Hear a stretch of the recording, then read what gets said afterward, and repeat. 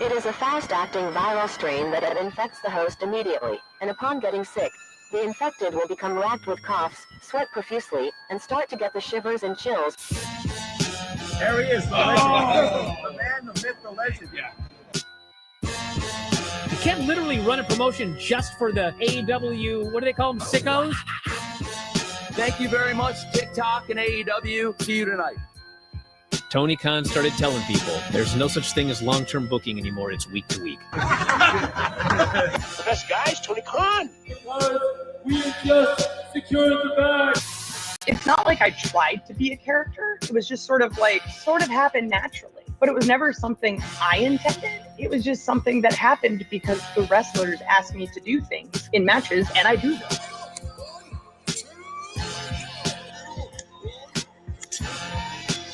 If you run a promotion just for the sickos, you're going to do 400,000 viewers eventually. Effing Meltzer. You know that SmackDown actually went over and everything? Yeah. You know, What's the point? the point is SmackDown. What are you getting at here? That the DVRs didn't pick it up. Did they not pick it up? Mine didn't. Let's get into everybody's favorite moment, and it is called Dave Meltzer's Dumb Moment of the Week. What would you like to listen to in your ears? I'd like to hear the flute. Well, if you'd like to flaunt your flute, then we can find you a flautist. We just secured the bag. It doesn't help me. Okay, so complain, but I will complain. Put me out of my misery. And when I heard that, I was like, what? Thank you, fuck you, bye. Boom.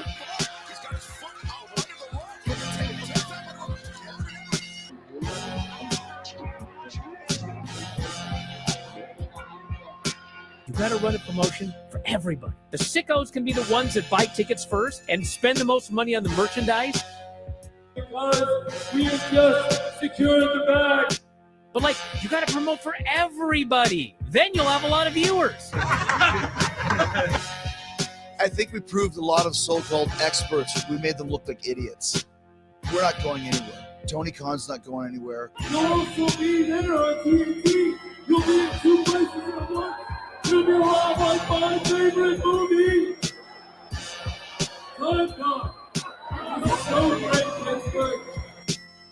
It's not like I tried to be a character. It sort of happened naturally. the best guy is Tony Khan. Keep themselves safe. I'd be remiss for my friend if I didn't ask you about Fallen Angel. So the Fallen Angel is a performer named Chris Daniels, and Chicago guy. Yeah. And was brought out to Los Angeles, and he had the daunting task of taking someone like me who couldn't move and trying to teach them the basics. How to move. The basics of the business. Well, folks, it's been a night to remember, but right now we are out of time. I'm Nick Diamond. I'm Stone Cold Steve Austin. And I'm Johnny Gomez. On behalf of all of us here at Celebrity Deathmatch, good fight, good night. Apparently, Maeda would go all over the world, and he would challenge people in circuses. That's where you fought.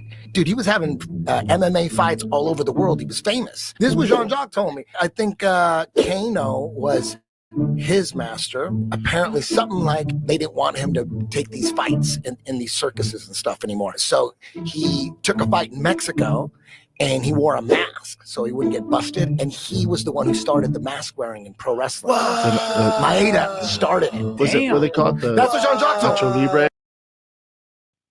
Sunday, Monday, Tuesday, Wednesday, Thursday, Thursday, Friday, Saturday, Sunday comes again. Sunday, Monday, Tuesday, Wednesday, Thursday, Thursday, Friday, Saturday, Sunday comes again. 綺麗な空気。体には細長が気持ちいいんです。日立のビッグフロー、ウェルネス。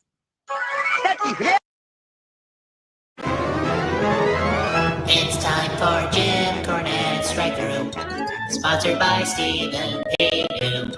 Send an email to our crew by a cameo or two. It's Jim Cornette's Strike Through. Come and pull up to the window and we'll open up the screen. Watch as Corny cuts a promo on the midget Dairy Queen. Hear a tale of Smoky Mountain and some stories from the South. Then make like Vince McMahon and shove a sandwich in your mouth. It's Jim Cornette's podcast. taking questions you will ask. Talking wrestling from the past with his co-host Brian Last. It's Jim Cornette's podcast. Come see Mero, Kevin Pockets, Dino, Douche, and Chuckle Fuck. Felix, Riho, Baldwin, Buck, and Harpo Finger Fuck. And then there's endless twerking from good old Sunny Kids. And then there's Maki Ito, she's the god of love and piss. It's Jim Cornette straight through, knocking AEW. The Observer thinks it's fine, Uncle Davis lost his mind. We used to be on Monday, now we're not on Monday. King Kong Monday. Jim Cornette straight through. Thank you. Ooh, what's happening, guys? Welcome to another eclectic edition of PWT Live Show, yeah. I am your host, the infallible, the quite frank, and the fanatical Phil Mark. I guess a little out of order today. How we all doing, chat? How y'all doing? This is a jam-packed show.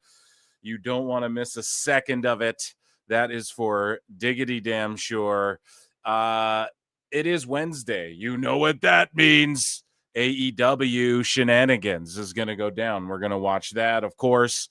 We are also going to dive into Phil Mark's bookmarks. We have tons of IWC Sicko action. We got Elboo taking on Meltzer said what? And we got, what else do we got, man? Tons of stuff. We got Ref MJ from NJ taking on some sickos. We got some Melties from Blue Sky. We got some Dave Meltzer nonsense. Of course, we've got wrestling reviews, Raw and NXT. Of course, we got to talk about, which we're going to do at the tippy top of the show. CM Punk buried AEW again. Dynamite's gonna, AEW, I guess, listens to PWT confirmed. Yeah. They're running smaller buildings. Tony Khan snubbed Dave Meltzer, believe it or not, which is a headline I read and something I looked into. A little bit of the reason why we're starting a little later than I like to today. He snubbed the Observer Awards. We're going to talk about that and the Young Bucks, I guess. And yeah, we there could be a cool little breaking news. Someone might pop in tonight, and it was such a last second silly dumb thing that if it goes down, amazing, but we may have boots on the ground over in AEWville tonight, and we'll see. Okay, so don't get mad if it doesn't happen, but I don't know, I tried to throw something funny together for you guys, and hopefully it pans out at some point in the show. Something you guys might pop for. Hope you're all feeling good. Make sure you run those likes up. 77 people watching already. You know what we do here at PWT. We yap the graps, we play flutes, and we get to 100 likes, folks. So run them up, get to 100. Make sure you say hello to each other. Super chat in if you would like your question or whatever to for surely be seen. I do like to check in with, of course, the members with the green on their names. I see some of our top mods of the top pod as well. And yeah, if you want a little green thing on your name and some badges, consider becoming a member, support the channel. It's like 99 cents, I can keep doing this thing, And I'm over on Patreon, patreon.com/@prowrestletimes, or not at prowrestletimes, pardon me, just patreon.com/prowrestletimes. And dude, there's like hours and hours and hours of extra shit. So I'm watching the first season of Tough Enough with All Jake. I got a very special guest watching the first season of Total Divas with me that you will only hear from on the Patreon, and that's a shoot, brother, okay? And I think you guys will pop for that. And I'm watching Botchamanias as well, so just check me out. And those are the ways you can support, hit the like, the subscribe. Little scratch for a membership. Who knows? I can keep doing this damn thing. Okay, did I plug enough? All right, I think I plugged enough. So let's get into the show. I'm excited. If you guys can't tell, haven't even cracked my soda water yet. That's how excited I am. And I should do that now. And we are going to talk about WWE Raw and those results. We're going to do a quickly review of Raw and NXT, because we got to talk about those, and I love doing the reviews. As we get things going, yeah, you guys run those likes up. What else? I'm trying to think. Do I have? Yeah, so there's cool guests, of course, coming on the show. Husey announced it last show. I'll be doing something with him and Disco and something with him and Francine in the near future, which I really look forward to. So keep a lookout for that. And yeah, I don't know, man. We're doing the damn thing. Thank you all for being here. And yeah, I believe Dynamite starts in an hour and a half. So we got plenty of time to jump into Phil Marks, bookmarks, and all the fun things. We're going to head over to Bleacher Report here. First and foremost, we're going to talk about Raw, something that I want to start off the review of just WWE's in general by saying round of applause to the PWT universe, right?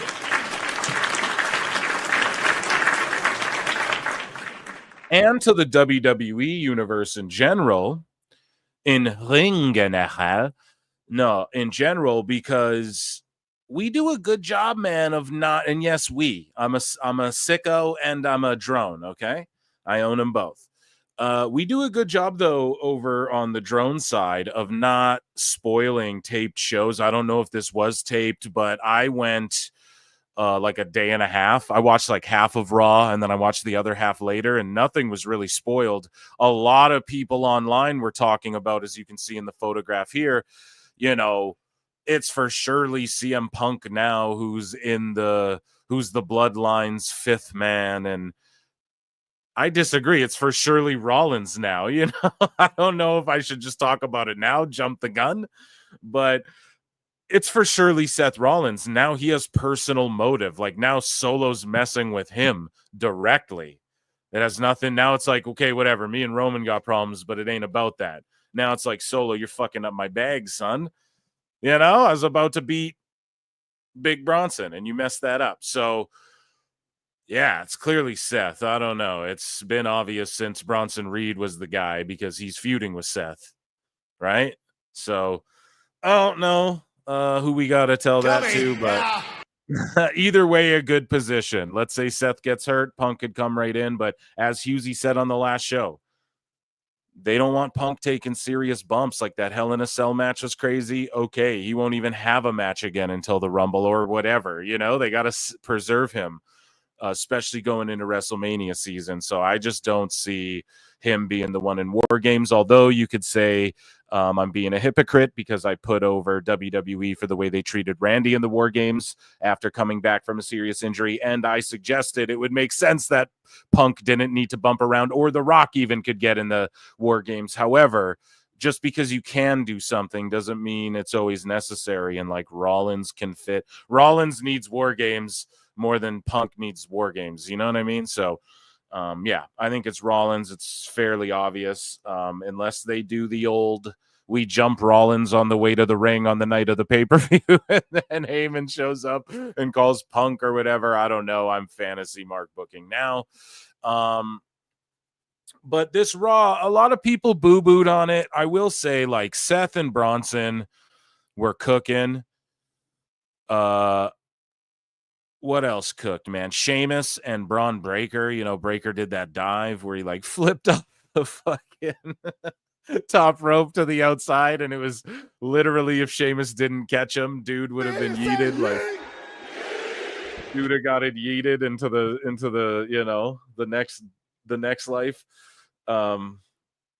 So thank God he was wrestling Sheamus. I like how Sheamus is now the dude. They said it on commentary. He's the dude where it's like, if you win that IC belt or you challenge for it, just remember Sheamus is going to come knocking, because he's like the test, you know, because he wants that last belt. In kayfabe, it makes sense, right? He wants that last title that's eluded him. That's the only one he ain't won. It's the only one of the ones he should have won for sure, right? As an Irishman. So the IC title, I believe, merged with the European title. The Intercontinental would be closer than like the United States title would be to a European title. So Sheamus, that one's eluded him. Hopefully he can get his hands on it. I think he will by the end of his career for sure. But I like that. He's like the gatekeeper of the, you know, IC title picture. That's good shit, pal. Soda water. Everyone, soda water break right now.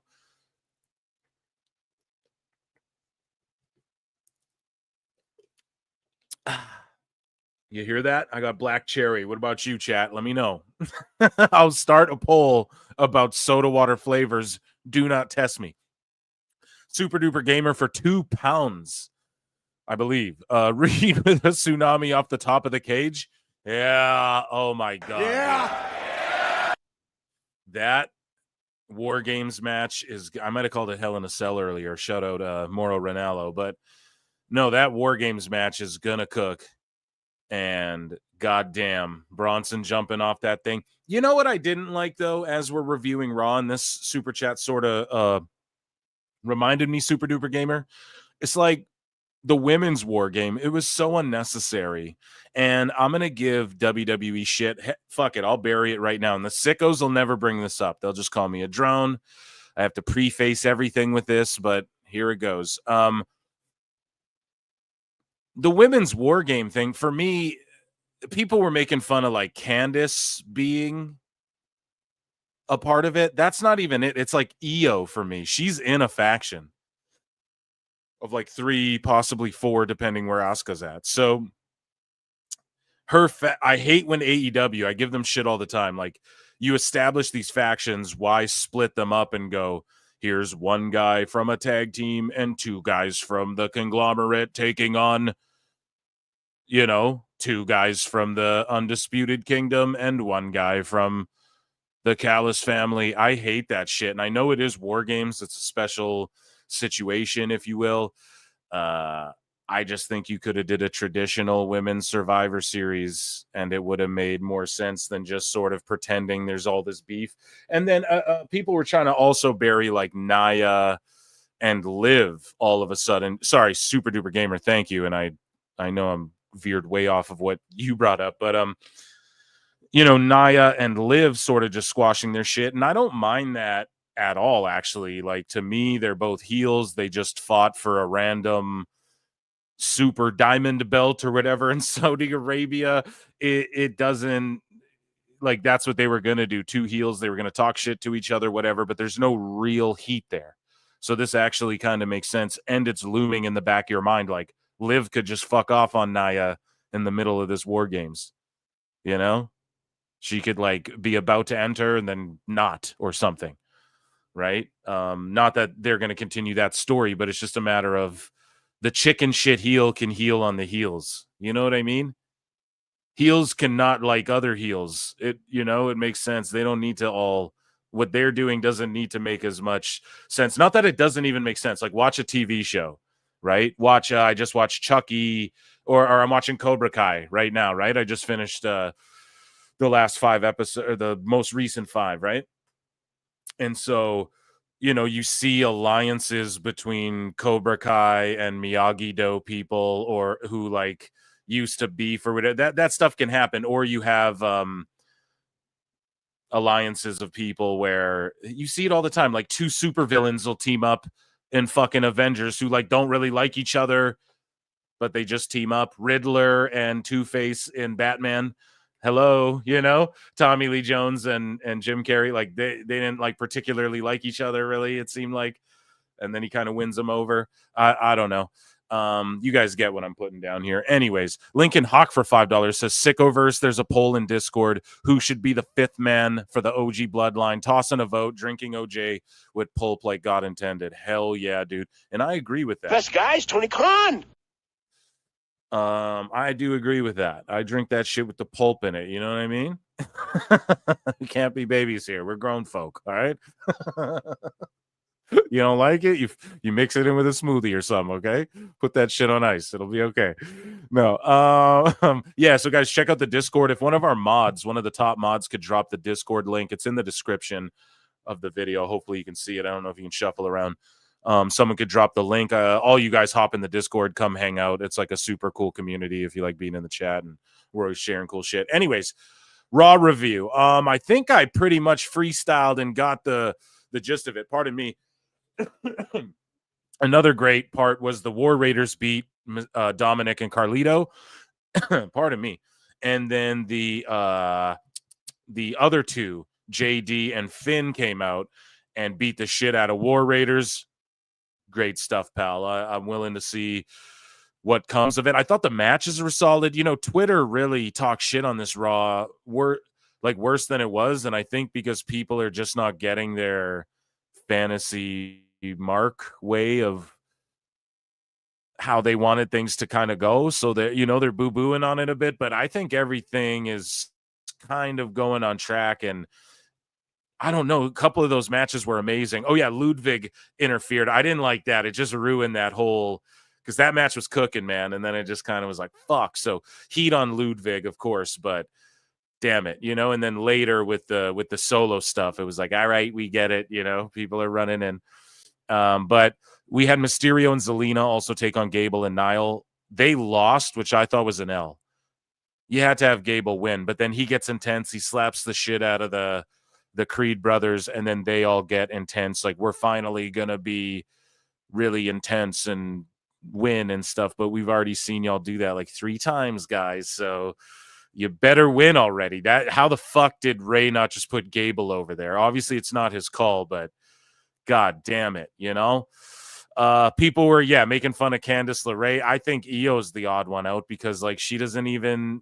It's just weird. Like her and her crew would run up on people. It's not about like Io's individual run. Although, and I'm not shitting on Io. I said it, I think, the last show. You probably could make the argument she is like the best women's wrestler in the world, right? As far as like the physicality, which also involves like the psychology and the ring and all of that. Her look, the way she carries herself, the facial selling, all of the physicality of the wrestling, like being able to do the moves and shit. She, I think, is probably like, you could argue number 1 in the world. No, I don't know. Yeah, that's just me. She has a match with anybody, and if she's healing, they'll boo her ass. When they want to love Io, they want to love her. Everyone wants to love Io too. But yeah, the whole stare down thing. Let me see if I'm just missing anything. I think that, and Braun Breaker, just looked amazing. That is the Raw review. Let me see. Oh yeah, good package for Dakota. Oh, they also played a package, I believe, for Lyra after I was just talking shit about her during my WWE hired or fired. If you guys want to see who I would hire, who I would fire, make sure you check that video out. Dropped the other day. Seth went back to his better looking gear as well. He got rid of the Young Bucks pants and sneakers. He listens to PWT Confirmed. So overall good shit, pal. It was decent, it's not like the greatest Raw of all time, but it was a great shit. Like, I had no problem. The Miz stuff as well. You had Bo Dallas backstage, Wyatt 6 or like whatever, in a spooky videotape, Blair Witchland, and he's like looking like Bray more and more and more and more, right? The cadence, the way he talks, the way his hair it drapes over his face, his beard, he's just, I don't know if he's chunking up a bit too, but yeah, he's looking more and more like his brother, and it's genius. It's like he's coming, Bray's the uncle, how whatever this fiend shit is, it's coming out through Bo or whatever. It's manifesting through him. It's like a possession movie almost. I don't know. I like it. I'm digging it. But again, they gotta get some dubs. I gotta see them just like wrestle matches and shit. It can't only be these weird vignettes all the time, right? At some point, it's like, okay, who do they fight next? Right? Who do they go after? Bo's got to make a run at a title. I think you just shoehorn him into like a world title picture. He doesn't have to win it, but like Punk could work him or something. And they just start stalking him after Punk finally gets it. And Punk can defend against him, but he's right there. Bo was like right there. And who knows? Maybe he passes it to him. Who knows? But I just think you just throw him up there. You don't, because, okay, they feuded Gable in that. What do you do now? You feud like another kind of mid-lower faction, Final Testament. I get it, right? But after that, what's after that, Because Karrion and them, too, you could argue the same thing. Like, he's kind of just he's like a mid-lower. He's not even a mid-upper, right? Karrion anymore. Or I don't know how people perceive him, but he's a mid-lower. Anyways, I don't mean to bury WWE, but I got to call it like it is, right? So let's head on over to WWE NXT. results, which I did not have pulled up, Botchamania Phil, but I will in 2 seconds. And in the meanwhile, we will give a round of applause for our Raw review, ladies and gentlemen.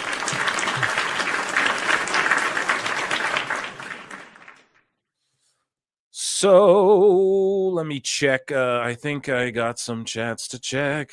Here we go. George Captor for $5. 59 likes. Perhaps Chris Jericho needs to make an appearance. Whoa, guys, listen. The top mod of the top pod, George Captures, challenged everyone. Let's run those likes up to 100. There's 166 watching. Even you haters, hit that like. Or Chris Jericho might be in the building. That might be who I teased earlier in the night. Who knows? Boots on the ground, right, folks? No. Thank you, George Capture. Let me check in with chat really quick, see what you guys think about my Raw review there, I guess. I want to make love to her face. Okay, chill. Moose Knuckle Canadians. Nice package, pal. I hear you there. Glad you're doing good. Good. Canada. Yeah, Canada's strong, bro. We doing the damn thing. Can we talk about NXT? We're about to, Juan. I heart Phil, but Canada. Yeah, blame Canada. You already know. Did you watch NXT last night? Yeah, we about to talk about it. I watched it this morning, actually. Lincoln, I got you on Discord. Yeah. Yes, wrestling fans are in here. 64 likes. Run them up. Pop that 100 cherry. Phil, you need to go back and hire Brindley Reese. Damn, maybe I messed up. Who knows? Make sure you comment under there for sure. And guys, yeah, when we do the Survivor Series stream, make sure you're here. I guess this weekend is Full Gear too, I think. So we'll be doing that this Saturday. And the next Saturday, the Saturday following is Survivor Series where we do our big draw. Okay. NXT had better ratings last night than Dynamite got last week. Well, we'll see with this week. I bet NXT will beat them this week. Speaking of which, let's share NXT here. So there was a lot of good stuff. Should I just kind of freestyle it? I think that's the best way to do it. Just kind of freestyle it off the top and then scroll through, see what I missed. So basically, as you see in this picture here, Chase U, Andre Chase, he had to fight Ridge Holland, and the idea behind it was they've been building to this really well. If Chase U loses, if Andre Chase loses, rather, like Chase U, is the school dissolves or it's disbanded, whatever. And if you're following this story for like months now, Ridge, I believe, saved the school. When he was trying to earn Chase U's trust. He was in this faction. If you're not familiar with NXT, I mean, start watching it. What the fuck are you doing? But it's a great show. And Trick Willie came out to do commentary for this match, and that Trick, man, place is just electric. That guy's over. He's got that music too. Whoever produced that shit deserves like a Grammy. I don't know, dude. Whoever produced that, I would love to shake their hand, because how the whole beat starts, that dun, dun, dun, dun, dun, dun, dun, dun, dun, dun, brrrr, dun, dun. Man, come on. That doesn't even need to be wrestling. That's anything. That could be like in a movie. You could be at a race. You could be playing chess. That shit, come on. You could just turn that beat on at a house party and it would just click. Whoever produced that is like amazing. And Trick lives up to it. Some people, they got a cool theme. Nah, Trick he's got the look. It suits him. It's his energy. It's his vibe. It's everything. So he's a great champion as far as like just being a sports entertainer, the face of NXT for this generation. Perfect. Anyways, back to the match. So Ridge is doing great shit. He's an awesome vet. A lot of people are mad at like, oh, Ridge is down here in NXT. Dude, he worked Sheamus. He worked New Day. He may or may not have ended Big E's career, allegedly. No, shout out Big E, though. Praying for him. But Ridge is like a good professional wrestler, and he is a guy that you kind of want to hate, his look, and he's got great size. He can work really well, and he's down there because of that. Like, what do you want to see him get pushed for the IC title? You just cry about that too. So he's down here getting these people over. Now, does Andre Chase need to beat Ridge? Nah, like I see Ridge he could be like a heel NXT champion. or not even that. He's just the guy that Trick's got to fend off or whatever. He's doing this heel thing great. He has tremendous heat on him, not only after the beatdown of Chase U, but then getting rid of Chase U entirely, just absolving it. And I said, good. I tweeted out, quote, like, fucking good. Good. Chase U's no more. Good. Now, I like Chase U. I liked it for what it was. It was funny. It had its moments. But do we just run this thing? Like, not to compare it to another show, right? But let's say it's AEW and we're doing the scissor me thing and it, like, kind of just isn't over like it used to be. That's what Chase U is feeling like for me, you know? Not to take a shot at the Acclaim, but it's like, all right, scissor me daddy ass, we know. The Chase U thing, it's getting there. Like, do you just ride it into the side of the cliff? You know, you Thelma and Louise that shit every time. I don't know, man. I feel like it'll do good for them. Like, Thea Hale, I think, could be on the main roster right now. I think she's better or is as good as some of the ladies on the main roster right now. Now, I do like the gimmick. It kind of sucks that Thea Hale can't be that preppy kind of whatever, but she can still be that just in her own way. The other gentleman in Chase U, like, I hate to hate on Andre Chase. I just don't see big thing. Like, what are they going to put him in a singlet and he's going to, you know, I just don't. It is what it is. I don't really see it. Okay, that's just me. He's like funny. Maybe he's a mouthpiece. He could just manage people. I'm all about managers and shit, man. And the other gentleman, okay, cool. One of them was going over to TNA and doing dates for them. They're just still developing and shit. So it's all good, man. And they can reunite one day, maybe main roster or like as a veteran thing down the line. Like, who knows? But all of these people will be better off because of this. And we got tons of heat on Ridge, and then Trick's going to beat that ass. And it's just going to get him over. Household name over is what they're looking at Trick. That's what they're trying to do with Trick, okay? But yeah, so I enjoyed that. They spent a lot of time hyping up the deadline that's coming up. Again, a men's and women's is deadline matches where I forget how the rules exactly work. Maybe if I scroll down, I can see. I forget. It's or whatever they're called, the Iron Survivor at NXT deadline, right? But they do it. It's like Survivor Series War Games. Shit, synonymous now at this point. But either way, how does the match work? Chat will let me know how the match works. I believe it's like a gauntlet, but it's also like timed 25 minutes, and then whoever has the most falls, or do they all start at the same time? Is it just like 7 people fighting, or isn't it like Royal Rumble mixed with Iron Man match, right? Isn't that what it is? Can't remember. You guys will let me know. So yeah, just basically great promo work from Fallon. The ladies of NXT rule. Lola Vice is out there. We had Vacker versus Parker. Oh my God. That shit was awesome. What else did we have, man? We had like brawls backstage. This one guy's like, it's crazy in NXT, right? And then it just pans behind him. There's like 800 people fighting. We got Ashanti the Adonis hitting on Petrovich, and they have this love angle. And then Nikita comes out, and there's this huge brawl with all the Iron Survivor women. And then as she's being escorted by refs backstage, Petrovich and Ashanti are about to kiss, and then Lyons goes, what does she yell at him? Yo, why don't you text back, Ashanti, or whatever? Damn, I'm loving it. This whole love and NXT hip-hop thing, it's like, here we go. Here's the love, the sexiness. Here's the drama. We need this. I think I fired all the people I just mentioned as well in my hired or fired.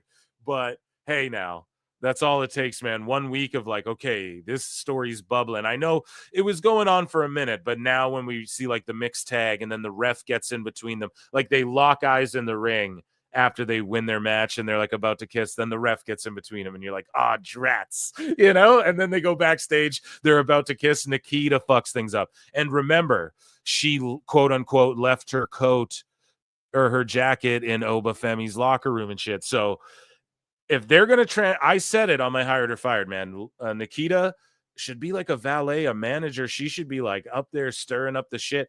Yeah, they want her to get physical and fight. I get it, but I don't know, man. She doesn't even really need to. And she could just be stirring up the shit and managing people and, you know, getting her fingers dirty in the no diddy pause in the in the women's division as well, you know, like who knows, but they want to keep her physical. That's cool with me too, especially in this match. There's 7 other ladies.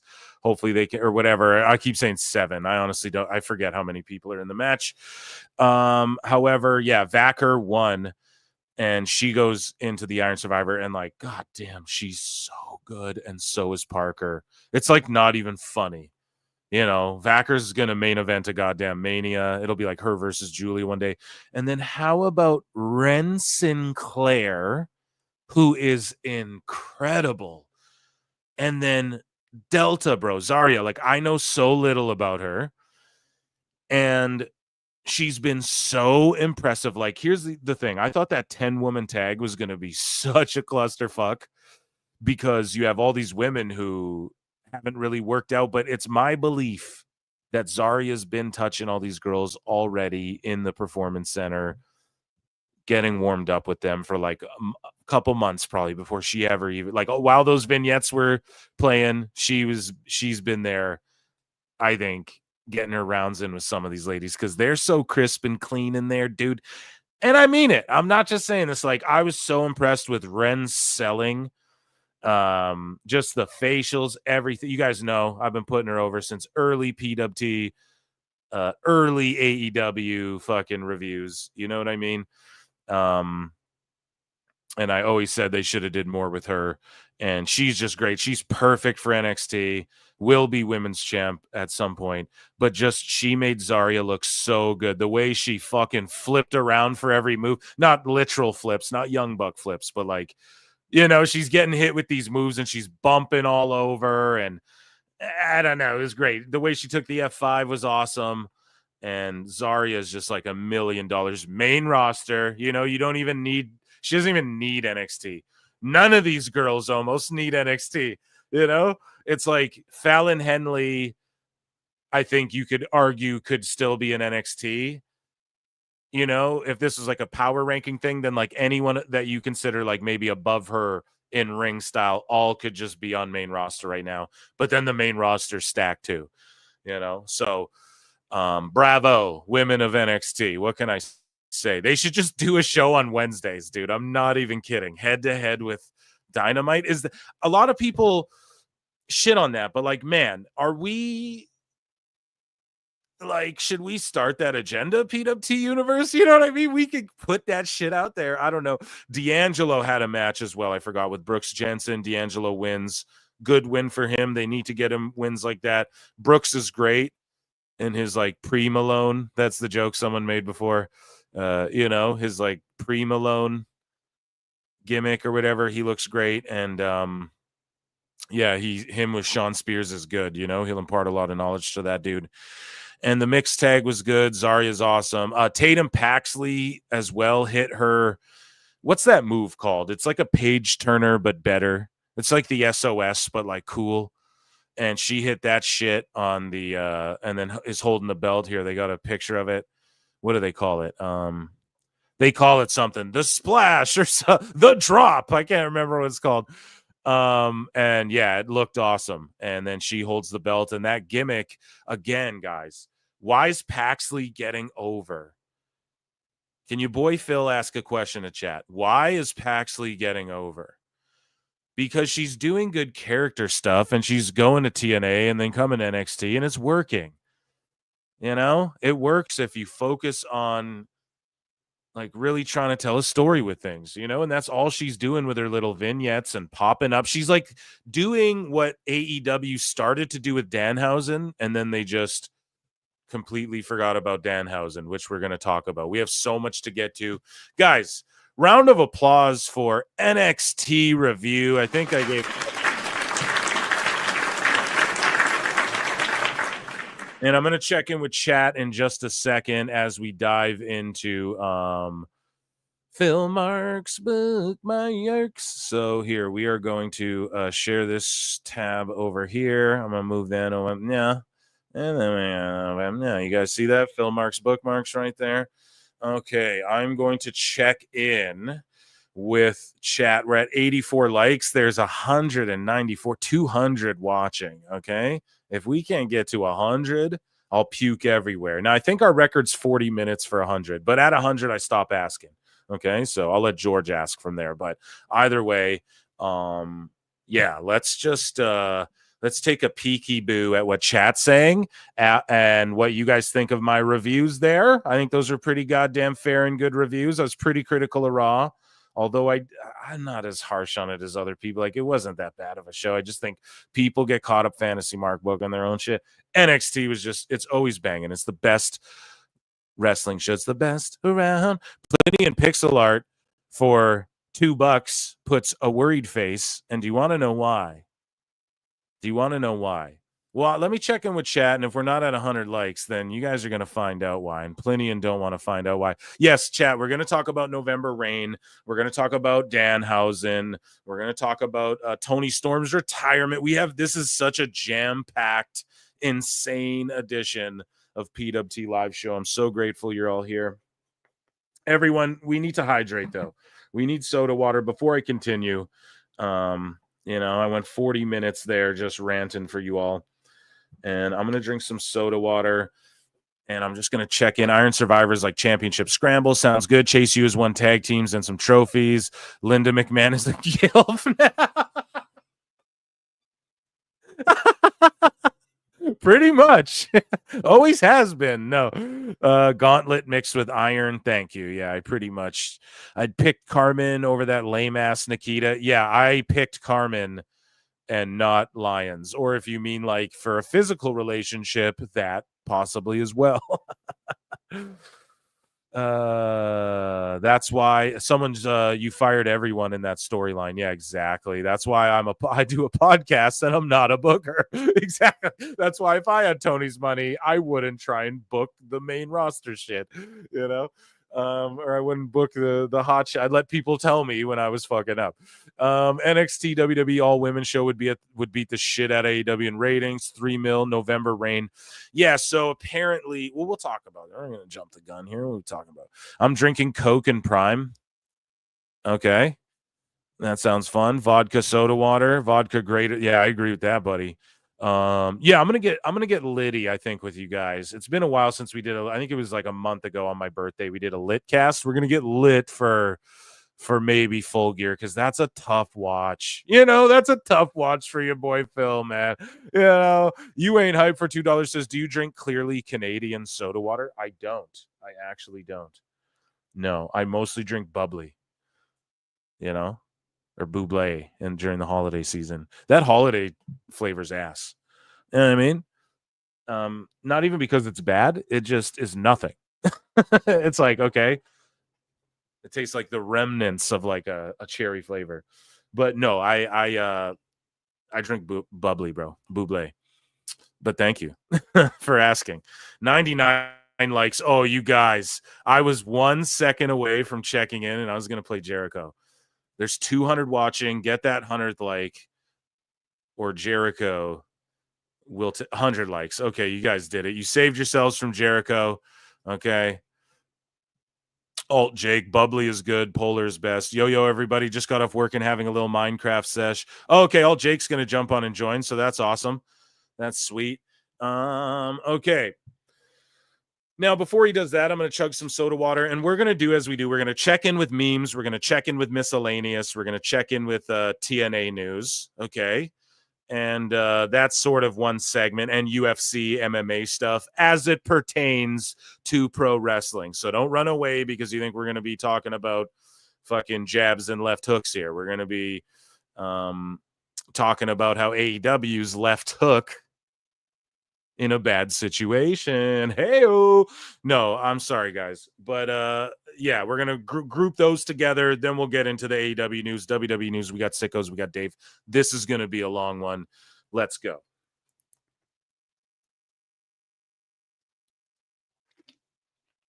So, God, that's good shit. Okay. Let's check in with memes. I don't know if I got even any new memes going on. Oh, yeah. Nick Wayne is just Zach Gallen with 2 legs. Oh, shit. That is a brutality. Let's continue along here. So that's our most recent meme. Okay, let's go into miscellaneous. Actually, no. We're gonna go to UFC because it's the least, you know. So we got a few here actually.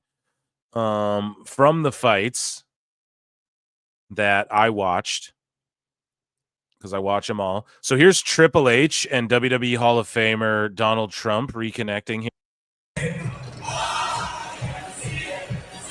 I'm going to lower that. So he's doing his dance, and then Triple H is like to the right, and then he sees him, and he's like, Hunter.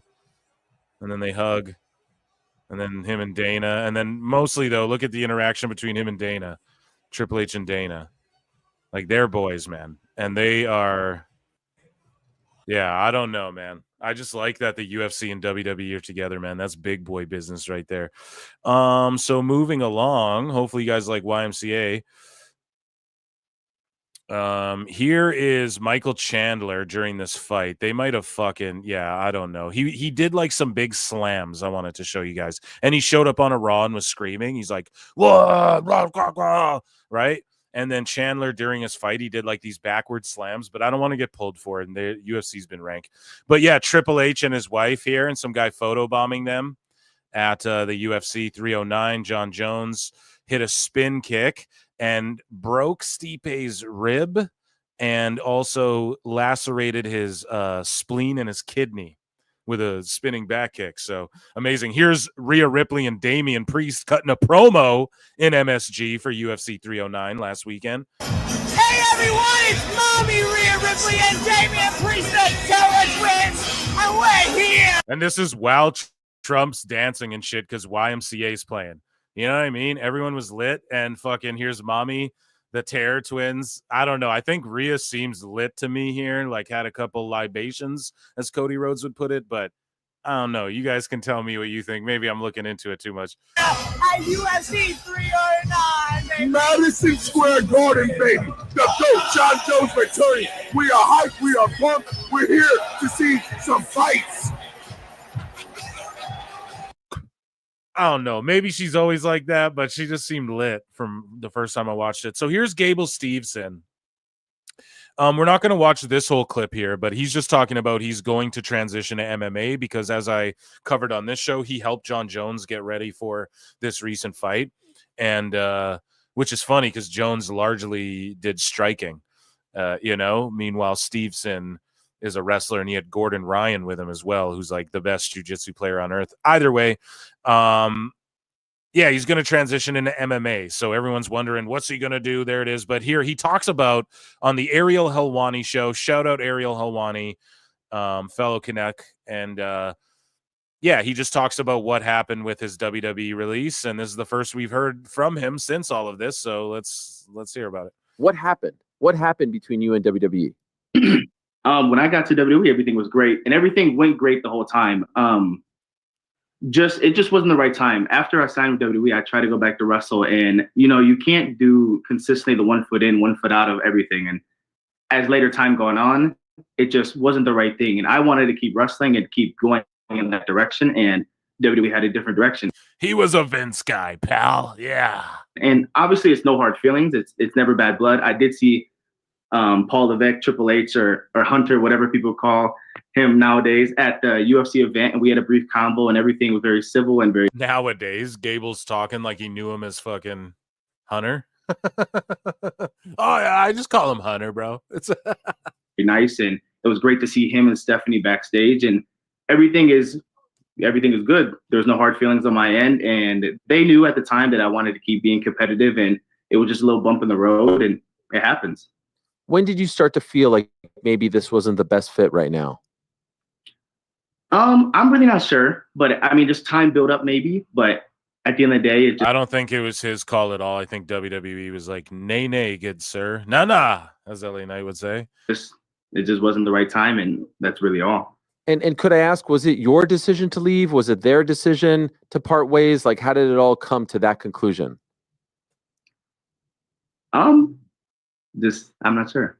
That means I don't know. They just released me, and I don't know what happened. AKA, I was a Vince guy, pal.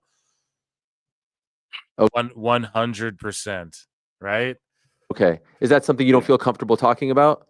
Now we'll just leave it as everything's all good. There's no tensions. There's no animosity against anything. And if the opportunity definitely came around in the future, and I would love to put both. I know. I'll scoop him up, Dad. Get me $1 million. We'll put him on the Jaguars too. He'll be a cross sport athlete, the first of his kind in pro wrestling. It'll be great. Back in and take off and go run with it.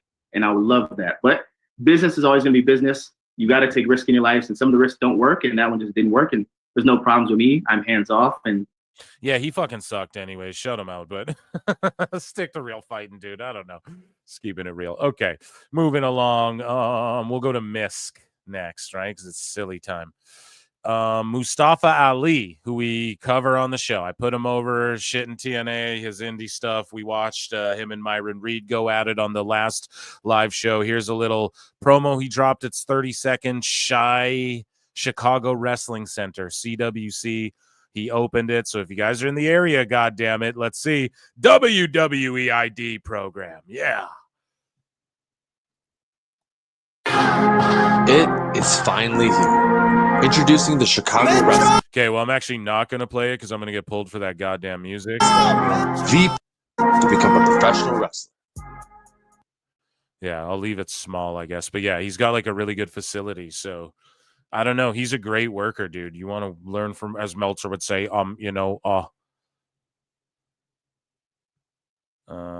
he tried for the Bills preseason. Yeah, that sucks.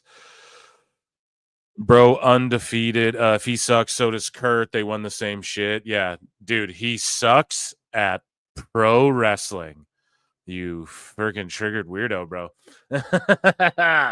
He sucked at pro wrestling. Learn to listen, right? So I said, stick to shoot fighting. Stick to fucking training John Jones with Gordon Ryan for his MMA training camps. And that's why 1 moment ago I said he's going to switch to MMA. No one said he can't really wrestle, bro. What the fuck? He sucked at pro wrestling. Anyways, moving along. Raj Giri, shout him out. Gave the follow back to. Shout out Matt Morgan and Gigantic Pop as well. You guys check that show out. WBD and the NBA have agreed to settle their lawsuit. So I bring this just to the show, and it is in miscellaneous because AEW got their TV deal, but at the end of the day, it's like, it's another WBD fumble. Zaslav's fucked up consistently. We're talking from their comic books to their movies to their pro wrestling to just everything in general. They've been fucking up. But they have agreed to settle this lawsuit. Everyone was talking about how the NBA lawsuit was a fuck up. The NBA will move forward with Disney, NBCU, and Amazon, but WBD will be able to air NBA games in some international markets, as well as get to use NBA highlights for free. So there you go. I mean, is that a plus? Yeah. Inside the NBA will air on ESPN, but will still be produced by TNT Sports. So that's fuck too. That's what I find interesting. Maybe Dose could break down the who's, the what's, the whys, and the how comes on that aspect of it, because that's trippy to me, it's not like the first time it's ever happened, but why would they agree to that? It just, maybe because they're desperate. I guess actually, yeah, when you think it out loud, it's like, seems desperate. But it is what it is. They get to air highlights. So maybe, does that mean they could produce like a highlight show and try and get viewers that way? Who knows? We'll see. But yeah, NBA to Disney confirmed. So the best choke slam in the business. Here's AJ Francis, because we want to trigger some motherfuckers. Here we go. Boom. Look at that shit. That's crazy. That's like some Undertaker Spike Dudley shit. Now, granted, that guy's light as fuck, but I don't know, man. He's gotten Joe Hendry up high like that, too. Donald Trump names Linda McMahon as U.S. Secretary of Education. So there. And that is our miscellaneous news. Do with that what you will, chat. Do with that what you will. Okay. Let's move along to TNA news. Oh, we got none. Okay, there you go. So round of applause for obscure random hot news before we get into some WWE AEW stuff. Netflix. Okay, so to my right here, I see Netflix is facing a lawsuit over Tyson Paul fight streaming because it was buffering the whole time. So I don't know. There's some random hot news as well, I guess. I don't know why they'd get a lawsuit. I know people. The thing a lot of these promoters are responding with, you know, they're like, well, it was free, so you can't complain because we all have Netflix anyways, and that's true.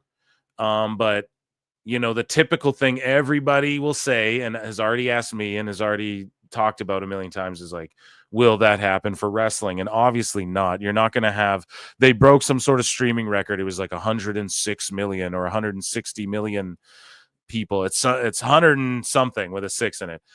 Million people were watching at the same time.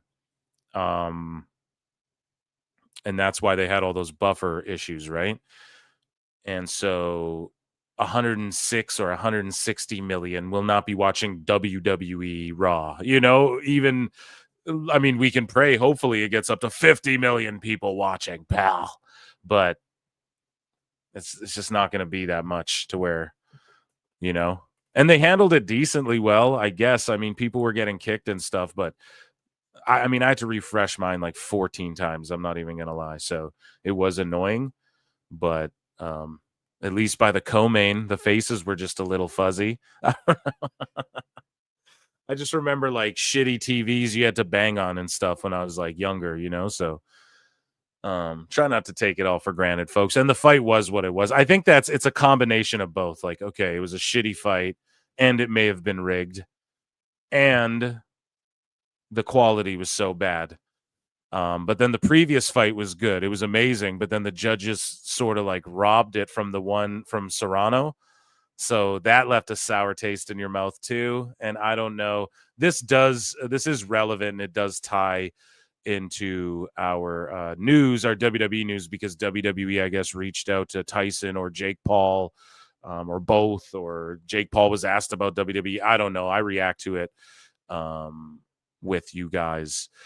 And yeah, let me just check in with chat again. I love checking in with you guys. That chokeslam was pretty good. Yeah, it was, dude. She's going to smarten the kids up. WBD on the downside. Yeah, yeet. Teach me, teacher. Linda confirmed Gilf. Class action. Damn. CFAW on Max. Right. We should never have to worry about that with Raw. Yeah, I wouldn't, man. Like, let's say 20 million people watch Raw. I don't think that at the same time live. I don't think that'll ever happen. A lot of people watch Raw and shit like the next day, and that's why the Netflix thing bangs, because you can just like watch it the next day right there on demand, whatever, or you can catch it live, right?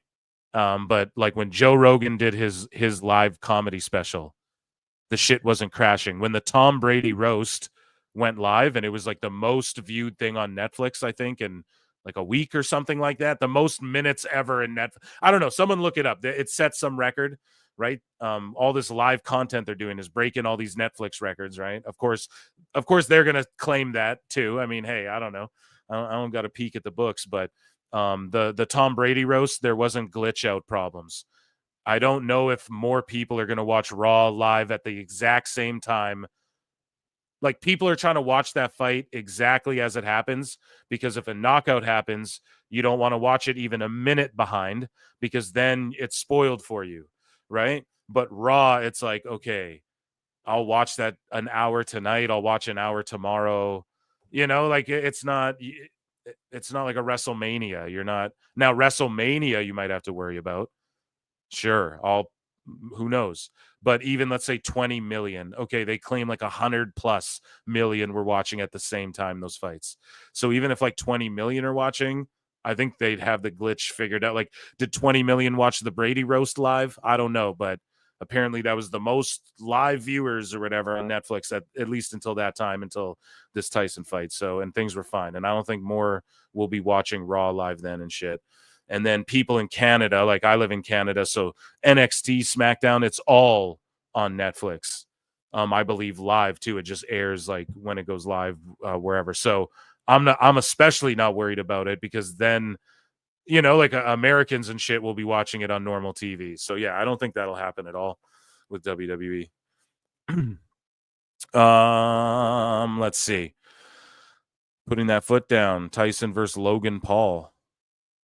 We do have some rules. Yeah. Hey, well, now, I mean, hey, you can talk politics, bro, but we just don't need to make it all about that. You know, it just gets cringe and it's argumentative and it's just way too cartoony and goofy, way cartoonier and goofier than pro wrestling. That's for goddamn sure. Anyways, let's jump into some news. Chat, do you guys want WWE news first or AEW news? You guys let me know. Thank you for just blibber blabbering with me about fights and random obscure shit, topical, whatever stuff. All booty bitches and bacon big boobies. Yeah, that's maybe the GOAT's name. Moose Knuckle. I think he's got you topped on name right there. AEW. Yeah, if politics just skip to Vince, pardon, like I just don't. I'm not gonna talk about that unless it like literally happens, and I'll just laugh about it. AEW. Okay, you guys want AEW hot news? Let's get into AEW hot news. Yeah. Okay, so let's scroll to the bottom. We got a lot. So here's the same company 3 years ago when CM Punk returned, you know? So I have no comment, right? Now they're going to run smaller buildings. We'll chat about it. The hologram mask, that's just in here because it's hilarious. I'm going to just leave it to the side because they have Satnam Singh modeling it. So AEW wished the wrong Mercedes a happy birthday. So they put out a tweet, Mercedes Moné, happy birthday, AEW. And they got community noted, dude. Readers added context. Today is not Mercedes Moné's birthday, as it's on the 26th of January. This post may have meant to refer to Mercedes Martinez, another star signed to AEW Wrestling, whose birthday is today, the 17th of November. And then you look and Mercedes Martinez. And yeah, just another typical, like, it's just paying attention to detail. I don't know, man. People can botch. But when it's as often as AEW and when they're under the microscope like this, and when that's the highest paid women's wrestler of all time, right? And then that gets confused. Like Mercedes too, she's like, that's not my real birthday, and I'm the highest paid women's wrestler of all time. No.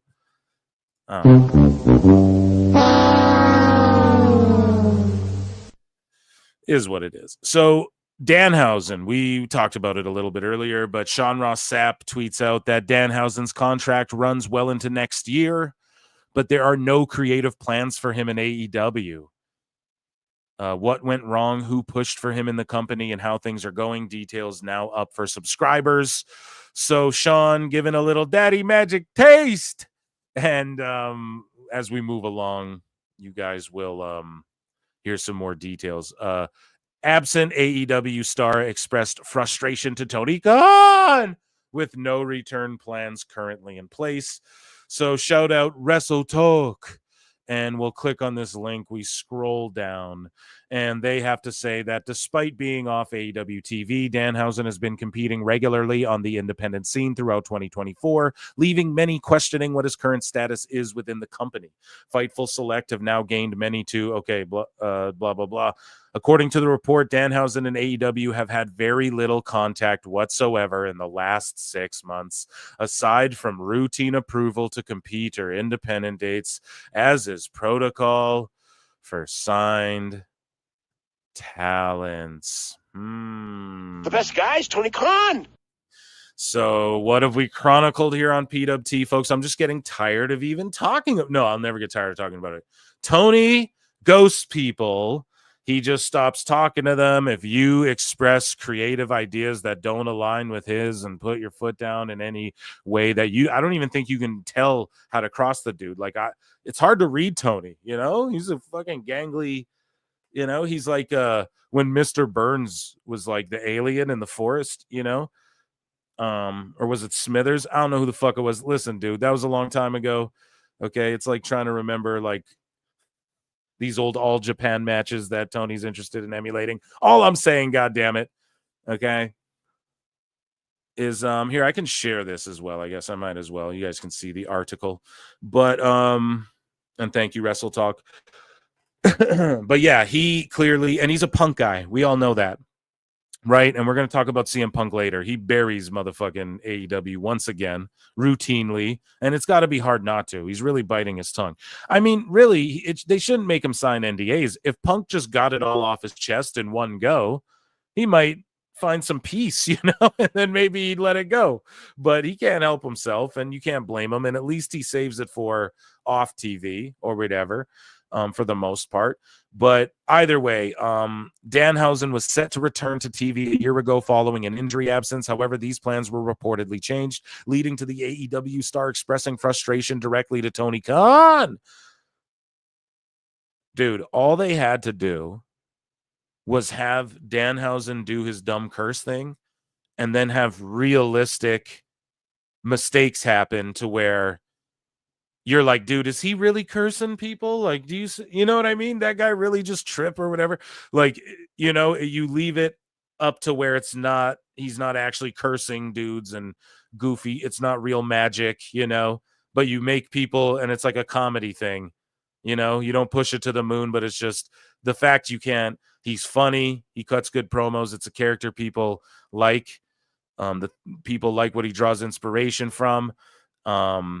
He can go like Evilhausen, you know. He has been really working on his physique as well. I know people don't get a chance to see that because it's all indie shots and shit. Yeah, he is a Punk guy. So there you go. CM Punk guys, they get forgotten about, especially if you have a plan set in place and then Danhausen comes back and then they change the plan and he goes, dude, why'd you change the plan? And then Tony's like, you're on the indies now. I just won't call you. And then I'll say you no-show shows when I randomly call you on Thursday. Anyways, let me see here. He's willing to return. So how many times have we heard this? Another wrestler willing to return, but just does indies. Same with Ricky now. He's just taking indies. Danhausen has indicated to AEW that family reasons had caused the availability to undergo changes as the year went on. However, AEW had seen him work indie dates before that period, leading them to believe he didn't want to work Collision tapings. Well, why don't you call him and ask him, Tony? Why don't you call him and say, hey, buddy, is everything cool? Do you not want to work Collisions? Do you want to be in Ring of Honor? Am I not? Is there something I'm missing here? Like, I know we could do more with you. The roster's kind of bloated. Is there anything that could make you happy? Yeah, you want to get booked? Okay, you know, let's show up and do it. Why do you believe he doesn't want to? Because you expressed that family shit made his schedule change or whatever. It's just so stupid. Tony said he wasn't going to be like this. You know, we're not going to keep people hostage and all this shit at the beginning during all those raw speeches, or at least the elite and them are saying that stuff. And then look. It's like, dude, and it's not that even Danhausen wants to go anywhere. He just wants to wrestle. But then they're like, oh, we didn't know he wants to wrestle. So the dirt sheets had to figure out for you guys that Danhausen wants to wrestle. What the fuck is going on over there, bro? This is what I mean. And I get it. It's easy to be like, oh, the boys just no-showed work. I get that that's easy to say. But, bro, I'm telling you, the communication is so goofy. Or the lack of, rather, is uncanny that you know, it's come up so many ways, so many different ways. Through so many different people, we've heard all this type of shit. So I mean, come on now, there's got to be smoke to this, or fire to this smoke rather. Anyways, the report notes that Danhausen's contract runs until summer of 2025. Okay, we basically covered that. So, yeah, he's frustrated. Now, I think we do have a little bit more on that. I think maybe, I don't know if he commented. I don't want to talk shit. So let's just move along. We'll trudge along here. And We'll see what happens. So Tony Khan blaming Danhausen. Yeah, so this is what I wanted to talk about here. Do we need some Red Bull? Soda water, soda water, and Red Bull. It's great. It's a great combination. Time cop. It'll make you go back in time. Actually, you just wake up and like you're missing a couple hours. It's great.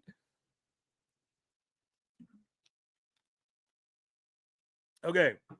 Sources claim AEW and now who's this from? Hold on, before I read it. Wrestle Pure, Ebu, Elbu, /Fightful. Okay. Sources claim AEW and Danhausen have not been in regular contact over 6 months. Okay, we read that. There were pitches to bring him back, but nothing materialized. AEW was of the belief that Danhausen wanted to prioritize indie bookings over wrestling on Collision. Then why wouldn't you just release someone like that? That's what's so kooky to me, man. If that was your belief, then just go, hey, bud, we're going to release you. Why? Oh, you're prioritizing indie dates. No, I want to be on TV. Okay. Well, we don't see that. So we'll release you. Or, okay, when can you come to TV? You know? It's so stupid. On the other side of things, it was said that he indicated to AEW they were family related. Okay, so we already read this. So why is Tony Khan? So Pro Wrestling Counselor saying Tony Khan's blaming Danhausen. Oh, I guess because on the AEW side, they're claiming that there was pitches and we just believe that he didn't want to come. Yeah, so I just roasted him for that. So, yeah, I guess that is sort of blaming Danhausen, Tony, you son of a you son of a bitch. AEW is reportedly very happy with Big AJ. So is this tonight? Is this tonight, guys? Do we get to watch Big AJ Boom tonight? Chat, let me know. Sorry, I got a super chat here or a starred thing. 1KQ member for 3 months. Shout you out, buddy. Thank you so much for that. Chat. I do got a super chat coming. Pete in Texas for $2. It's Wednesday. You know what that means. Ichi ni san da. Thank you so much. I need to get that on the soundboard. And I was putting sounds like yesterday or the day before, and I was like, God damn it, I could only think of 2. And I'm like, I know there's more. Ichi ni san da. God damn it. I gotta remember that. Thank you, Pete in Texas. Is this tonight? Is this tonight the AJ Boom guy? Someone. Yeah, me neither, dude. It's gonna be hilarious. No, the match is on pre-show. Of what? No, but he's live, so this guy's going to cut a promo or something? Let's see it, man. Maybe it'll pop a rating. So NXT rating this week, yeah, someone I think said it in chat, beat Dynamite last week and possibly could beat them this week. I mean, who fucking knows? Who really cares? But, we care. But, because in my opinion, NXT is the best show, dude. For real. But it did better than the week before. I don't know if we can say Dynamite's going to do better than the week before because people shit all over this, the last Dynamite, and I don't know if this one's going to be any better. However, though, they're really happy with the Costco guys and how he's been promoting his match at Full Gear with QT. Those backstage in the company have noted how respectful AJ and his family have been, with one talent saying that it's clear AJ is still a pro at wrestling. Well, yeah, he trained in shit, dude. He was a wrestler, so... Nah, I'm just going to come in over here and put my shit over there. Boom. You know, what did they expect?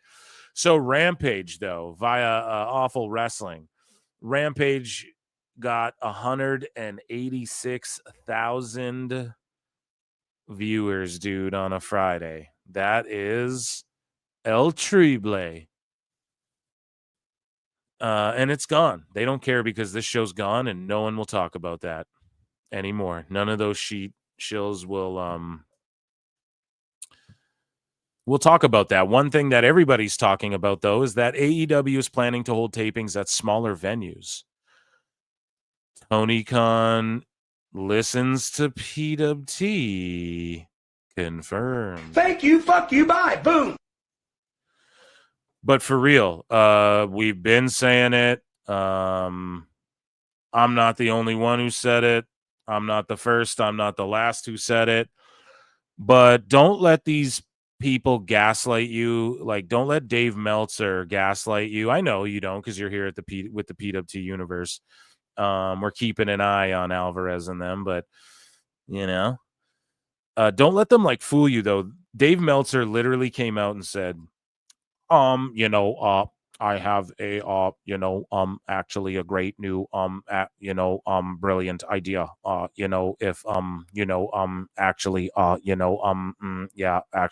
Brian. But for real, he's like, I have this brilliant new idea. They should run smaller buildings. And we're all just You like, what? yeah. But now the reason, Tony, and I'm convinced of this because if you listen to Eric Bischoff on Wrestling Shoot interviews with James, and they go off on Meltzer, and Bischoff talks about how Tony Khan truly to this day is like utterly influenced by Meltzer, and it sort of dawned on me. I think it's more than we talk about or even realize, and so Meltzer comes out there, and this is evidence of that. Meltzer comes out and goes, I have a new brilliant idea. They should run smaller buildings. Now Tony's going to run smaller buildings.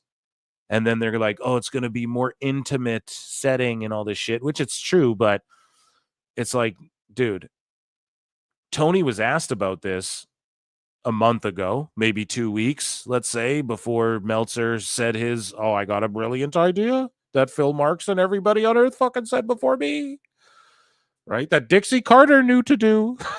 I have this brilliant idea Dixie Carter figured out. We'll talk about in a bit. Is Tony Khan the new Dixie Carter? I say he is, but worse.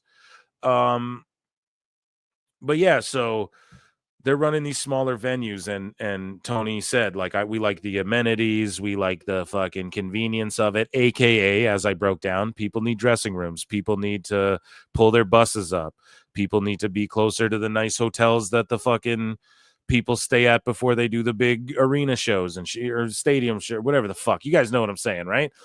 These venues he books are ridiculous, So now he's doing these smaller venues, Tony Khan, that is, but he's doing it after Dave said it was okay to do, finally. After Dave folded and finally went, Phil, no, you're right. The best guy, Guy's Tony Khan.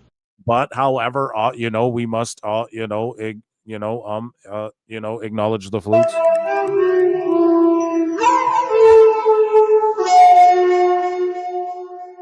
They should run smaller buildings. Aesthetically, it'll be more pleasing and intimate. It'll look good for production.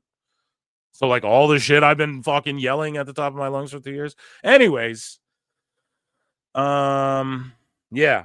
So Tony's going to fold and do it because Dave said it, and it's disappointing. It's actually disgusting because it just is a slap in the face to the fans, and it proves once, yet again, he doesn't really give a fuck about fans. It's not about fan experience or any of that. Whereas WWE is all about fan experience. So when Dave comes and says the most unhinged shit ever last week, check it out, youtube.com/ProWrestleClips, and you'll see the goddamn clip of Dave saying that WWE's not made for casuals. What? He said that. Their whole thing is fan experience and Travis Scott, because casual people casually listen to his music and might get into WWE because he's into it. He has influence over casuals, and you know what I mean? It's so fucking dumb. But I guess AJ the Boom guy, he's good too, right? Joining me on the show is your favorite Alt Jake from the upcoming Alt Jake Takes On. Everybody.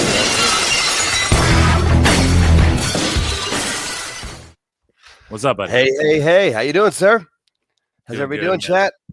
Good. Just grilling these motherfuckers. Yeah, you know what I mean? it was great. I've been listening for the last 40 minutes. I got off work and ate and had a little Minecraft session. Been laughing the whole time. That's great. Hell yeah. Good, man. Rabid Wolverines LC Killer 17 for $5 says CM Punk should start raising money for a lawyer to let him talk about Brawl Out. Oh, man. Stephen P. News. I don't think we're ever going to get the full story on that. I really don't think we are, unfortunately, but that would be awesome, dude. Stephen P. New. Yeah. Stephen P. New knows how to wheel and deal and haggle, he knows how to chat me up, and to convince people he's good at the arguings. You know what I mean? Yeah. I don't know about like. Do you want to take that on? Tony's a billionaire rather. So I get it. Like Punk's a multi-millionaire, but do you really want to throw down with like Tony Khan? I mean, maybe he keeps incompetent people around him who don't know what the fuck they're doing. Maybe that seems to be likely the case. But I would love to hear the Brawl Out story. I mean, like truly from people in the room. But you're gonna get different stories anyways, though. You're gonna get 4 different versions either way, so we'll never know. I think we kind of get the gist of it. You know, it's a mix of Punk was hot, dudes came banging on his door hot, people started throwing. You know, it happens sometimes. You know, it's like Kenny Omega said. You know, motherfuckers just need to be punched in the head sometimes, or get And I feel like punched it in the was head or punch something. the whole thing probably took like 35 seconds. Like it's one of those things that all the story, like, you know, it's kind of like the what is it, the old Wyatt Earp and the OK. Everybody talks about the OK Corral being a big story where it was like a 30-second gunfight. It was real fast, real quick, but that's how that stuff usually goes. Yeah. So, but yeah, I mean, Meltzer and them talking. So just remember how I broke it down here, folks. Okay. Tony was asked previously, why don't you run the fucking smaller buildings? Well, because it's not convenient for us. Dave goes, I have an idea. We should run smaller buildings. Bischoff comes out and goes, you know, Tony, like Dave's influence over Tony. He goes, I know this personally. People have told me this, you know. And I'm inclined to believe it. Like, why would he talk shit like that? Maybe, he's trying to get himself over for YouTube clicks. Like, does he need it though? I just, it's not about that. It's, you know, so, I think Conrad would probably back him up on that. So now you're calling 2 people liars. Now we're just calling everyone liars. Or are we going to maybe listen to some people who might know some people who we pretty goddamn well all know? Motherfucker knows Hulk Hogan and shit. Like, I mean, from the top to the bottom, you know, anyways, either way. All I'm saying is that fucking Dave says it's okay. Eric brings it to my attention, Dave's influence over Tony Khan, and then Tony comes out and allows it to get out there that AEW is going to run smaller venues, and it's because Dave said it's okay. It's to please still these sickos. It has nothing to do with actual fan service, unless your fan service is just servicing the fans you already have, which is fine. But yeah, Tony Khan listening to PWT. What up? So is Meltzer. Put the flutes up in the chat, ladies and gents. AEW has announced a number of major upcoming shows, including an AEW Dynamite taping at the Hammerstein Ballroom on December 22 and the AEW Revolution pay-per-view in Los Angeles. Let's see here. Ring of Honor Final Battle. Yeah, so they're doing that at the Hammerstein, then they're doing Collision, and then they're going to tape a Dynamite at the Hammerstein. So, which is actually a smart move. If you're going to tape a show, do it at the fucking Hammerstein so that like people want to tune into it just because they want to see your show. But if they don't sell that thing out, man, god damn, that's going to be their ugliest. It's man, holy shit, they better sell that building out, dude. Because if you hell out of that town, you can't hide that in the Hammerstein, bro. You cannot. There's no way around that with cameras if that shit ain't packed to the gills. Moving along, AEW has confirmed that Collision will be from the Hammerstein. And they also filed, so we talked about that, but they also filed 2 trademarks hinting at Christmas programming. So again, we see WWE's like, we're doing main event in December, and it's like Tony's gonna jump at the whole Christmas thing. I don't know. Maybe that's a reach for me as well, but it just seems like he's being very reactive and desperate. Like all of a sudden he books All In for, you know, we're doing Australia Stadium and Texas Stadium and a big ride. Like he just got out of nowhere. He said, let's do it. So I don't know, man. Living on a prayer. Like this TV deal, man, could be. They might have told him too. Like if you don't turn this shit around after this one, man. So who knows? But yeah, they better sell out the Hammerstein, and they're bringing some Christmas shows. Hopefully, Tony shows up in a Santa hat or something. You know, they should license that song from Marv, pardon me. Mars, Jesus Christ. I'm fucking on Mars right now with my fucking thinking. But yeah, they should license that shit from Marv and do. I mean, he is dreaming of a white Christmas. Yeah, dude. So Tony Khan claims that most of the top black wrestlers in the world are in AEW. Okay, none of that shit matters if the show ain't fucking good. I'm gonna tell you that first and foremost. But I don't even know what that means. I don't even know what he's getting at, bro. You know? Okay, so like, I don't know, man. How do we? I don't know, Tony. Yeah. Oh, Jake, what do you got? I'll let you take this one. For real, it's like, come on, man. What are you going to say about this? Is stupid, Tony. Yeah. What the fuck are you talking about? And who'd he say this to? Like another podcaster with 600 followers and like 800 episodes. He talks like the smallest podcast people. Like he won't go on any real shows. He won't talk to any real journalists. Oh man, it's just like, But like, how do we start ranking? Okay, no, Jade Cargill and Bianca right? are better than MVP and Private Party. Like, what the fuck are we doing, dude? What are you trying to do? What are you trying to do? This is weird. Toni Storm claims that she is retiring from AEW and pro wrestling altogether. I'm going to read this article, and I want to know, as Dynamite's about to start too in 10 minutes, guys. So don't worry. We'll throw that on. We'll react to that too. It's going to be a fun time. Thanks for being here tonight. Anyways, Toni Storm says that she's retiring from AEW and pro wrestling. Can you guys see this? Excellente. In a bit of shocking news, it was announced via SB Nation interview with Toni Storm that she is retiring from AEW and pro wrestling. Storm reportedly apologized for being such a failure, and she added that fans should not expect to see her in other promotions such as New Japan or CMLL. No mention of the Federation. Storm said, I failed at everything. I lost in AEW. I lost in Japan. I lost in Mexico. This is the last you'll hear from me again. Enjoy Mariah May as your champion. You can all enjoy that. So some people are wondering if this is a work or not. I'm not even going to read the rest of it. It's clearly a work.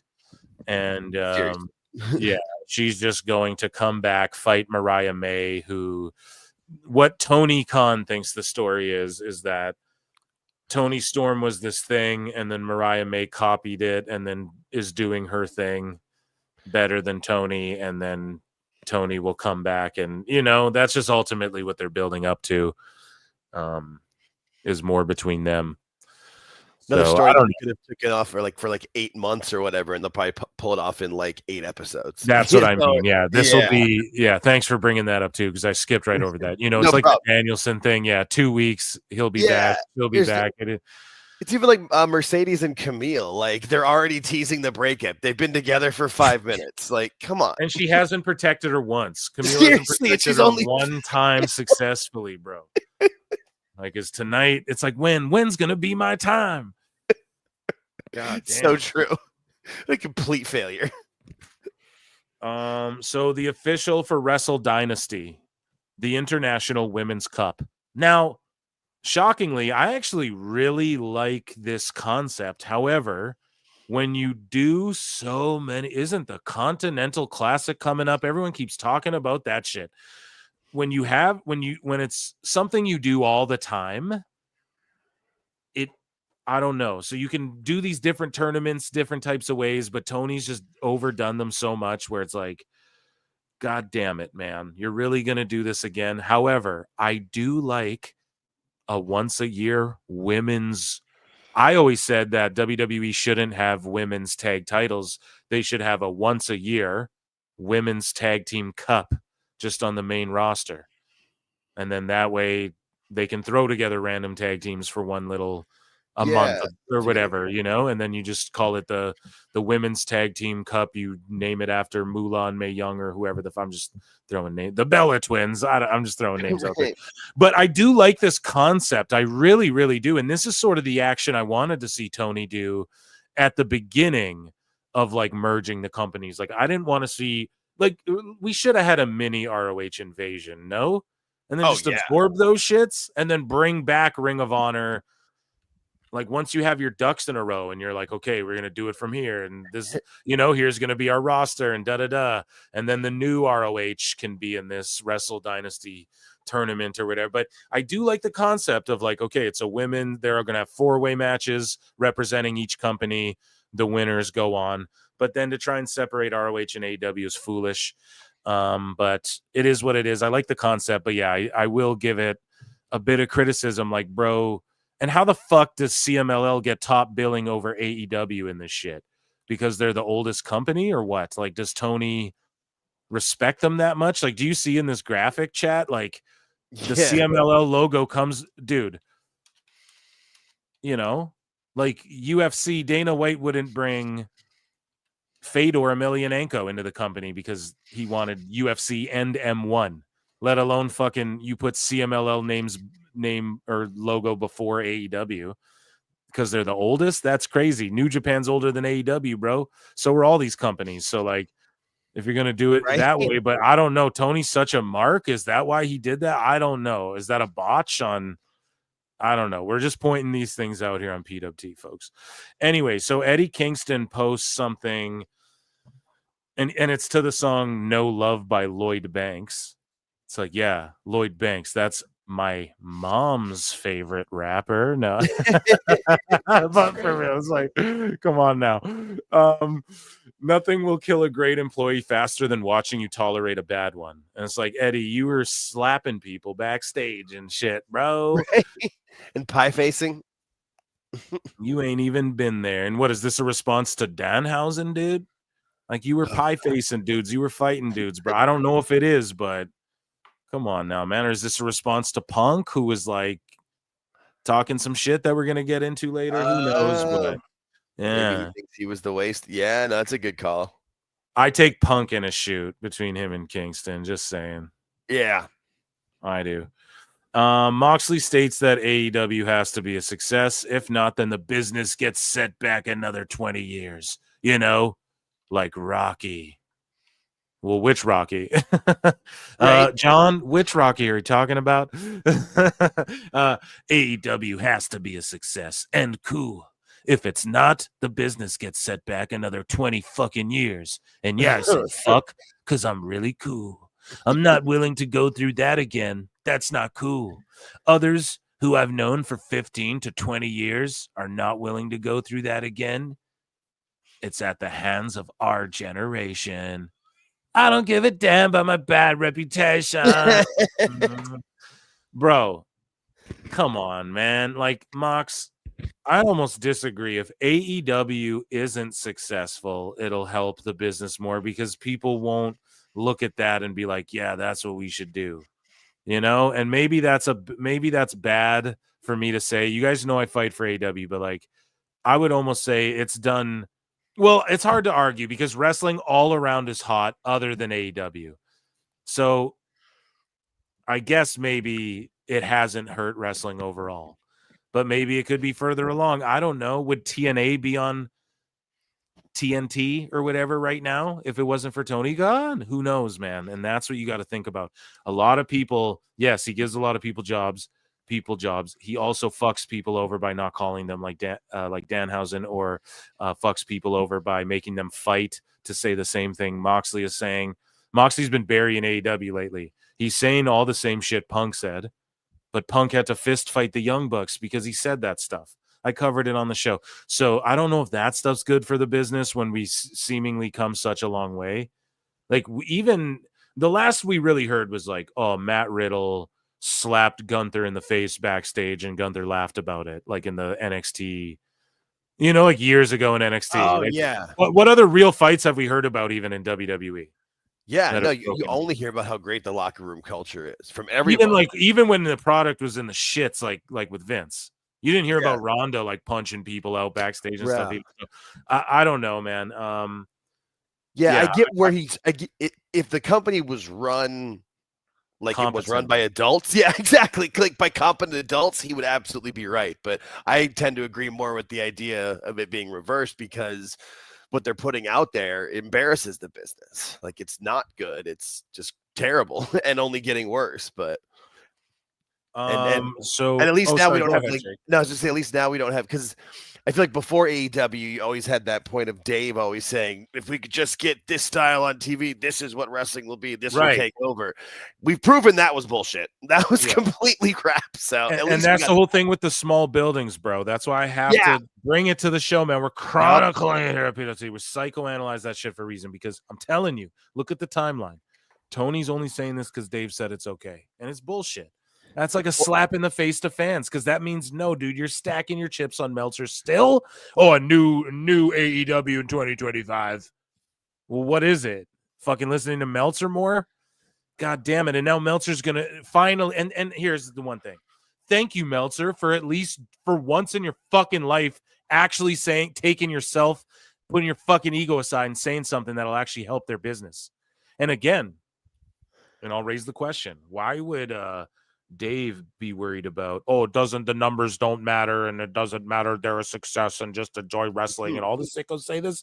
Well, why would Dave be breaking down, well, if they ran these smaller buildings, I mean, the houses would be like couple hundred grand, but they wouldn't lose as much money? Why does he care about all that? I don't know, man. He might be bought into the company, allegedly. I don't know. Tony told him he was looking at smaller venues, and once Dave got that information, then he tried to put it out there like it was his idea. Whatever it is, it's just stupid. It's some weird incestuous shit. Lincoln Hawk for $2 says Tony doesn't have anything to lose, no sequences. This is great. I mean, you're not wrong. he's never had anything to lose, and he's never been told no, and he acts like it. Exactly. So thank you for that, Lincoln. Appreciate you, bud. Let's see. So yeah, Moxley, I mean, shout him out, but he just listens to CM Punk confirmed. John Moxley listens to CM Punk confirmed.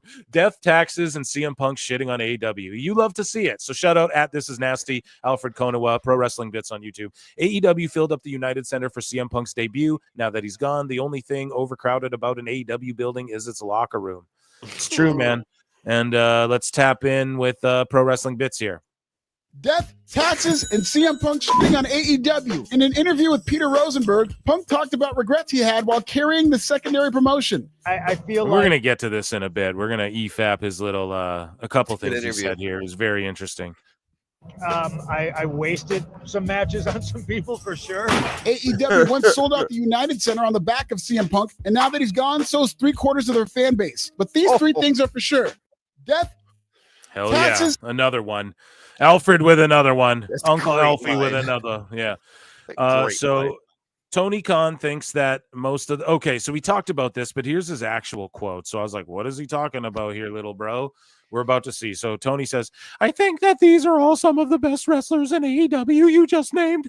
So we're really lucky to have those great stars. And we've been fortunate to be able to build some stars and also have a lot of great free agents come into where I think so many of the top wrestlers, some of the top black wrestlers in the world are in AEW. And I really think most of the top black wrestlers in the world are now in AEW. But I think that is a conscious thing. But I also think it's great. And it's awesome to hear that. We had to say, but I also think it's great. Yeah. Yeah. Oh, yeah. I don't know. Tony patting himself on the back, I guess. Further comment from me on that, I guess. Yeah. So CM Punk asked to face a jobber. Shout out Lucy. So QT Marshall, man. Oh, we're gonna talk about QT Marshall. So basically, I didn't bookmark any, but this reminded me. Like, he puts out this goofy rap. I may have bookmarked some of it, but he puts out this like rap to diss the Costco guys. And he took it seriously. He did a good job. It popped me. But then like people were trashing him, which is what they're supposed to do. It was supposed to get him heat and have people go, you fucking suck, you're a dork, and I want to see these guys beat you or whatever. That's the whole idea. But then he gets all sensitive and starts responding to people on fucking Twitter and is like, yeah, 30 followers. Yeah, I'm sure my boss will listen to you. Now, maybe he thinks he's healing, but I don't think so, because he always says dumb shit. Like, he says dumb shit in the media. And look at this. this guy at Mr. Boss _N says, I remember there's no way Punk wanted a 5-minute match with QT Marshall for Thanksgiving, whatever. And then Marshall goes, he literally asked my boss for it. I'd like to wrestle a bad guy in my hometown who won't go into business for himself and try and get over with the audience. Damn. So QT is like burying Hangman or like stewing what Punk had said backstage, right? About him, which is like cool if that's what he said, but god damn it, don't answer marks. Like, why you got to get so sensitive, dude? I just don't get it. And he got so mad about the Costco thing, and it's just AEW wrestlers. I try not to shit on their work. I've put QT over here and there, but they're so goddamn sensitive on Twitter. I feel like, is it just me? No, like it's because their boss is like, they're mimicking what they see. It's like a child who mimics their parents. Whatever their parents do, they do. This is the same thing. Like they see. Yeah, that's Tony why my wrestlers shit all over each other backstage. Yeah. For $5, George Capture says, Phil, do you think that Dave is actually making booking decisions at AEW? Thank you for this question. I love goddamn questions. The best guy is Tony Khan. I don't think he's like for real going, yes, and you should book QT Marshall. It'll be great. I don't think Dave's. Oh my god, they're running through the card of this Dynamite, and I could barf at how bad it is. Holy shit! We're getting Yuta versus Cassidy. Whoa! Fucking Mark! Is that what I just saw? Jesus. Anyways, though, no, but I think he does have influence. So by proxy of his influence, people will get booked. Do you know what I mean? Like, he's not calling up Tony and saying, book this guy, but Tony's like telling him his ideas, and then Dave will go, well, Mystico, or what was the guy's name? Dralistico's a household name. He's a superstar. It was Mystico. Mystico. Roman Reigns is a star, but he's not like, Mystico. If you say his name in a mall, people will know Mystico. You what? Right? So, and then it's just opening up with fucking Hobbs and Ricochet are tag partners again for no reason. For no reason. So Ricochet could have stayed in WWE and tagged with Braun Strowman and gave us that again because that was fun. Right? Jesus Christ. Oh, he's teaming with fucking Ospreay here. So it's like a 12-man tag or some shit. Thank you, George. And I hope that answered your question, bud. The top mod of the top pod. Pete in Texas for $2 says, yes, he booked Frank Mortis. Yeah, that's true. He's a lawyer, Brian. Everybody has a first name. Yeah. Favorite thing he's ever said. Everybody has a first name, like Pete in Texas. His name's Pete. He said it was such inflection, like he'd come up with like the most important thing, like it was the eureka moment. Well, everybody's got a first name. Like that was gonna win the argument. Oh my god! Oh, I've never laughed so hard at anything. Fucking still guy, gets man. me.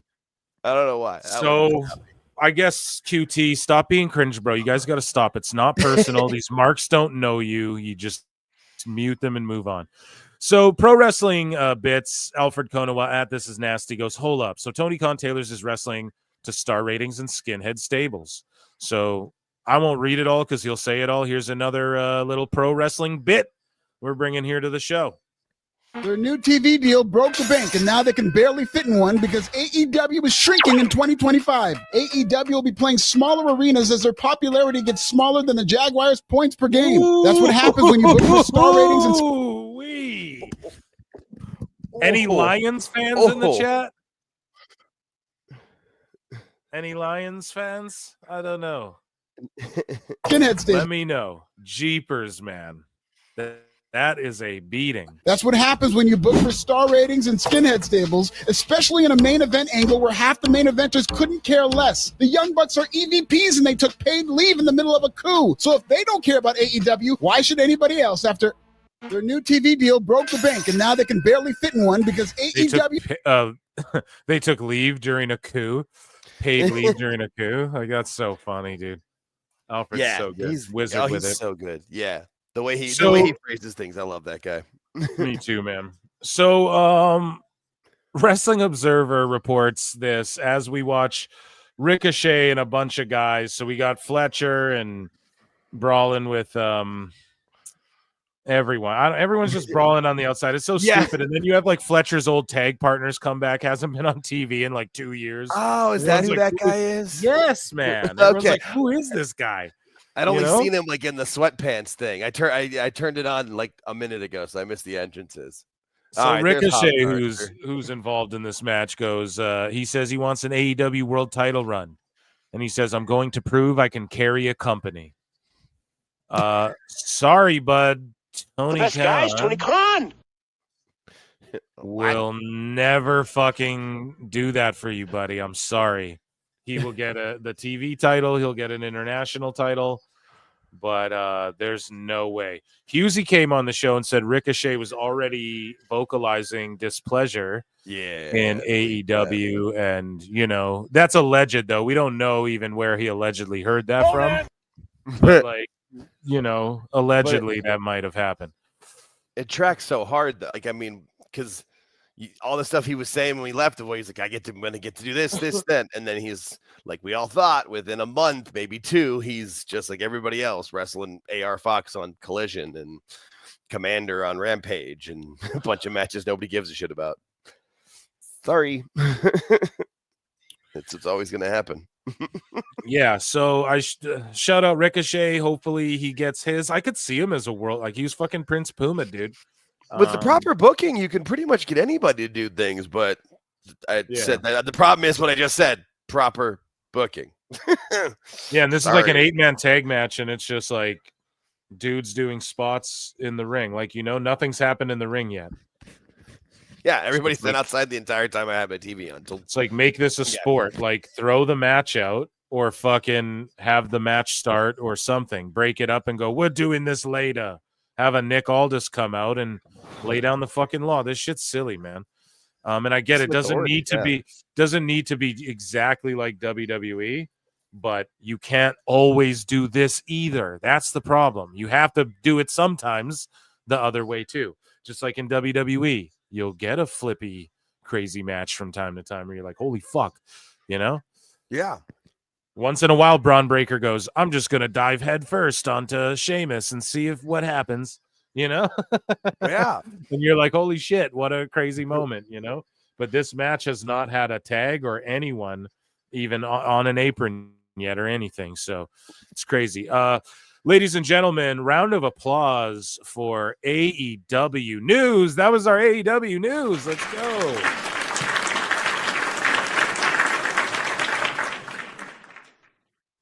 So who's watching? I'm going to put a poll in the chat, right? And I'm going to ask you all in chat, who is watching Dynamite tonight? I know you guys can just tell me, but the polls are fun. Who is watching AEW Dynamite? Diamante.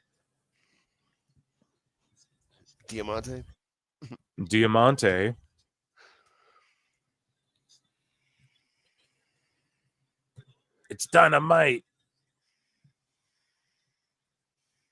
No, that's a dumb question. I can't go who is, because then you can't answer that. I got to go, are you? Dummy. Yeah. Okay, start poll. There you go. Shout out Lance Archer, brought the braids back, which you got to do in this situation, right? Phil, you do so we don't have to. Exactly.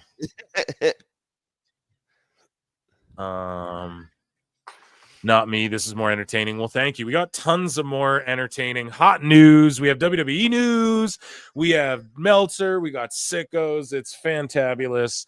And the WWE news is cooking with the Punk stuff too. So I can't wait to get to it. I'm just taking a little watching Ricochet get chokeslammed over the top by Lance Archer. It's shenanigans, folks. So we got to call it here at PWT. Right? I wear many hats here. I spin many plates.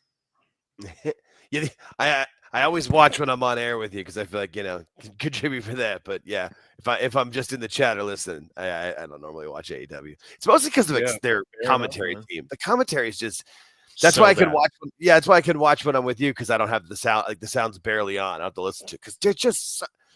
Because Taz used to be one of my favorite people in commentary, like ever on SmackDown on TNA, and even the beginning of AEW when he first came over to commentate. It wasn't bad, but I just feel like Excalibur and Shivani have just destroyed his soul. They've ruined it.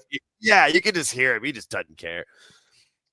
That's what he snapped. Yeah, I would love to do some commentary on some wrestling. That'd be amazing. I should dub the matches with.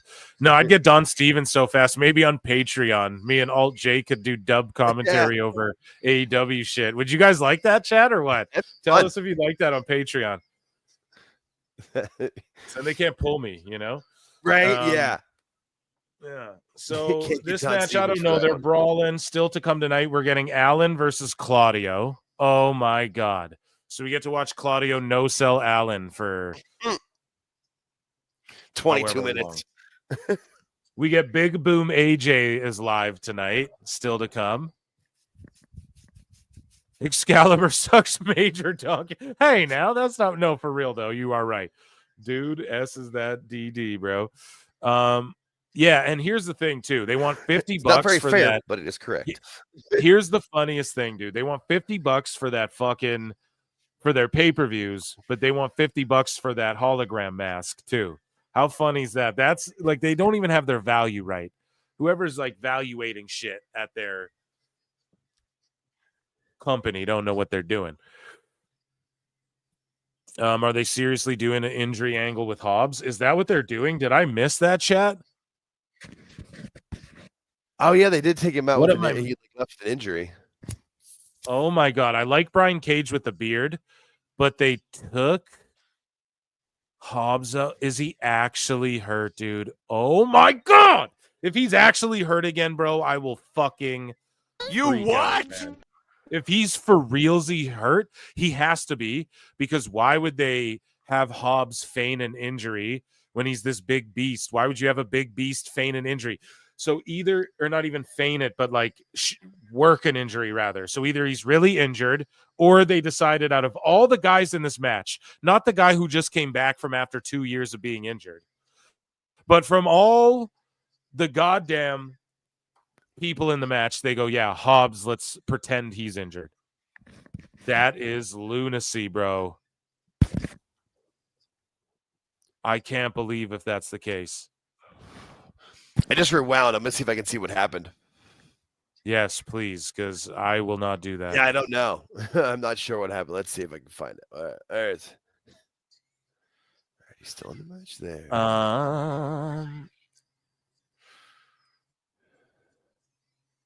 Okay, no, Hobbs' knee was in a stare. It has to be worked. Unless he's injured for real, so they had to do a work angle thing on the show. But why would you take Hobbs unless he just comes back and squashes everyone and they give him the big powerhouse fucking, he comes back and just destroys everyone like Goldberg? Okay, then they might save it. And he climbs up to the top rope to get Fletcher before, and then Archer attacks him. So yeah, I think it's an angle. So it's even so I'm glad he's not injured. It does, I don't think, knock on wood, but why they booked that, it's asinine. It doesn't make any sense. Jesus Christ. Yes, that's why. His booking, it's between him and Wardlow for who's just been booked the absolute worst in that company. Just complete awful. Just destroying their careers. Fletcher and Ospreay are trading blows. I mean, they could have just had this tag match without all the shit at the beginning. It would have been all good. But did they just have to injure Hobbs? I don't get it. 1KQ for $2 New Zealand says Big Boom AJ for the CC. Let's book it, pal. For the Continental class. The best guys, Tony Khan. Dude, if they do that, I don't know, man. I'll lose my shit.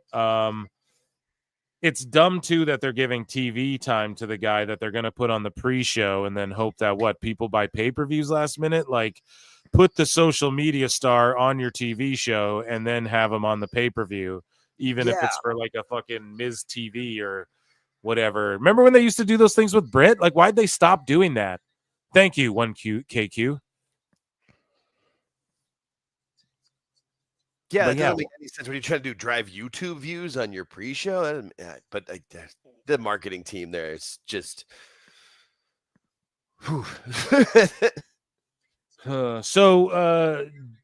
Jake, man, what's winter like for you where you're at in the The best States? time. It's the best time of year for me here in Phoenix. Is it like hoodie weather, or is it like?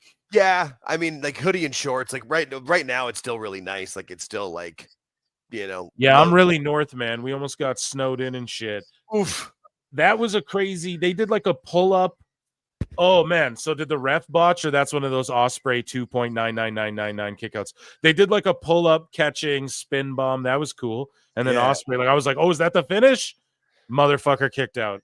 It was like you never know with Rick Knox is the referee too. I know that's the thing. Right? I just when you said ref botch, I'm like, who's the ref? Oh crap. Yeah, I was like, did the ref botch here? But did you see? Yeah, so Wardlow got hit with the knee in the stairs there. We saw Ken terminated DQ as a new member. Oh my God, everyone acknowledge this man. Acknowledge me.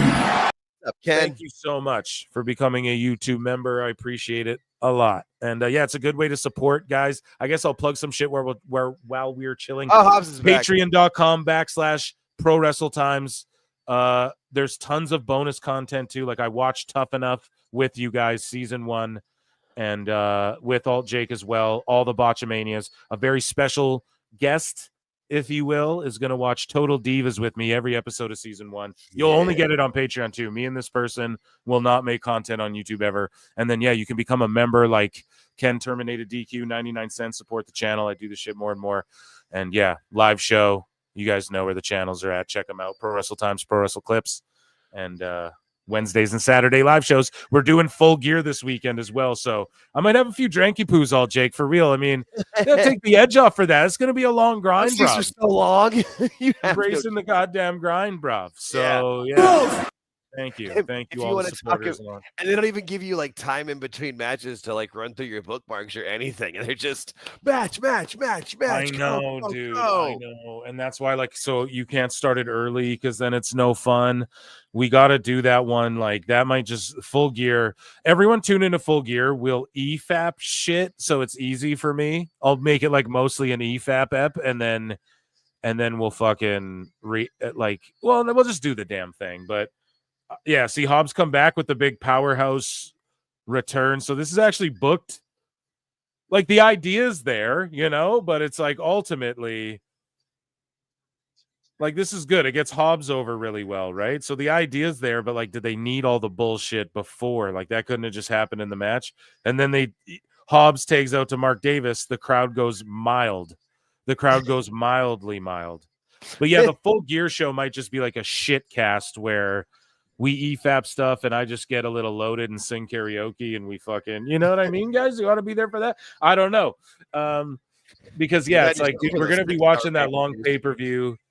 I'll just call the action. And then in between, I'll have like a couple good bookmarks that don't fucking require tons of ranting and raving or so. I don't know. We'll play it by ear, or just throughout the pre-show, I won't call shit. I'll just get that's what I'll do. I'll make sure I'm on for the 2-hour-long pre-show because Lord knows Tony likes 2-hour-long pre-shows. And we'll fucking do all the bookmarks during that shit. And we'll just sort of treat that like a Dynamite, laugh at the AJ Big Boom thing. And then we'll just get silly and watch the pay-per-view because it's going to be long and arduous. And then WWE for Survivor Series, the big giveaway as well. So that'll be awesome. And shout out George, the top mod of the top pod as well, for linking that all up because that's really all George chat with the giveaway. That's all on that motherfucker. And yeah, so we'll break it down when that goes down too. So Hobbs is just spine bustering everyone. But yeah, like if you've been here for draws before, I'll just do like random name picks for each thing, and then you'll email me your shit, and then I'll get it. Me and George will handle the rest, okay?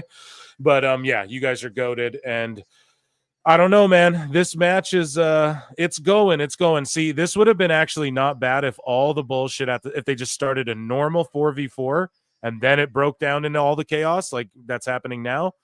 I'd be okay with it. Now that is typical AEW. And they are going overboard. Like we've seen pile driver, gonzo bomb, reverse power bomb into a reverse bomb into we're seeing every fucking thing you could do. So there's nothing for the rest of the show to do. So that's why someone's going to bleed or jump through some shit or something's going to burst or whatever. And the fans who are in attendance are hot, though. We'll give them that. And then Ospreay gives the hidden blade to that Davis dude. Fletcher super kicks him, dives on him. And now Takeshita's going to do a running knee and hopefully end this goddamn match. Right. Will it ever Hopefully. end? That was the problem. Like you said, yeah, like the match started on the outside and then did whatever they did and eventually broke down. Like, you got it. But it was Rick Knox. The right guy.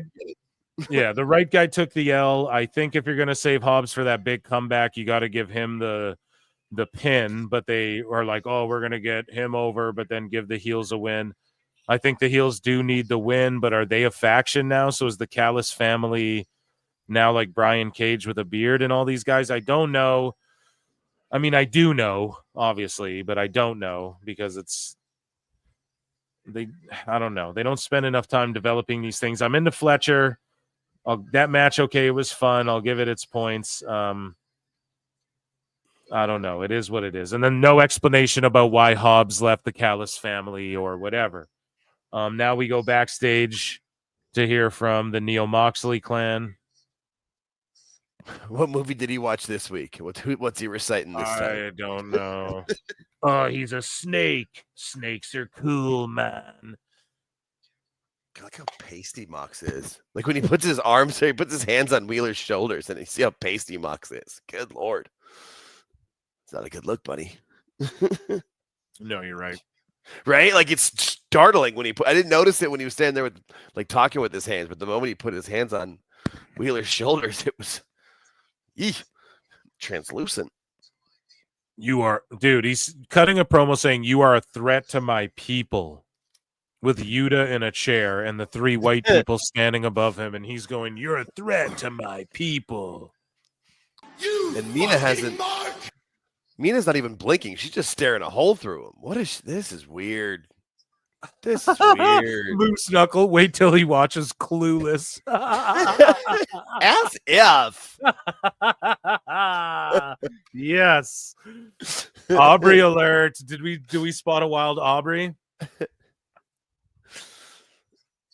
Yeah, I got them. Horses in the chat. Horses in the chat. Sorry, I'm an asshole, man. No. Funny's funny, man. It's not Now Alan walks up from like the back alley holding a skateboard. He looks like a kid coming out of a fucking Walmart with one of those, Walmart boards because it's way bigger than him. And he's like smiling and he's like, yeah, man, I know you cut a cool promo, but I'm cool too. I'll see you later. Oh, the Continental Classic starts next Wednesday, right before the fucking Wrestle Dream Women's Tournament. That's gonna Jesus Christ. Woof. Okay, so Full Gear's this Saturday. All right, let's get into some WWE news, chat. Is that what you? Well, actually, let me check in with chat really quickly. 80% of you, 81%, 82 are saying that 81% of you all said that you're not watching Dynamite, only 18%. So, and we're also going head to head with Eric Bischoff, who's doing a watch along this week, and we are doing crazy numbers. For real. We're at like 270, getting upwards towards that 300, and it's just a standard old Wednesday, and I'm so happy you guys are goated, and shout out Bischoff as well. That's amazing. Yeah, and if you guys, I don't know, it makes me feel good. You guys would rather listen to me fucking rant and Babylon than watch this shit. Here we go. I think we covered this last show. Scott D'Amore. Well, here it is. WWE news, by the way. Okay. I don't have a jingle for it. Someone email me in prowrestletimes@gmail.com. Email me in a fucking jingle for WWE news and AEW news. So Scott D'Amore was visiting the WWE Performance Center last week. Fightful has learned. I think we covered that last show. So shout out Scott D'Amore. He was just saying, hey, and what's up? Alexa Bliss has asked, where's Alexa amid her WWE absence? When asked if she could answer this question, she responded, unfortunately, not up to me. Bliss hasn't wrestled since losing to Bianca Belair at Royal Rumble 2023, almost 2 years ago.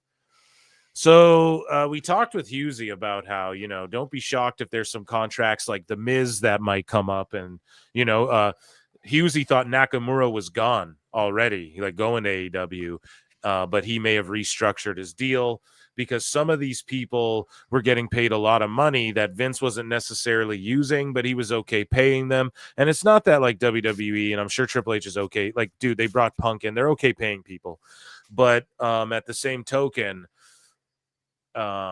it's like a guy like Lashley, right? We seen him go over to AEW. Not shitting on Lashley at all, but did he get them 1 million viewers? Like, what did he bump them up to 850 to 900? Where it's like, oh shit, So now he's on WWE. He's part of the machine. It's like, bro, Braun Breaker's more popular than Bobby Lashley probably is right now. So it's like, do you need to pay him over 3 million? Right? I know Tony. Yeah. We're not asking Tony because we know he'll fucking do it, but so. Alexa Bliss is one of those names where it's like she's probably getting paid a shitload. She always has. They've always used her. I mean, in the past, there were, Forbes or something wrote about years ago how Alexa Bliss equated to ratings, better quarter hours for WWE at the time and stuff. And, she does have history with Randy, with the Wyatts, etc. But is she one of these names like, man, her deal comes up, like, we don't really need Bliss. Look at all the women we got. I know there's lots of Bliss stans out there, but she's doing her own thing. And isn't she married to some celebrity? Yeah, so Brian. They're probably both set for life. And it's like, I don't know, man. Maybe WWE are like, hey, it was great, but like Baron Corbin, he's getting paid quite a bit, but we're not really doing do we need Baron Corbin? Money. A bunch of people got big paychecks like when AEW first came around, and I think a lot of them were like 5-year deals. So that was 2019, 2024. Injury time added certain things. Yeah, that's why they're all coming up. Yeah, it makes a ton of sense when you think about it. And 2027 is like just from me poking around, whatever people want to tell me, whatever the fuck I read online, right? Yeah. 2027, I think we're gonna see a bunch come up too. As well, like then over the next 3 years, like 2025 through 2027, I think we're going to see a lot of AEW change, in my opinion. I don't know, or maybe he resigns everyone. I don't know, but anyway, sorry, what were you saying? No, I was just saying that it made a lot of sense because the timing of it, it just makes a ton of sense with where you could see a lot of, because I know Vince signed a ton of people when AEW first came around in 2019, and was it October 2019 was when they really were first on TV. And he paid a bunch of people 5 to 7 year deals. So. Jake, I hate to cut you off. Good, buddy. The Hurt Business comes out. They look like $1 million. Swerve runs up, knocks Lashley over into Benjamin. They both hit the ground. Then he laughs and runs away. And MVP didn't grab him in time. And then looks like a goof running after him way after he ran away. Oh, my God, man. This shit. You can't make it up. You can't make it up. They just what was it? It was Paul Nolan, right? Where he was said they never miss an opportunity to miss an opportunity. Yes, that's the greatest thing. It's one of the best lines I've ever heard. Oh my God, how orange can you be, Cole? And shout out my brother Paul Nolan too, man. He's fucking killing it right now. Yeah, dude. That guy was awesome. His hand's white and his dude, this fake tan on Cole. What the fuck is going on, dude? It's so bad. He blends in with his Titantron. He's a Simpsons character. Someone in chat, make me a fucking picture of Adam Cole as that kid from The Simpsons. The actress who plays that kid, I forget his name. The bully with the toque and the brown hair is retiring from playing Milhouse and that guy. Oh, really? Whatever his name is, that guy is. It's a woman, actually. It's not. No, a girl. No, I know. I'm saying, what's that character's name? Who's the bully? Jimbo. Jimbo. Fucking Adam Cole's Jimbo, all grown up. Yeah, bro. he really is. Photoshop that shit and send it to me. The hat and everything. You said that before. Jaundice. Talk about jaundice. Oh my God, that popped me. Look at his hands. You know what I mean? I got a mini Marks running around. They're not actually laying around shitting and yelling and stuff, but sleeping and You know what I mean? Drinking milk and all that. But yeah, jaundice, that popped me because that can happen. Anyways. So Bart, yeah, I don't know. He's just Nelson. No, not Nelson. It's Jimbo. It's Jimbo. With that, you're talking about the one with the purple beanie, the taller with one? the purple Yeah, beanie Jimbo. and the long brown hair. Yeah, Adam that's Cole's Jimbo. that guy grown up.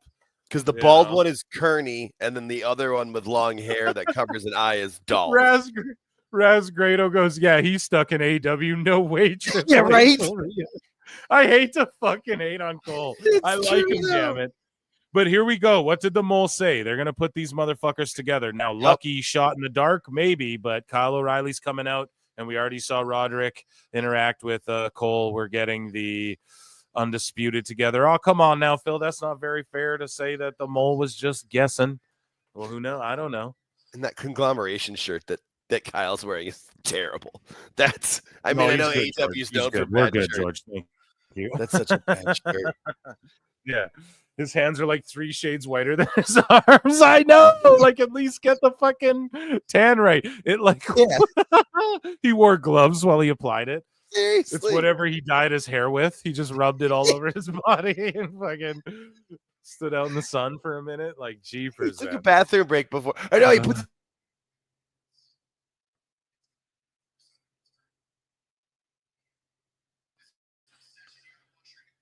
You got to wash your hands of it, he just said. Wow, the dude's got hands whiter than the rest of his tan. Oh, my God. Yes, it is so quiet.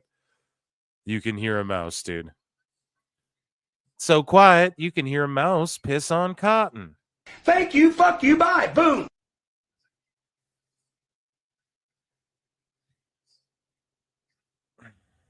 It is so quiet, but I want to hear. Maybe Britt knew something. What is it, though? What is when the Family Guy crosses over with Simpsons?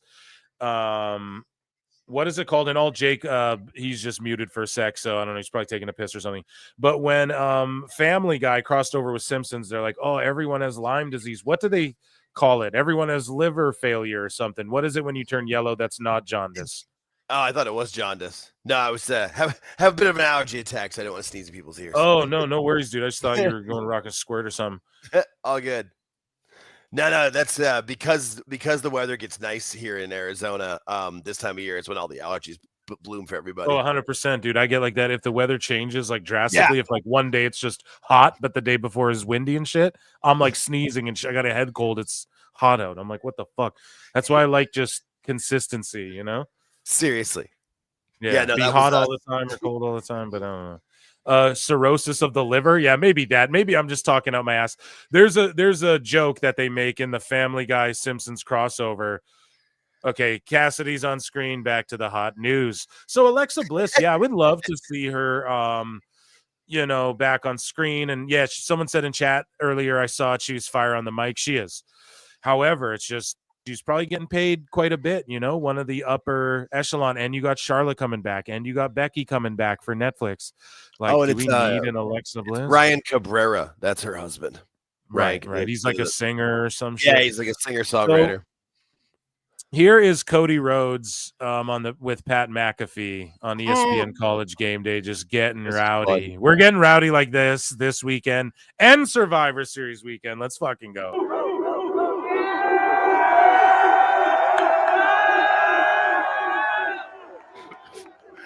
Oh, McAfee.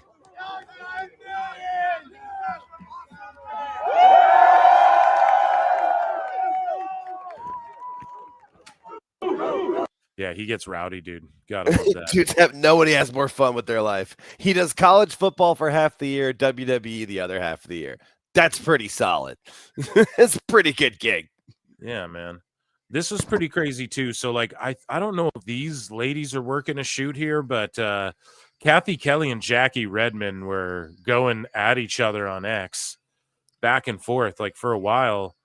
And it's like, why would they be like, I think their whole gimmick is that one of them stands Rhea and one of them stands Liv, and maybe they're just having fun.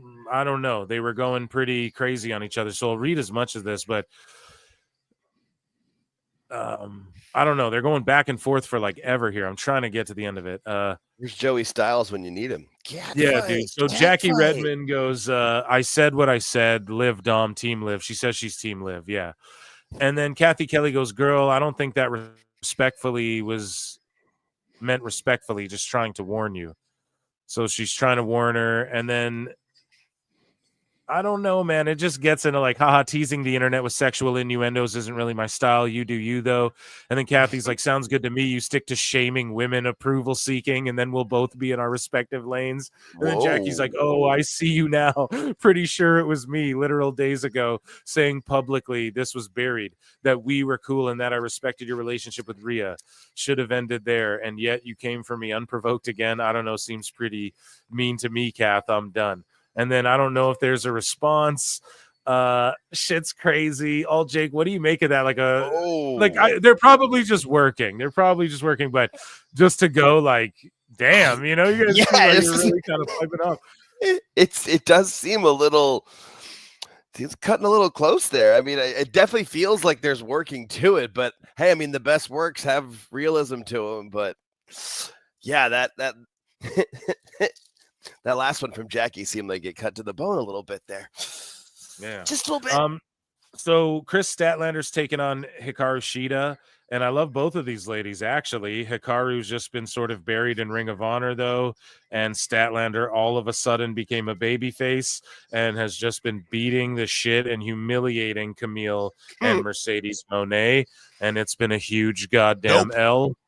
And these two ladies will actually probably have a decent match, though. I'm going to keep my eyes on this. We're going to go through news, though. Hikaru getting the crowd into it. It's weird that two baby faces are just facing each other, though. Yeah, that's what I was going to say. I haven't watched Ring of Honor, so I didn't know if maybe Shida had turned heel. But watching it, I'm like, no, they're both baby faces. This is weird. Ed Brown for $5 says, speaking of McAfee, on his show this week, he kept bringing Tony Khan being in a neck brace on draft night for why the Jaguars suck this season. Yeah, you're absolutely right, actually. That's great.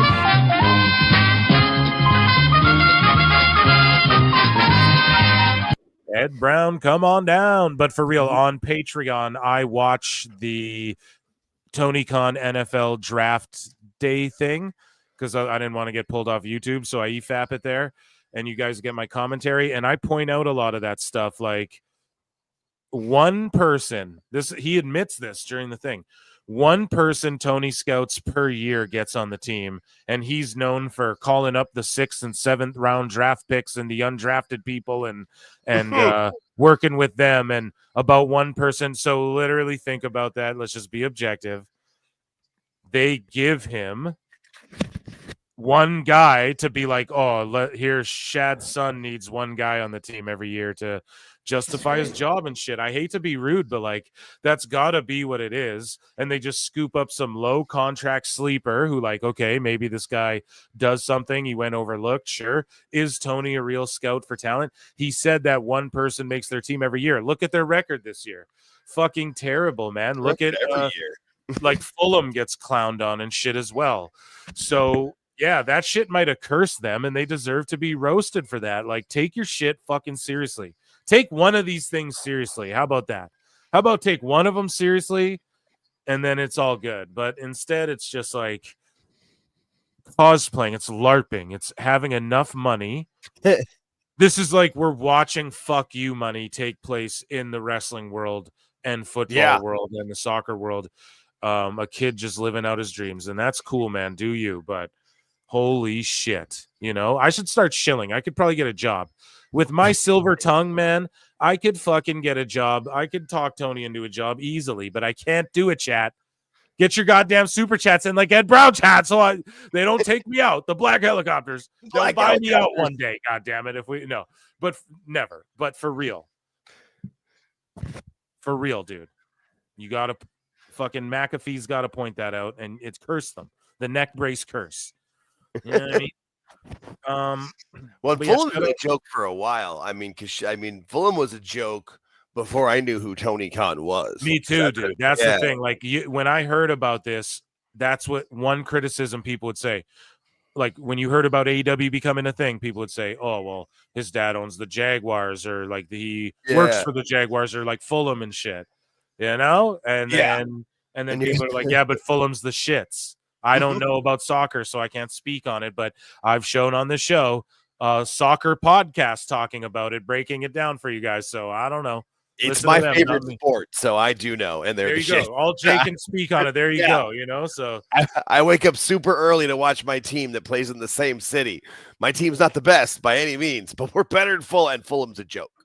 Fulham is an absolute joke. They get relegated. They go up and down. They put a terrible Michael Jackson statue in front of their stadium years ago when Chad first bought the team. I don't know if you've seen that. You could probably find it the pictures. It's literally one of the worst statues ever of Michael Jackson in front of the stadium for no real reason other than Chad had fuck you so money. My feed just blacked out. Was that a commercial thing? Did the lights go out in the arena? What happened?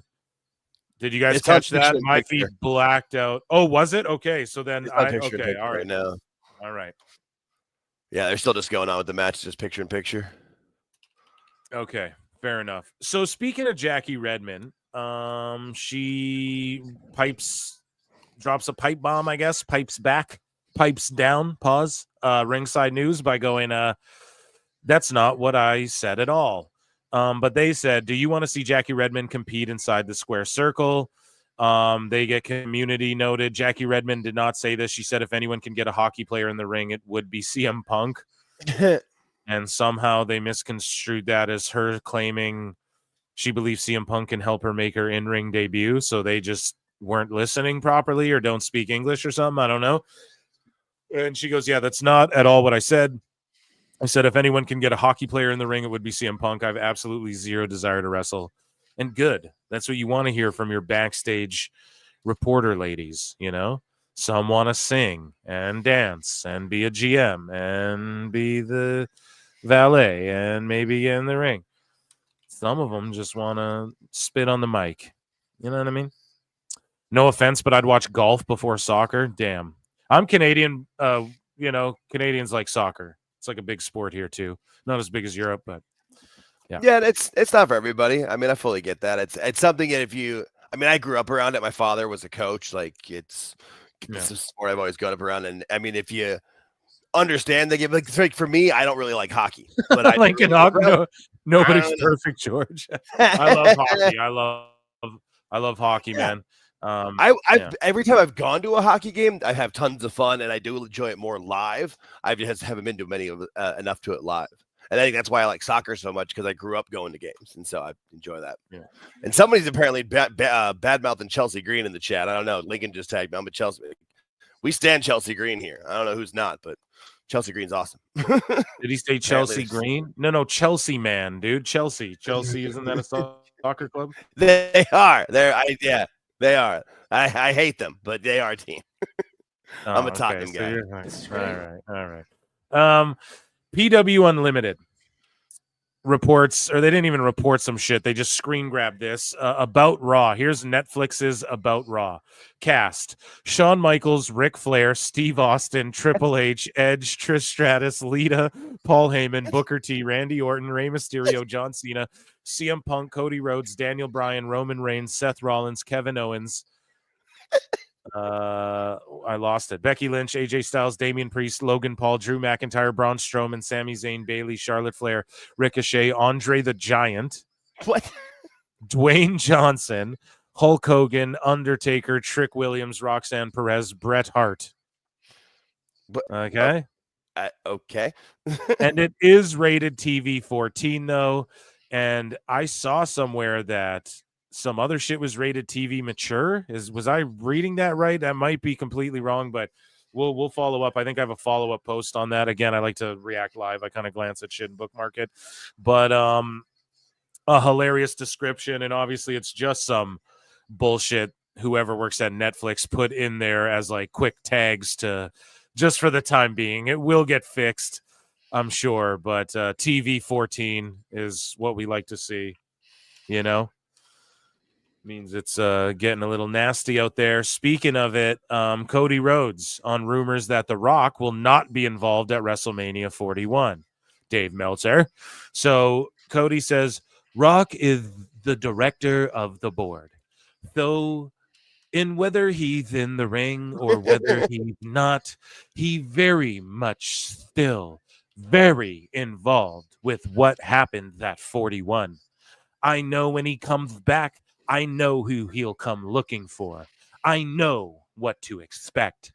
But what can I say about WrestleMania 41? It's keep the rumors going, keep them churning, enjoy the discourse. But I think what you will get will surprise you all. Shout out Cody Rhodes, dude. I think it's going to be awesome. I think we get Stone Cold because like we all wanted him last time. But if you think about it, and Stone Cold would have made sense, but God damn it, Undertaker comes out, and then next year we get like the Stone Cold saves the day type moment or something. That could be amazing.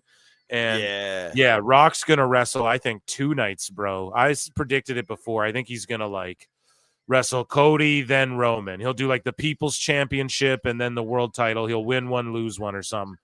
Like it's gonna go down this Mania. It's gonna be another spectacular one.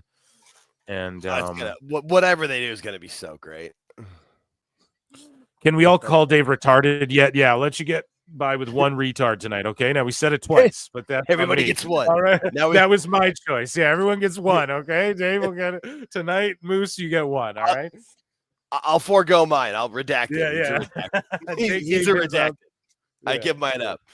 Exactly. Oh God, Camille's in an arm sling. God, how much more can they bury? Yeah, we got to watch Monet, guys. Pause. Okay, pause this from hot poor news. Woman. I could genuinely feel bad for her. Yo, come on, man. Say hello to your CEO. Bro, come on. No fucking, I body that shit. I have her down. I got her locked down. Her mannerisms. The Sixers had another terrible season. Where? Fucking hilarious. CEO, let's go. Yeah, Camille's in a fucking sling, the worst heater, and I love Camille. Ever. What did you do? Why did you go to NXT? Oh my God. Oh God. Could you imagine her in NXT right now with everything they have going? Oh my God. Did she sign when Vince was still there though? Do we know? I don't think so.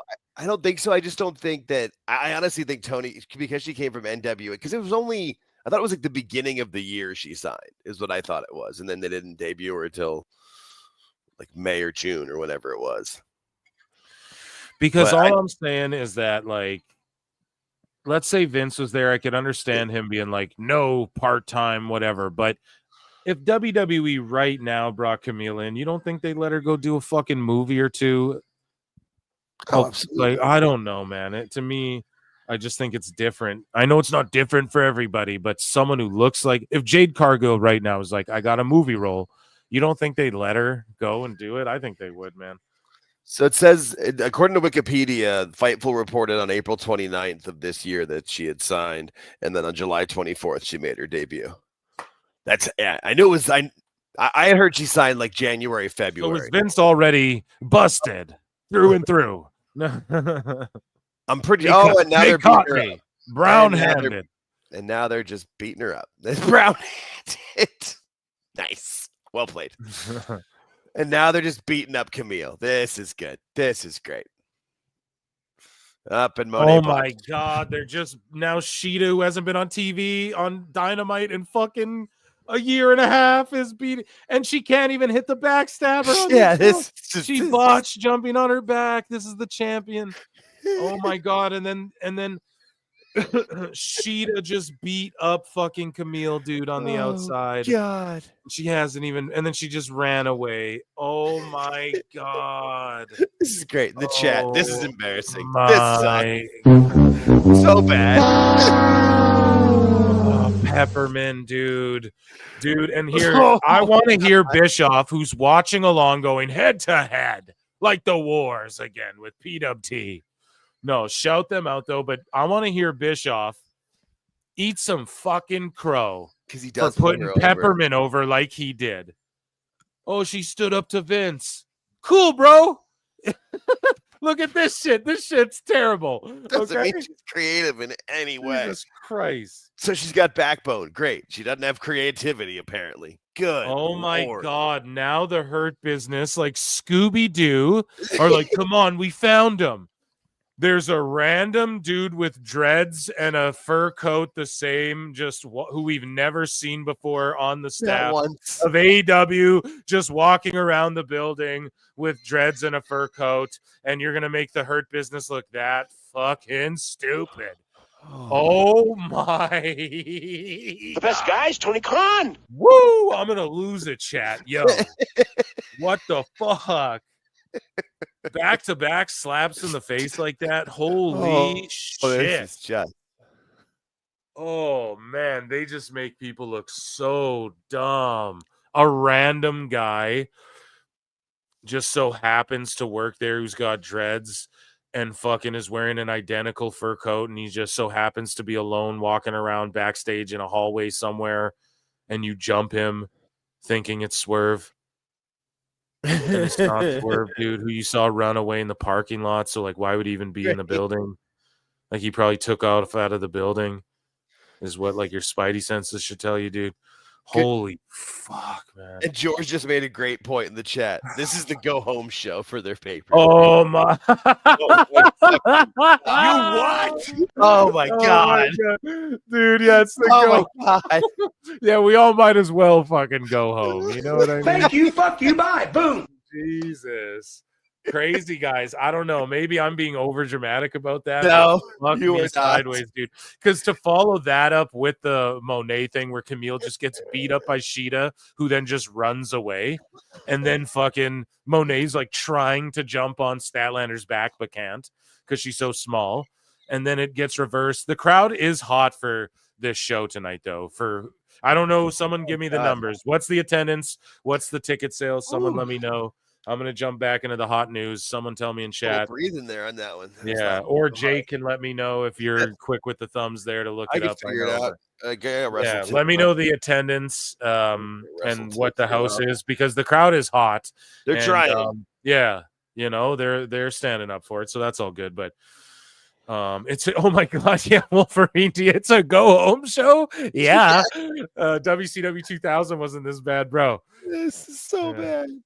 Correction, secure the bag. Oh, I need that for the soundboard. I need Brian from Meltzer, and I need secure the bag. Yeah. We just secured the bag. 2,600 from Pete in Texas. Is that a guess? 420 people, 69 in the bathroom. Okay. All right. Two good numbers.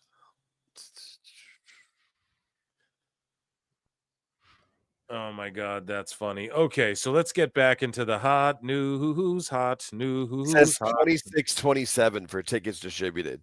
2,627 about 2 hours ago is when they posted it. So 2,600 people is what it says for distributed, but that's distributed. That doesn't but how many people does it hold? The venue. It says the setup is for 2,841, but they have only set up half the venue. Where is it? All right, so what's this? The Santander 1,000. Yeah, everyone just fuck. That's WrestleTix 2623. What's the capacity? 8K? Damn. And people were roasting it. They're like, oh, it jumps up 15% in the last couple days. Every show seems to do that. So people think Tony's padding the house. Who knows? To bring it to sports. Oh, why would he do that? Nashville Predators were doing that in NHL famously. It's happened. It's not like a... Anyways, though, Jinder Mahal has revealed how WWE stars hide underneath the ring to Maven Huffman. He goes, when we're in commercial break, or maybe when there's a video package playing, all the lights in the arena go dark throughout the night. The ring crew is coming out to change something. Generally, you can sneak under there without anybody noticing. I've done that a bunch of times. Underneath the ring, it's called a bed. There's a little mat there, and there's a gentleman by the name of Nick Daw who is under there with a monitor. The whole show? They have got water bottles down there. They've got Diet Cokes, Red Bulls. So you have your bed, you've got your monitor, and Nick actually has a headset to the producers. Damn. I didn't know. So the whole show, there's a guy just under there like a fucking sicko. You what? Just waiting, bro. That's crazy. That's a tough gig, man, but good on him. And they got Diet Cokes. Who the fuck drinks a Diet Coke laying down? That would hurt my tummy. No, I'm just kidding. I've probably done it a billion times. Just announced Zoe Sager has become the first Canadian talent to receive a WWE ID shot. Yeah. Okay. Can I get a yeet for that? Hold on now. Can I get a yeet for Canadian? Okay, and let's hear what she's got to say. It truly is like an honor to be the first Canadian.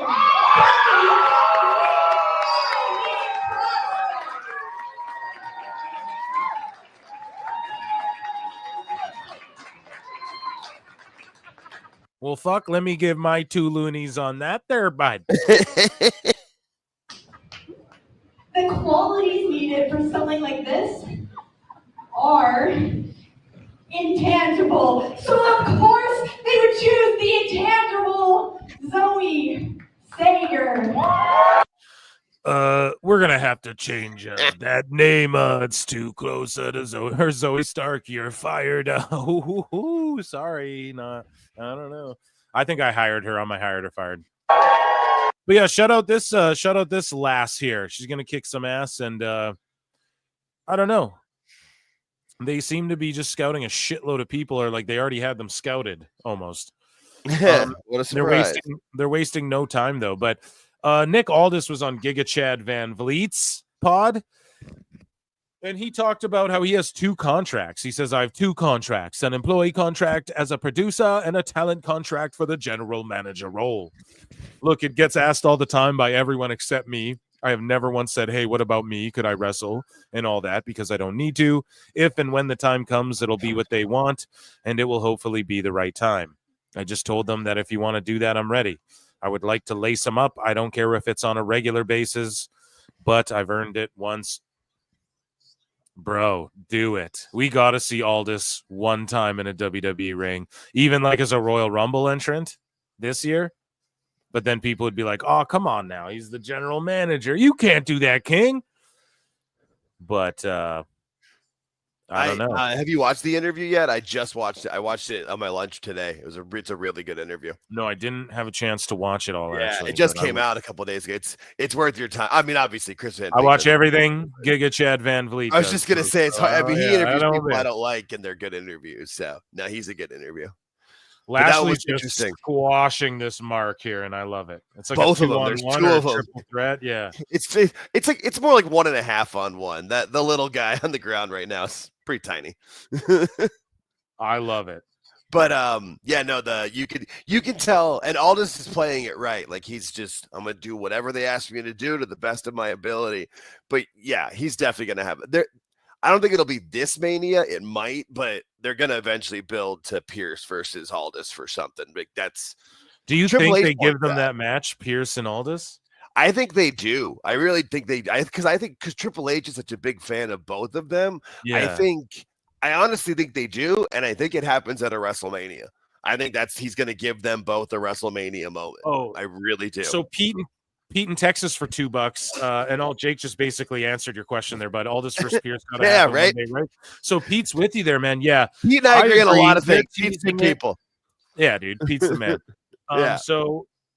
I agree. It's got to go down, and I think you could do it at a rest. It's better than if they've done Michael Cole versus Jerry the King Lawler before. Seriously, and that was when it was only one night. Yeah, we can get a real legit GM match here with some sort of stipulation, maybe first pick in the draft or something. There you go. That'd be a great one. First pick in the draft, or however they want to do it. But I just know that Triple H was such a big fan of both of their work that I just don't see anyway. And then he knows he can give the 2 guys that are great. Both of them seem to be great men. That moment that they both want, because they both want a WrestleMania match, and they both have kept in shape. They're both in they're both in ring shape. You don't keep in that shape unless you're just waiting for the time. Thank you, Pete in Texas. So now Swerve is out there fighting the Hurt guys, Hurt Business, Hurt Syndicate, whatever you want to call them. The Hurt faction. Okay, let's see a house call. Sorry, guys, we're watching this. Yeah, I know. This is where you can actually get interesting. When there's actually, I'm into Lashley squashing jobbers and then fighting Swerve. I'm all good with it. They made him look stupid earlier. Boom, the double stomp. So now Lashley's been in the company like 2 weeks, and you got Swerve just whipping his ass. But I'm not even mad at that because Swerve is your guy. Like this guy who was in WWE a month ago, you know, Lashley. So you want Swerve to come out looking big on him. Swerve's got to stop doing this like front flip shit over the top ropes. Like, bro, you're bulking up. Just stay doing that and, you know, slow it down, bro. We don't, you have charisma and shit. You don't got to do that extra shit. You got whatever it is. He has a look, a demeanor, all of that. Let's save it for the right are time. Yeah, break it out when he needs to. Or, like, yeah, when exactly. when Like it all in, matters. okay. Yeah. Flip over the top, like. Yeah, like in the match when it really makes it like as a amazing, you know, reversal or something, or you know, like MVP swings the chain or swings the cane at you and do some flip away or whatever with it. Use it sparingly because you're trying to be more Okay, the now we got HLA. We got Mariah May and Mina Shirakawa on fucking screen here. We got to stop and watch. Everybody, hang on. Everybody, Thirstcast chat. Are we thirsty?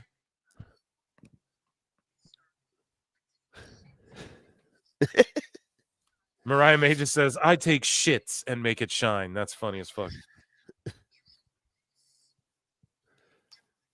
Yeah, she's a clever woman. She's got some good lines.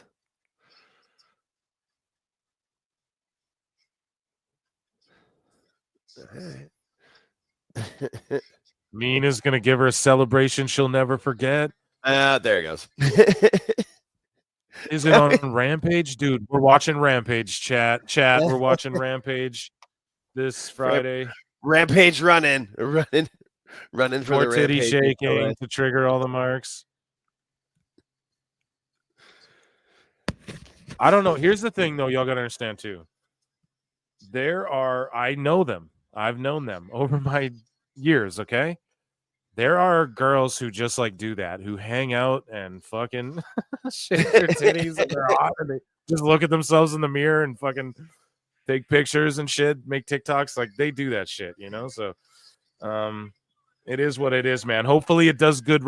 I don't know. The titty shaking thing's got to be to trigger more marks, I guess. I'm saying bring sexy back. It is dumb, though. We got to admit, right? It is like taking it all the way back, you know, in a way. But then these girls really can wrestle. And I think that's where they sort of get away with it a bit. It doesn't trigger me. I love the bringing sex appeal stuff. I agree in the middle of a match, rubbing your tits together is like stupid. But it's just hard. Like they're like, we want to have a sports-based appeal in 2025, and they're doing like Neo Moxley stuff and shaking titties and stuff. So they're gonna have to pick a lane, man. You know, you want to be sports entertainment? Let's see some sports entertainment. I'm okay with a little sexiness. I'm all about it. But as far as like, it's just what they're pitching ain't what they're selling. Yeah, you know what I mean? Like, yeah, they're telling us that ain't even really what. Yeah, none of their objectives seems to be aligned with the shit they're saying, man. So it's we got to get past that first, you know. Chad, how do you feel about the titty shaking? Let's see. I mean, that's why Cody left, isn't it? Like that's why Cody was done. He's like, we were supposed to be doing this, and now we're doing that. Yeah. See, everyone likes it, man. If it spikes the ratings, I'm down. And some people might be like, "Oh, come on now, Phil. That's not very fair. You could just put Girls Gone Wild on TV then, and it would." Yeah, but like these girls can like really wrestle, and if it get like all I'm saying is Tony, Mariah, Mina, it's been the only good shit on AEW, like consistently, where they're all like doing well. And then yes, we could, and along the way we've poked some holes in the logic, and this feels rushed and whatever from time to time. But you could do that with really anything, and we nitpick AEW more because it's mostly shit. WWE, we nitpick it a little less because it's been better, you know, or not better. It's been really good lately, but you know, it gets away with a little more, and it's got that. It's the Federation, bro. Okay, we all grew up watching it, right? So all I'm saying is that they need to pick a lane, though. Sports entertainment and the sexiness and all that shit, or do you want to go like we're more sports based? I'm cool with whatever they want to do. I'll watch Mina all day personally. So hopefully the ratings reflect that. If they don't, then Phil's out of touch, and I'm too old I'm past my time, and I'm an out of touch old 90s podcaster, I guess, right? Maybe Dave will tell you, but yeah. Maybe Dave will tell you, yeah. Yeah. A little bit of that. I'm okay with it. What say you all, Jake? You okay with the bringing sexy back, or is that too much for you? Is it getting? Because I get why you could also argue it's getting too ridiculous. Now you're just relying on it. It's like the dick wiggle or the purple hat. It's just a dumb thing. I get it. They run with these dumb things sometimes. But yeah, Jake, what about you? You triggered by this stuff?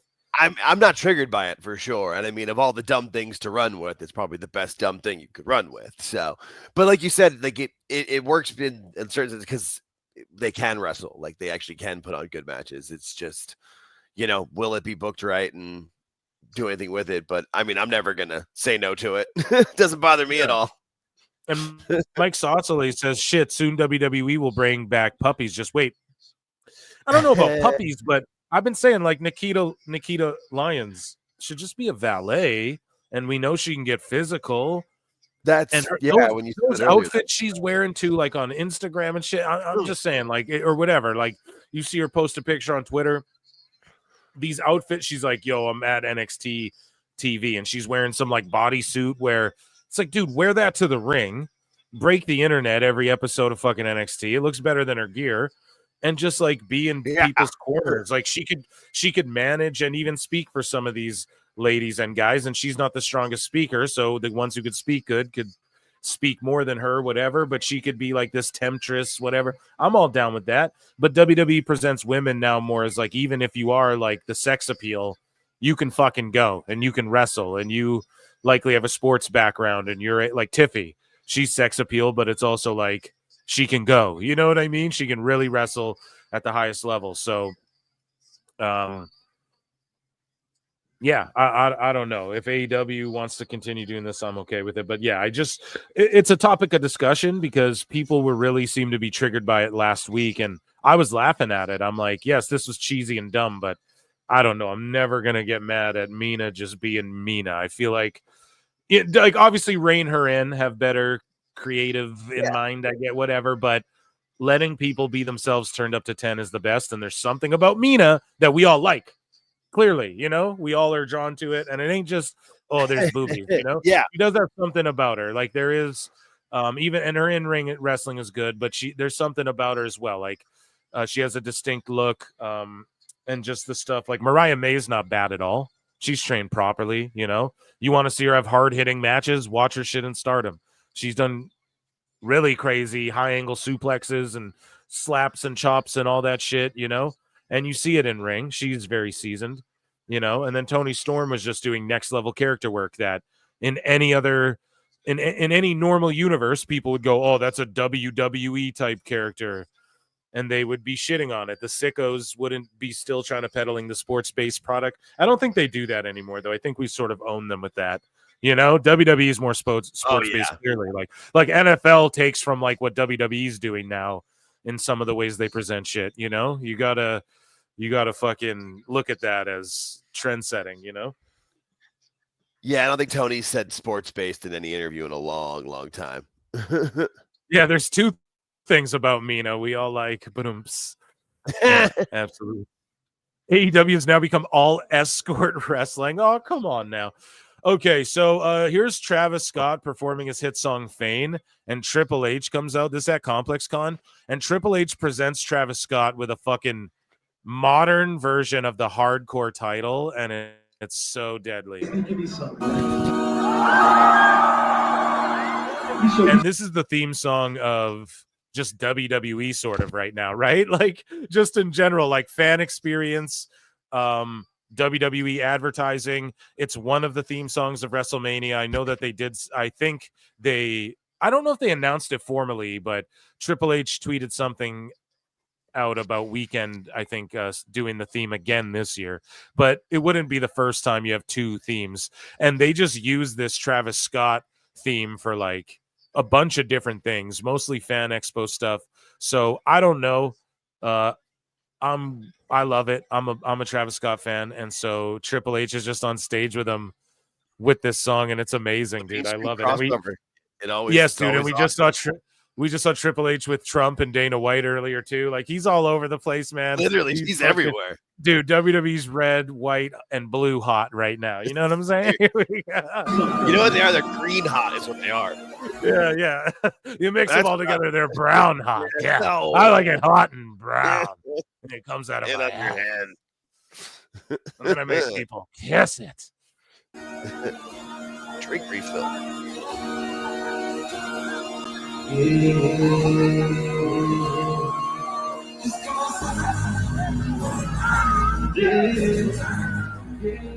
I'm sorry for any of our epileptic, is that the right word, viewers? Anyone who may get a seizure from that. No, that's amazing. And then there's more footage here. Here's Triple H doing his thing. He comes out there. He has the title. A special gift for the king, for the top guy, for the new king of hardcore.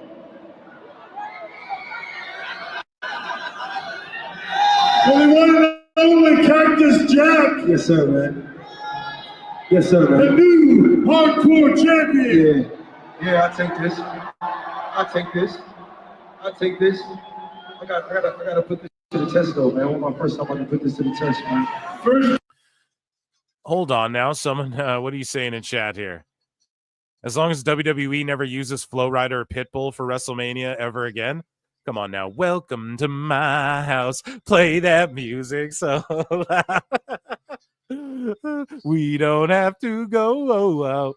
My house. Dun, dun, dun, dun, dun, dun. Welcome to my house. Come on now, man. Y'all love that. Mike Saucelays, Sup Juan. How goes it? I just saw the flutes. I got unbanned in JD's chat. Oh, shit. Now you're going to bomb him with flutes? Okay. I didn't say to do that, but good on you, sir. You earned yourself a Dave Meltzer E-flute.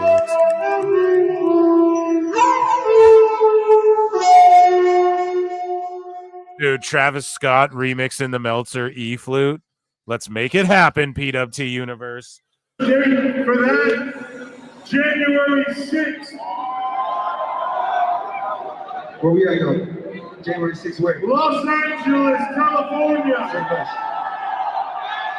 Live to the world on Netflix at the Inuit Dome.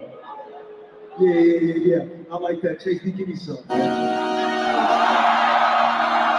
Let me show you something, though, man. Damn, man. Making moves, making $1 million moves. Got these $20 running with these $1 million shoes. You guys remember Prime Time or not? Okay, so WWE ID'd Zoe Sager. Hopefully I'm saying that correctly. Fellow Canadian. Aaron Roberts was ID'd at Memphis Wrestling. And shout out Malcolm Muscle. Thank you for providing all of these. You know what I'm saying? So I don't know. Big kid. Looks like a big kid. Good look. Maybe they can do something. So here are the other names. CM Punk also posted these. We're going to circle back and talk about CM Punk in a moment. So Brad Baylor debuted in 2021. His finisher is the top rope elbow drop and the sleeper hold. Like, what? Come on now. Don't tell me that a kid like that who uses the elbow drop and the sleeper hold can't be fucking top well. Yeah. Let's go. And look at that look on that kid. Just a smarmy face you want to slap the shit out of. You know what I mean? Same with this guy, the Carolina Reaper, Jackson Drake. He does the Crown of Dirt, which is the F5, and the ankle lock. He debuted in 2017. And you could put these two guys in a tag team. People would hate the shit out of them. And then we have this gentleman here, Ricky Smokes, which is a good name. He debuted in 2019. His finisher is the one hitter, and his name is Ricky Smokes. Minecraft, hello. Oh, sorry, I clicked on him. So that's a great one. And then this guy's name is Evil Gay Aaron Rourke. And he debuted in 2018 and does the figure 8 leg lock. Shout out Charlotte Flair. Now, his name's Evil Gay Aaron Rourke. I saw Crossman Wrestling make a video where he's like, I didn't even watch it actually yet. I just didn't get around to watching a lot of shit. Need to watch Giga Chad and some Crossman. But it was like, I can't even remember, but the thumbnail was like, oh, Evil Gay So why is his name Evil Gay? Do we know, Chad? Is it because he's like, I'm an evil gay guy, or is it like a play on the word happy, maybe, or is it? That was my first thought. I wasn't. Yeah, sure, like is it? You know, is he like from Europe or so? His name's Aaron Rourke, I guess. So that seems. I feel like if it was, I feel like if it wasn't that, WWE probably would have made him change it like they did with the cartwheel guy. You know what I mean? I don't know. It's got to be something because I think they would not let him do that. Right? Exactly. Just to not like because people want to politicize that shit. Exactly. So WWE just what I love about is they just let people be them, but they don't fucking like, I don't think, at least it seems like they might tell people don't get political, but they're not going to tell people like you have to vote for this, pal, or whatever the fuck. Right, just don't talk about it. I don't give a shit about evil gay. I hate that like gay stuff gets politicized anyways because it's like a human thing more than, I don't know, either way. Which I guess that means by proxy it has to be politicized at the end of the day. Everything human, I guess, has been or is. But people were triggered by this, but not like a lot of people. I just saw a few people here and there online, and I don't even care. I didn't even think of it when I first saw the shit. Evil gay, like what does that mean? Is he? I'd have to know more about the character. So I guess we could Wikipedia him. If chat could let me know, I don't fucking know. But his little painted face with the mohawk thing, his jacket looks cool. I'm down with people trying gimmicks. I'm okay with dudes doing like the Road Warrior thing, Legion of Doom. Like we're gonna paint our faces and wear spiky shit. I'm cool with gimmicks like that too. I'll give it. I always loved Ascension. I feel like they were a massive like flop for main roster. Like they just were a jobber team. I always felt like they could have been more than that. However, I'm not saying this guy is like the Ascension. He looks a little smaller, at least from this picture. I don't know how tall he is or anything. But yeah, evil gay Aaron Rourke. Keep an eye on him. And yeah, if you're triggered by his name being evil gay, I doubt WWE will let him keep that on their show just so that people don't get triggered. Like you don't want to give people reasons to get triggered. But also, like if a name evil gay and then his name's Aaron Rourke, I think he's just why would you get triggered by that in the first place is my opinion on that, but I just think to not make it political because then we're gonna see it. We're at gonna his see Instagram right now. Yeah, it looks like he's gay, but he's being evil. Like that's his character. He's kind of like a kind of character. So You know is what I he mean? Like, trying to make a statement like, I'm an evil gay? It doesn't look like that. No, it looks like more like he's just. I'm evil, but I'm also gay. Like that's what it doesn't seem like it. It doesn't seem like you know what I mean. Like I don't know.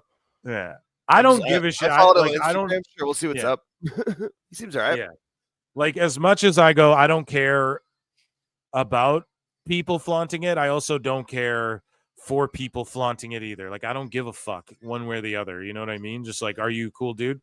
All right, sweet. Are you gonna be good at wrestling and like they're gonna book you good and shit? Okay, is your name Evil Gay? All right, you're a gay evil dude. All right, cool. Let's see how that plays out in a storyline. I'm cool. You know what I mean? Yeah. There's gay evil dudes in a bunch of movies. Smeagol, that guy was gay and evil, right? I thought, right? The talented Mr. Ripley. Yeah, there you go. Right. Okay. All right, there you go. Yeah, no, he seems the video. I mean, he seems talented. The figure 8 looked good on the video. I mean, he's got videos on his Instagram, and that's cool. Look at how like the women's generation are influencing just wrestling in general too. That's what we're talking about when we're talking about NXT. When I'm blowing that women's division, dude, I'm just yeeting all over it. It's because of that, dude. It's the future. I'm telling you. Shawn Michaels had his goddamn finger on the pulse of whatever the fuck people wanted the next. I'm telling you, it's going up. There's ebbs and flows, but I think WWE's business, the new norm is like sort of where it's at, man. I think this will be the new norm for a while, and then it'll peak from there or drastically dip. But I don't see it happening anytime soon. It's going to like maintain what it's doing size-wise. And if it fucking goes global the way UFC's been able to, man. But it's a slow process. It doesn't happen all at once. And that's why I could see them maintaining because UFC maintained. Right. You know, there was a bit there in the 2010s they dipped too. But they really figured it out now, and now it's Francis Ngannou left the UFC. But again, Francis Ngannou is not as big as just the experience the UFC provides you as a fan, you know, and the fights are the best of the best, regardless, you know, they put on the best fights that people want to see. MJF pulled up in a green, whatever the fuck. So I think it's a Porsche. There's a guy with donuts or something. We're going to watch this. It's a guy with donuts. Yeah. Costco guy's next. I can't wait. We're gonna watch this.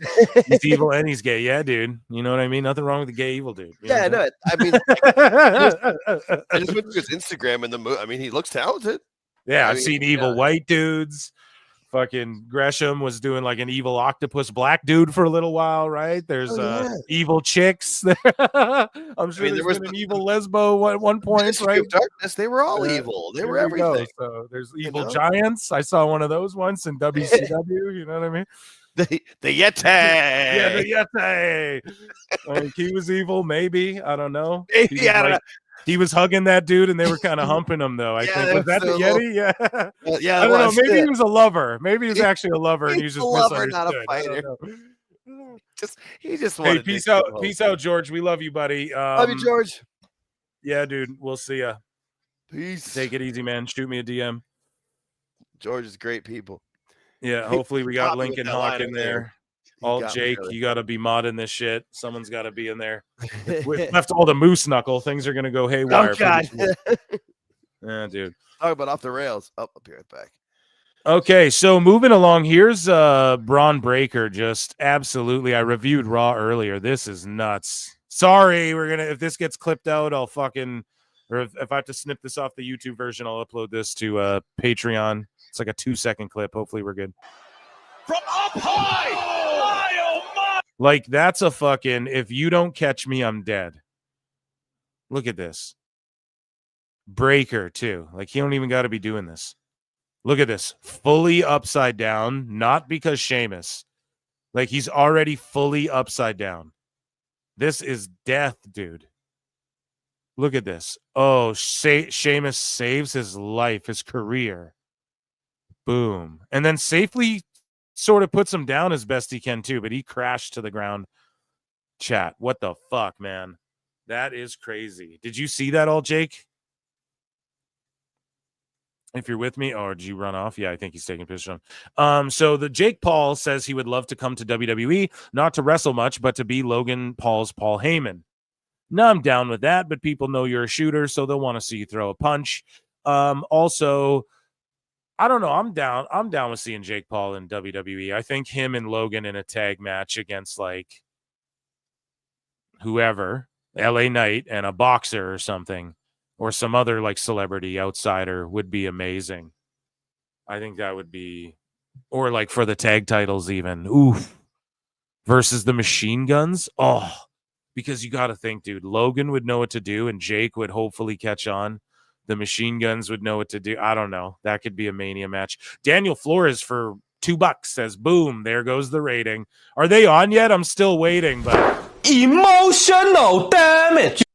I'm waiting for some QT Marshall meltdowns after tonight, dude. Or at least after the pre-show. Thank you. Thank you so much. Paul versus Paul, WrestleMania. No. You save that one. You have them tag first, and then you do that one later. Trust me. The long term. We got years, daddy. You even have a Jake Paul singles against someone else at one of these fuckers. You know?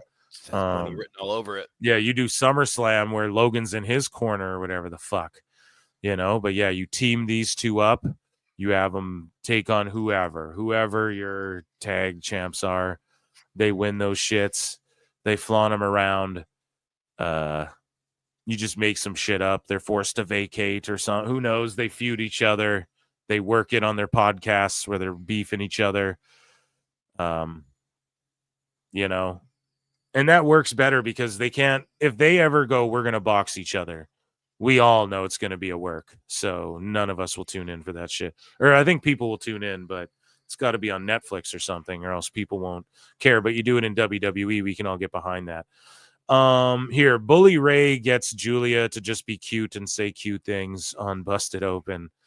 So, Tommy Dreamer. Big ass. Big ass. That's it. You just. Big ass.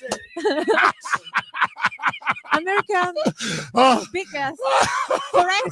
My English is good. Your English is perfect. Oh, this girl just made my entire life. Oh yeah, dude, that's funny. Here we go. So here's Bully getting her to say more cute stuff with some video. Okay, here's the boom guy. Let's watch this quickly. Oh boy.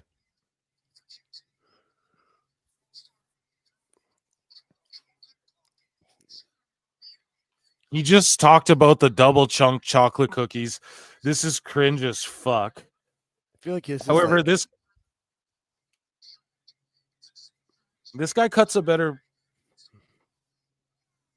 He cuts a better promo than fucking 80% of AEW, bro. Yeah. It's like Jersey Shore all grown up.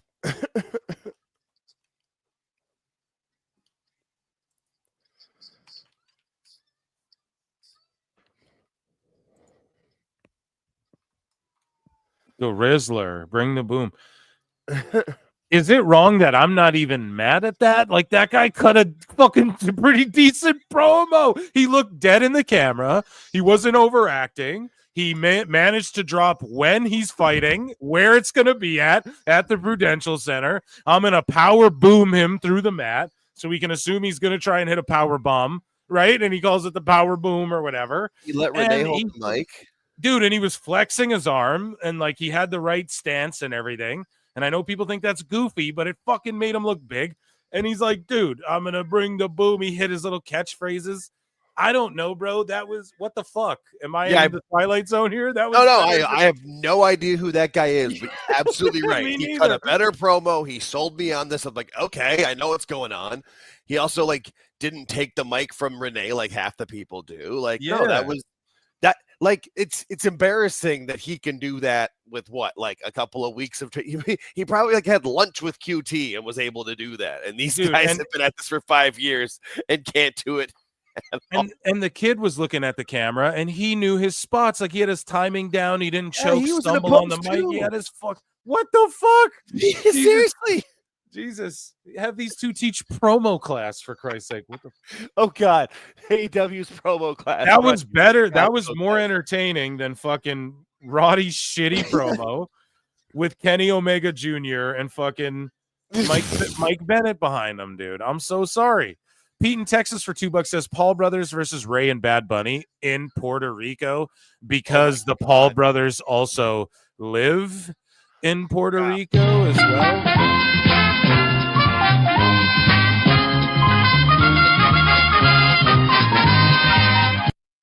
And they hail from Puerto Rico as well.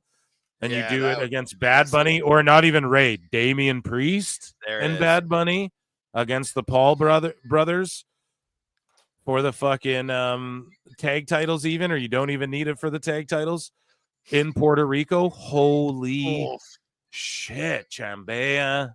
Bro, that fucking place will erupt. Yeah. That's amazing booking. Other than the Ray part. Hardcore match or a no holds bar so they can do outside the ring stuff too. Oh yeah. That'd be a good callback to the Backlash match that Priest and Bad Bunny had anyway. They could, reconcile and team up, and then you could bring back out Savio Vega and dude, the chat's putting over fucking the AJ Boom guys. It was it was better than Ricochet. Wait till he has a better match with QT than anything on the pay-per-view, bro. Wait, I'm telling you, bro. I'm fucking telling you, I'm seeing it right now. It's gonna be like an actual good match, and we're gonna be like, holy shit, this guy fucking could take half these people's jobs, It's it was much more concise and to the point than Roddy's rambling promo right there. This is bullshit. No one gives a fuck, bro. This is good. Yeah, we're gonna fight MJF for Adam Cole, and now we're just good guys because because fuck, man. It's just like, when people talk about the old days of WCW, we go, why? Because WCW. Why? Because AEW. Or why? Because Tony. Like, it's just what it is. Dead crowd now. Mike Sausalez. The crowd was on fire the whole night. Now they're sitting on their hands like, okay. They've been put to sleep. Yeah, the boom guy was cool. We already saw 10 million flips. So, like, are we going to get tables and fire and shit next? Or Julia Gulia is being cute here again. So let's watch this. Yeah, put 'em She's on. awesome. Put them on. Okay. Now, this is what I want you to say. You ready? Mm-hmm.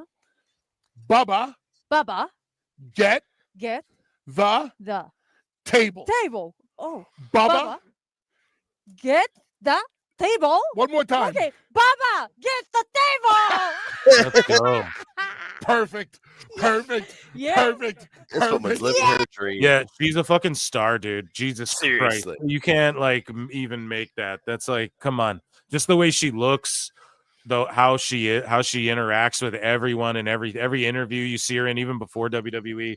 You know, I wasn't overly familiar with her, but I was much more familiar with her than I was any of these other girls. But like Vacker's blown me away and stuff. We saw it coming with Julie. I think that's why I'm all over Vacker and like Delta right now, because I didn't see them coming. It was like, holy fuck, they existed out there, you know? Somebody this good was out there? Yeah. No.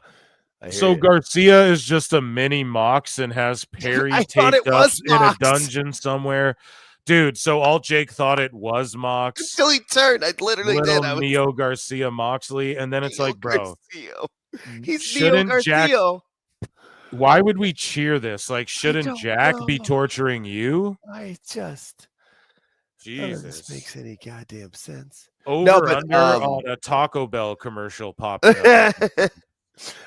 Julia's I got 35 video seconds. thing last night was awesome. The promo that she cut, the video thing, right? The vignette. That's what she's awesome. Yeah, no, this is terrible. This vignette is awful. I don't know what this is. Literally, until he turned and I saw his face, I was like, "What the hell's Mox doing after?" Dude, no one Jack wants Perry? to see these. They literally are going the guys that no one wants to see fight each other. That's what AEW. They're doubling down on it. No. Forget Phil Marks. Trust me, Tony. I'm Dave Meltzer. 5 stars to Daniel Garcia. He's the future. MVP implies that Triple H always avoided the conversation with regards to bringing back the Hurt Business and speaks more on the happenings with group in WWE during the PC era with the old regime. So MVP says there was a moment during the PC era when the old man wanted to turn the Hurt Business into NOD 2.0. He even brought in Mark and Ron. We fought him on it. Our group was never about race. Yeah, for sure. It's always been about our organic friendship and desire to make money doing what we love. What was the reason Paul, I don't know what to call him now, weird, didn't want to bring it back? Did he say, you know, bro, what do you mean you don't know what to call him? It's all about that game and how you play it. It's the game, Sir Triple fucking H to you, Antoine CT Flair. Anyways, he goes, didn't want to bring it back, did he say, or was it just a hard no? Always avoided the conversation. The PC era, but isn't that fucking... Wasn't that Vince? Yeah, that's the COVID area. So that's what you're saying, the old man. So during COVID, Vince wanted to make it the NOD 2.0, and they fought that. Oh, so he's saying what was the reason Paul didn't, and then he goes, he just always wanted to avoid it. I get it now. Sorry. Sometimes that's what I mean, dude. You read social media and you're like, I'm just... Yeah, no, sometimes it's like, what the hell is this? Yeah, no. It took me a second to like... So we have a contract signing between fucking... Oh my God. They're in like a locker room. Why is there a table with a mic on a stand when they're in a sweaty ass locker room? They couldn't even get like a backdrop for this shit. You couldn't do it in front of the... What the fuck is this? This is so bad. I swear Tony's like, yeah, Jericho. Yeah, Jericho, just here, I'll give you 7 minutes tonight, okay? Just go do your thing over there and stay the fuck away from that. You're go over everything. there. Man's in his own world.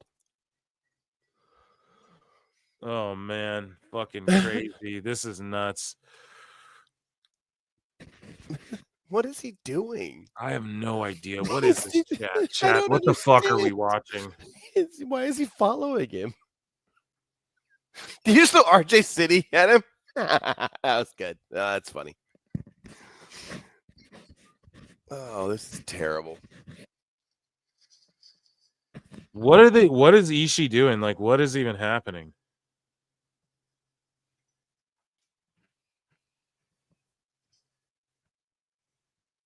Yeah, RJ knows how to bump around. He's good shit. Even though he shat on Undertaker. Okay, what's even happening? He's fucking old man is following another old guy up the fucking stairs, bro. These grandpas are lost. We need fucking music for this. What is this? Jesus Christ. You need the Benny Hill music slowed down. Or that, yeah. I was thinking like the Benny Hill music, but slowed down. For $7 Canadian, Ziggly Moustache says, just busting balls, but Chris Connor must have busted when he heard Dutch say he wanted to slap the dog shit out of old Wavy Davey. Yeah, dude. He did, bro. He did. Yeah. He tagged me on X and everything, and yeah, Dutch is wanting to slap the piss out of Meltzer, and who doesn't at this point? I even said I'd take him up on the slap fight offer at this point. But Jesus Christ, man, this is fucking kooky. This is so bad. Kooky. So now they're in the ring. Yeah. And Ziggly Moustache, thank you so much. And yeah, Wavy Davey, I mean, yeah, I would duel Dave, a white glove duel. Definitely. The ratings just went down 100%, bro. Ooh, yeah, Looney Tunes, man. Ding ding ding ding ding ding ding ding ding ding ding ding. Ding ding ding ding ding ding.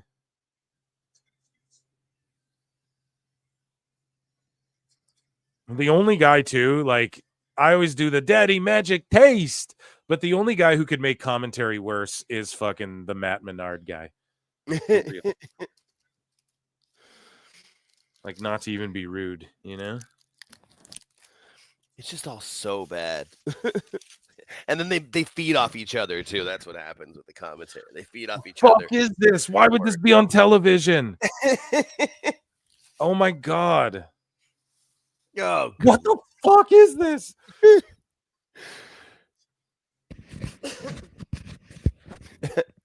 Wow, I heard there are two grandpas just wandering around the arena. I still don't understand. And no, yeah, dude, and no one cares. Like, no one wants to see this. Look at the people aren't even the people in the front row aren't even watching. They're looking other way. Nobody gives a shit. Ichi ni san da. Let's do it again. And nobody says anything. Oh god. He's gonna stab him with a pen. And then fucking Briscoe runs out. And like, he deserves so much better. So much better. Oh my god. Yeah, they're brawling it out. Okay, so yeah. Anyway. Yeah, back to this now. More just fucking brawls. It's just the same shit over and over again. Right? Goldberg, yeah, every week. It's every like, time. All right. Goldberg admits he has no interest in a retirement match against Ryback. I'm just not that guy. I'm honored and I get it and I see the reasoning, but right now I'm just not that guy. It's not that I'm insulting him in any way, shape, or form. I'm just not that guy right now. You can read whatever you want into that. You know? So hopefully that's a good Goldberg impression. Yeah, that'd be cool, man. I'd fucking watch that. You know? I'm a freak. I'm a sicko. So Nick Aldis revealed the direction Triple H gave him as GM. My whole thing on this was I had to make it my own, and this was also based on some early conversations with Triple H. So he said, I want this to be different. Your general manager stick is not going to be the typical authority figure we've seen in the past. And obviously there's been some major differences between some of the characters we've seen in those roles, but it wasn't necessarily going to be this insecure, power hungry guy right off the bat. He said, I want you to be more you, like more calm and collected in all business, etc. Obviously there's a lot of coaching involved, etc. But yeah, they're killing it. Both of the GMs are killing it. Adam Pearce and Nick Aldis. WWE has filed to trademark Edge. Wrestling exhibitions and performances by a professional wrestler and entertainer. So people got their willy nillies up in a bunch and all that. Here's the thing. I told y'all He's not signed to AEW for a long time. It was either 2 or 3 years, so they'll tack on that injury time, and then he'll be back. Also, WWE's just re-upping this so that AEW can't go and trademark this shit, and then Edge can just call himself Edge again in AEW. That would be a huge L for WWE. Right. Yeah, it'd be a huge fucking pie in the face. Also, Edge is going back, man. Like I'm telling you, when he's like, I signed a multi-year deal. It's like 3 years, bro. You know, I'm telling you all this, okay? And I think he walked off with a cool 3 milli. So, but then again, Hurt Business is allegedly getting 10. Husey alleges that, right? 10 total. So I don't know how you break that down, but Lashley was getting 3.5 roughly in WWE, like over 3 in WWE. So you got to think, hey, he's getting like probably 4, and then you give, you know, who gets more, MVP or Benjamin? That's what's curious too. Maybe they get the exact even split of that. Who fucking knows? But it's a good call out. I wouldn't. Yeah, I don't know if it's 10. Then maybe Lashley's getting 5. Who knows? Jimmy B for $5 says, speaking of Chris, when the hell is Mercedes taking on Sammy Guevara? Don't start that. Thank you. Fuck you. Bye. Boom. No, don't start that shit. But yeah, it's never gonna happen. It's never gonna happen, and she won't be around Guevara. We already fucking know that. No, I love you, Jimmy B. You're the shit. If it's 10 million, I bet you they give Bobby 4, give MVP 3, Shelton 3, and then everybody's close. Bobby gets a little more. Shelton and MVP are even. Everybody wins. Yeah. But Shelton's got to go in there and bump around, man. Yeah. Gilbert would have a match with Cryback. Yeah. Now, there you go. I wasn't so interested in Goldberg. I know. We'll do it in Saudi Arabia. Get me a prince on the phone, pal. The loser's going to kiss my ass in a mud pit. It'll be a mud wrestling match. So, yeah, I don't know, dude. I wouldn't read too much into this, but I don't think Edge is going to be in AEW too long, but they will tack that injury time on, and WWE's not going to let Edge go because then fucking AEW can scoop that up, and then it'll make them look stupid when they can actually call him Edge. People will go, oh, shit, Edge. We don't have to go Adam Copeland, you know, like Edge. You remember that guy? WWE ID posts this breaking: the first ever WWE ID showcase match will be on the WWN Super Show, December 15th, Clearwater, Florida. WWE ID Prospect versus WWE ID Prospect. Stay tuned for more information. We don't know which prospects, but we got Timothy Thatcher's there. He's going to take on Dempsey. We did say Dempsey is a part of the WWE ID scouting as well. And so, yeah, we'll see which two guys. But this is what I told y'all. They can take 2 guys they found from whatever indie, stick them in another indie, bring a bunch of eyeballs to the show, and bickety bam, motherfucker. Yeah, dude, we're blowing up the indies and shit. So, yeah, man, this is good for the business. Anyone who says otherwise is an elbow fucking coping like elbow. So CM Punk, man, he buried AEW once more. CM Punk laughs when asked about any regrets from AEW regarding matches that didn't happen. Let's hear CM Punk's response. And I love this setup too. The Raw is war. Like this is fan service, folks. And here's the Rosenberg wrestling show. And shout out Rosenberg switching it up. He gets these like industry jobs somehow, though. You know what I mean? Like, well, he's got that radio gig too with like that important radio station in New York. So he's got a lot of good connections. So I feel like he can probably connect his way anywhere. Netflix, everything. He gets these big gigs. Okay, Julia Hart's on TV, so pay attention to this. Right? Hello. Yeah. But let's listen to what CM Punk has to say in the meantime about any regrets in AEW and matches. Asking, I'm not talking about the press conference. Do you have any regrets from AEW with regard to matches that didn't happen or stories that didn't get told? Do I? Like where there's it's such a loaded. Do I? Yeah, that's the best. You what? Do I? Maybe fucking they do, the dummies. Jeepers, man, that shit is hilarious. Yeah. FTG 212 says the best guys, Tony Khan. Yeah. Exactly, dude.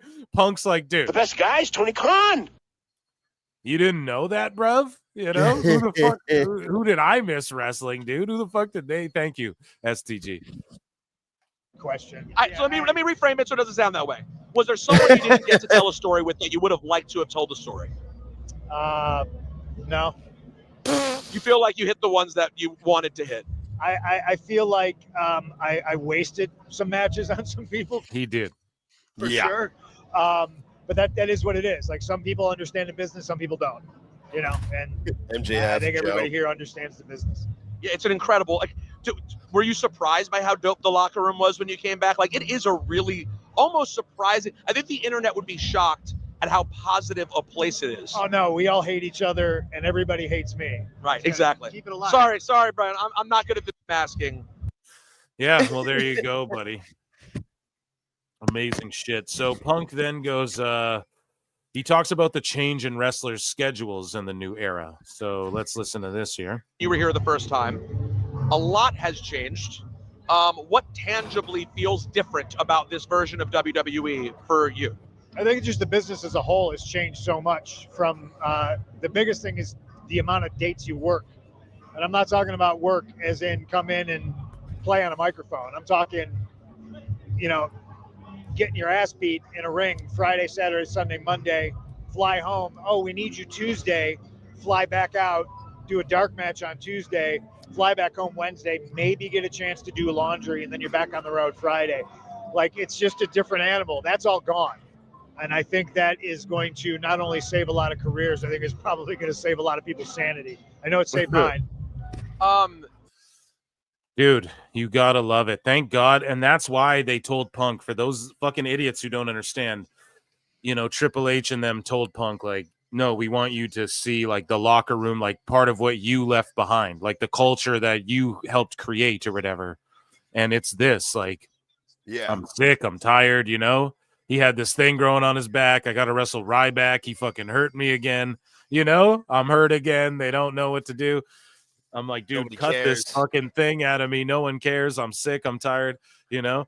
So, yeah, you know, this is good. Like, Triple H knows that because he saw it, and he's not this dude. Yes, he politicked for his spot and everything back then, but at the end of the day, he was one of the boys, and he could probably agree with them. Like, yes, we all deserve more money and a little less time for sure. Not to say it's not a grind, not to say we don't expect people to sharpen their skills up and have their promos on point and all that, but we can't just have everyone working hurt. Yuta trying to run anybody into the ground. Yuta versus Cassidy, zero crowd reaction whatsoever as we move along this WWE news. So Punk and Rey Mysterio are sitting together, and he tells a beautiful story on how Eddie Guerrero helped him early in his career. And this is beautiful. Eddie Guerrero, one of my all-times.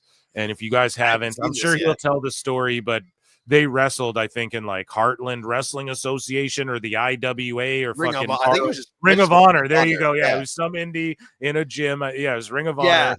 It was Ray. It was when Eddie was coming back. It was like Eddie had WWF. He had a few dates left he had to make, and one of them was him and Ray and Punk. And Ray was out of WCW and wasn't wearing a mask, and Punk was on the come up, and it's crazy he got to be in that match with those guys, you know. Right. But let's hear this story. Eddie was like my favorite, man, and when he died, I fucking I cried like a little girl. I cried like Nancy Kerrigan.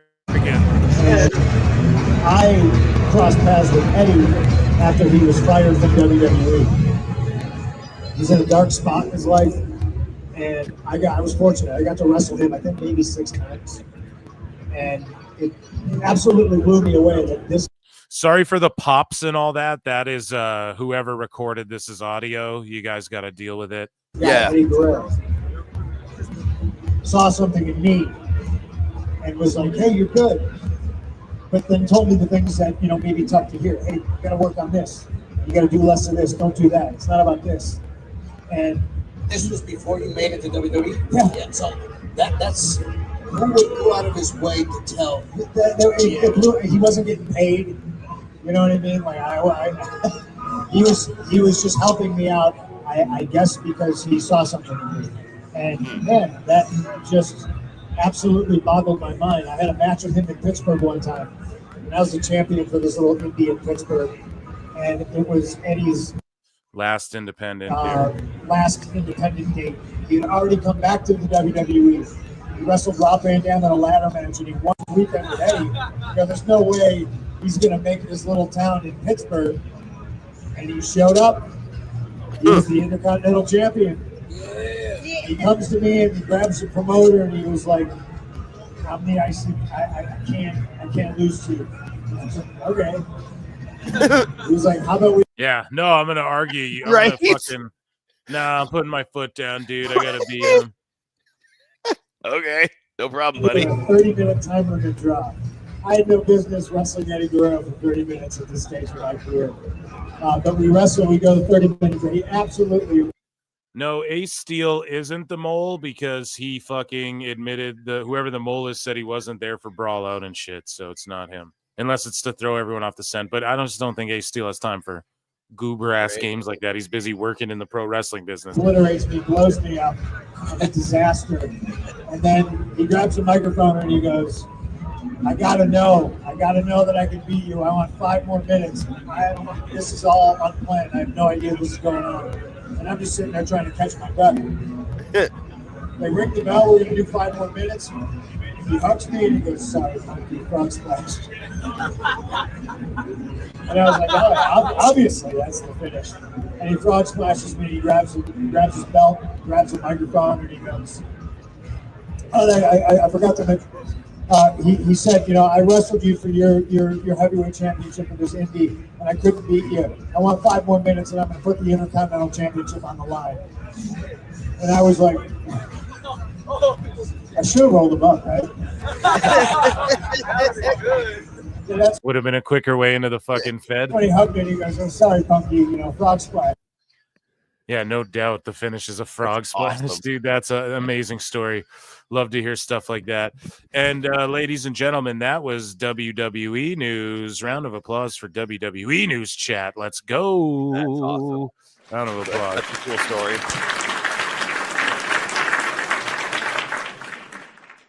Okay, chat can let me know. Do you guys want flutes or you guys want sickos next? And as Yuta and Cassidy are the fucking main event of this. That's what I just realized too. I looked at him like, this is your main event. Okay. Yeah, Fish is in MLW. He is, yeah. But I think he just works like random appearances and shit. Yeah, I don't think MLW has that many people under contract. I know they've got some, but I know a lot of especially name talent works day-to-day or one per appearance. That's the phrase I was looking for. Botch that one. Plus 2, it's what is there 6 minutes left in the show and they're a commercial break? Time out your shows. It's tied right now, flutes and sickos. It looks like it's tied, man. We need more of you to participate and let me know. You guys want to hear some flutes first or you want some sickos first? Flutes. We'll see. I'll give you guys a minute. You can't ever go wrong. No, it's a good outcome either way. That's one of those things too. It's great to have those as topics because it'll be endless. Even if there's never really a slow week in at least one of them. Either the sickos are going to be Tom. It's split down the middle. It's insane. It's dead split. I think it's dead even so far, man. You guys got every time I look up, it's one or the other. Yeah, it's one and the other, dude. Down with the sickness.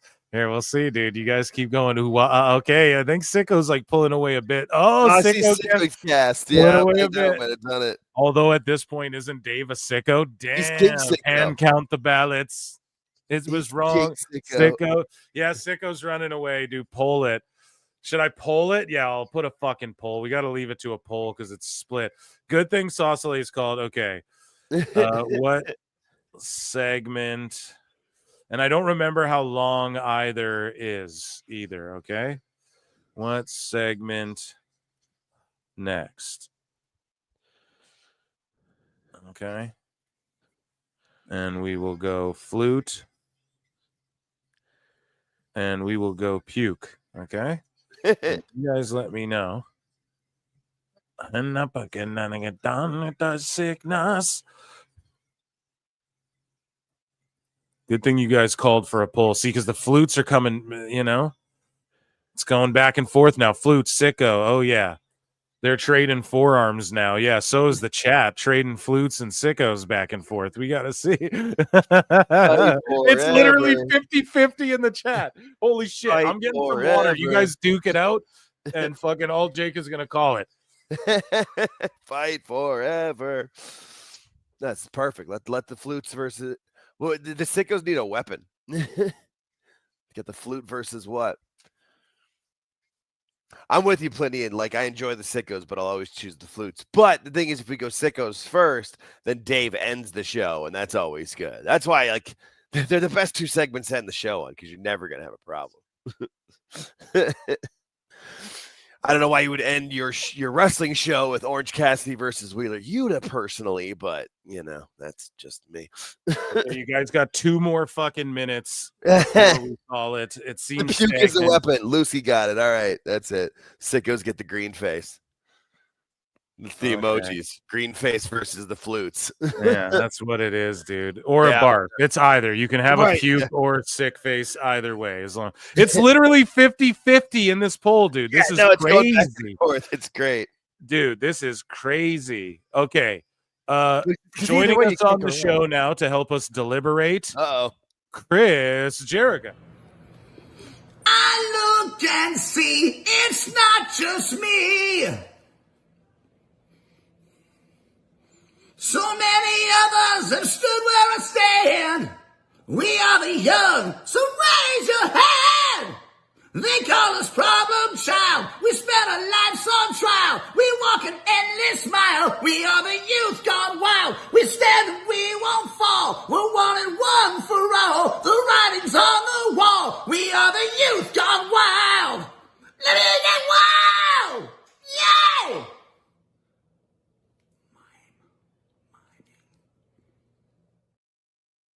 Okay, now let's see where we're at in this thing here. I'm going to end the poll. Get your votes in 5, 4, 3, 2, 2.5, 1. It's an AEW count. One You and a lift the half. shoulder up.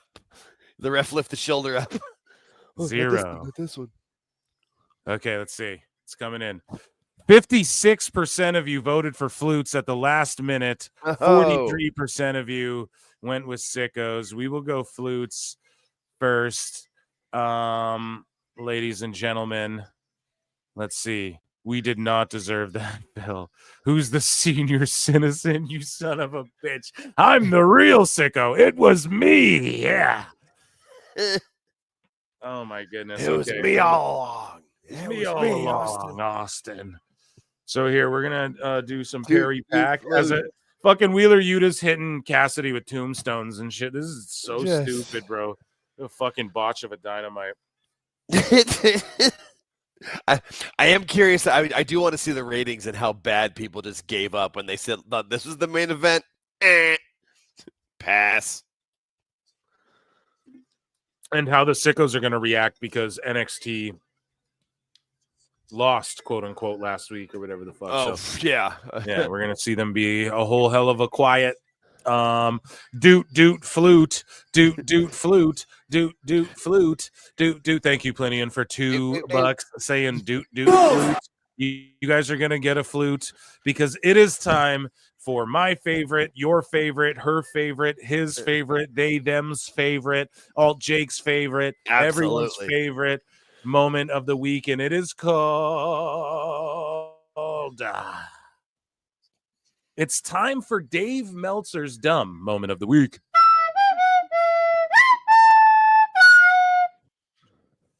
Okay, so man, there's always quite a bit. There's also some being saved, for scientific purposes, for things, down the line, right? Eric Bischoff, of course, reads PWT confirmed. We covered that last show.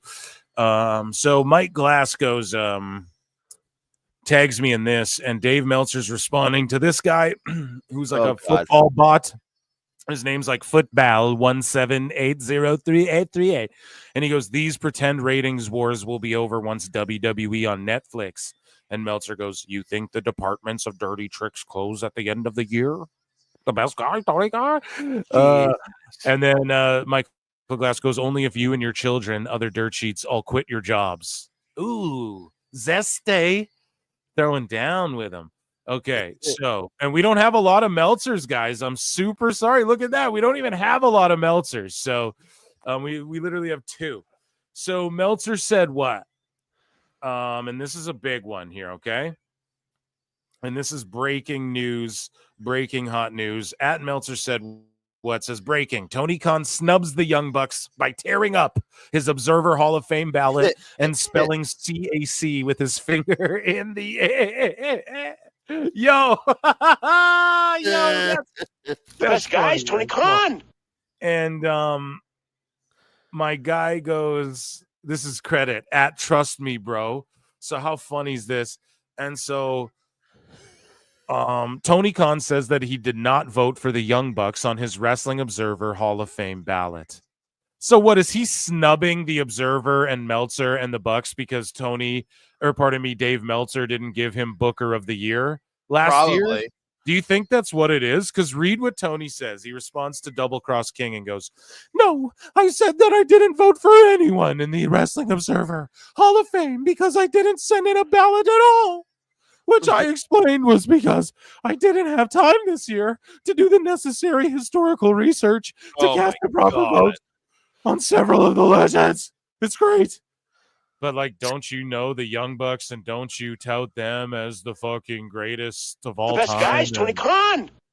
And, like, what the hell, dude? They're EVPs of your company. You didn't vote for them. Snubbing Meltzer. Why? It's got to be because Meltzer, I don't know. It's got to be because he didn't give him Booker of the Year. Yeah, he didn't give him Booker of the Year. There's no other reason.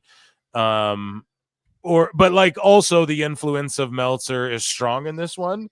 So maybe he just didn't want to participate in the Observer Awards because he knew that he was going to lose again this year anyways, as Cassidy's duct tape. And then he starts doing his little fake bitch kicks. Oh my God, this show fucking sucks, dude. It's so bad. Rip my eyeballs out. But yeah, man. So Tony Khan, who watches WWE constantly for certainly, didn't do enough research on like who got voted into the Hall of Fame. Roman Reigns as well.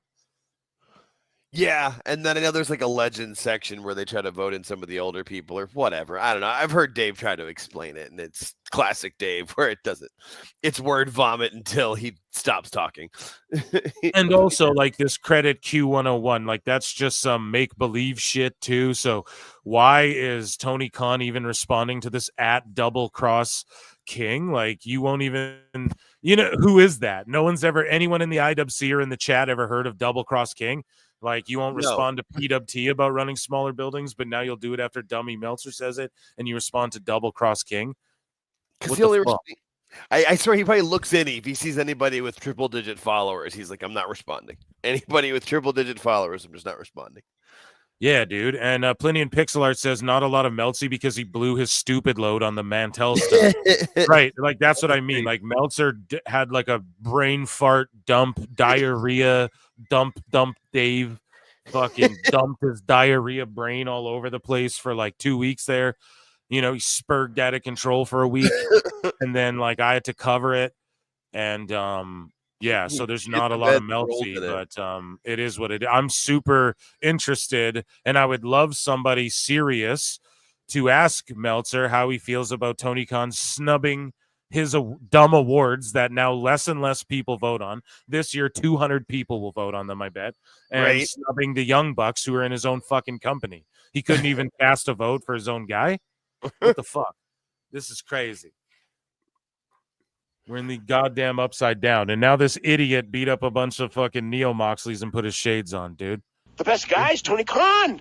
It's terrible. That was their go-home show for the pay-per-view. Buy our pay-per-view. What? And as Bischoff would say, as he quote tweeted PWT, he said, the most clueless, out-of-touch take I've seen in a while, even for this clown, and that's saying a lot. Watching AEW now, indie-rific shit show. And that is me responding to Meltzer saying, and this is really it here. This might be the greatest tweet ever, dude. Holy shit, Dave has lost it completely. And just when I think I can take a break from roasting this goober, he says some even dumber shit than the week before. So fear not, kiddies and PWT universe, for not having a bunch of Dave for this episode, because he will say something completely dumb. Trust it, he'll say something stupid in like 3 days. Tonight, as we're broadcasting here, he'll say some dumb shit in the morning. He'll defend the show we just watched. That's yes, what we'll say. yes, and he's gonna cope over NXT doing a better rating, and we'll be here to chronicle it and cover it, and I can't wait. And with that was another eclectic Dave Meltzer's dumb moment of the week. And drop the E flute.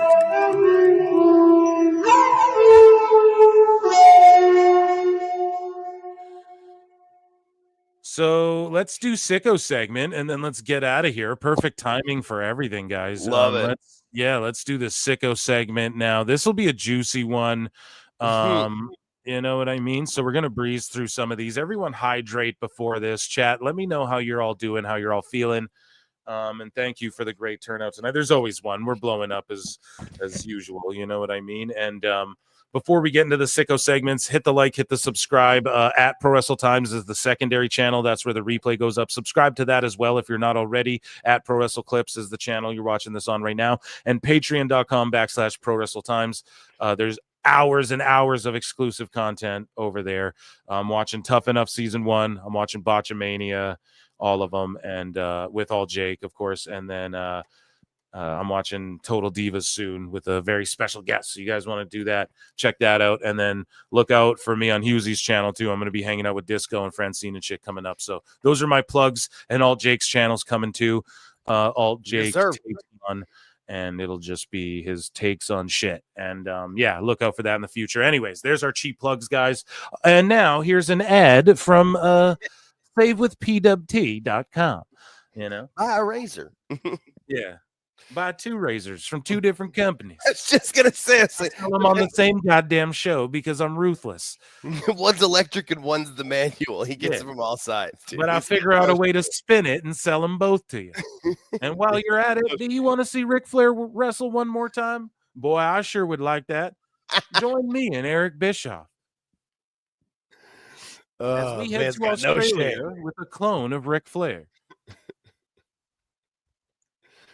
No shame does that man have. It's embarrassing. It's amazing. It really is. What the fuck has happened to the show? Yeah. To everyone joining the show, we bodied that shit. It's terrible. And we just talked about how Dave Meltzer is going to spin this terrible rating they get. Imagine doing that big overrun and banking on Yuta and Cassidy as your final guys, man, for the main event. That's your main event for your pay-per-view. Wow, it's terrible. But guys, you're just in time for the Sicko segment. And down with the Zeknos. So real one. So Sicko fight. We have Sicko Wars here, dude. Real one posts like Moxley, right? And it's like the Fed. And then this guy quote tweets it and goes like, fuck all elite with Dominic. I don't know. I love me some Sicko fights, man. It's the best shit ever. So here's Neckbeard saying high IQ and independently wealthy. So at Maddie39 goes, yes, AEW and Tony Khan are more respected and more successful than Eric Bischoff and WCW were and will be. It's okay to admit to that.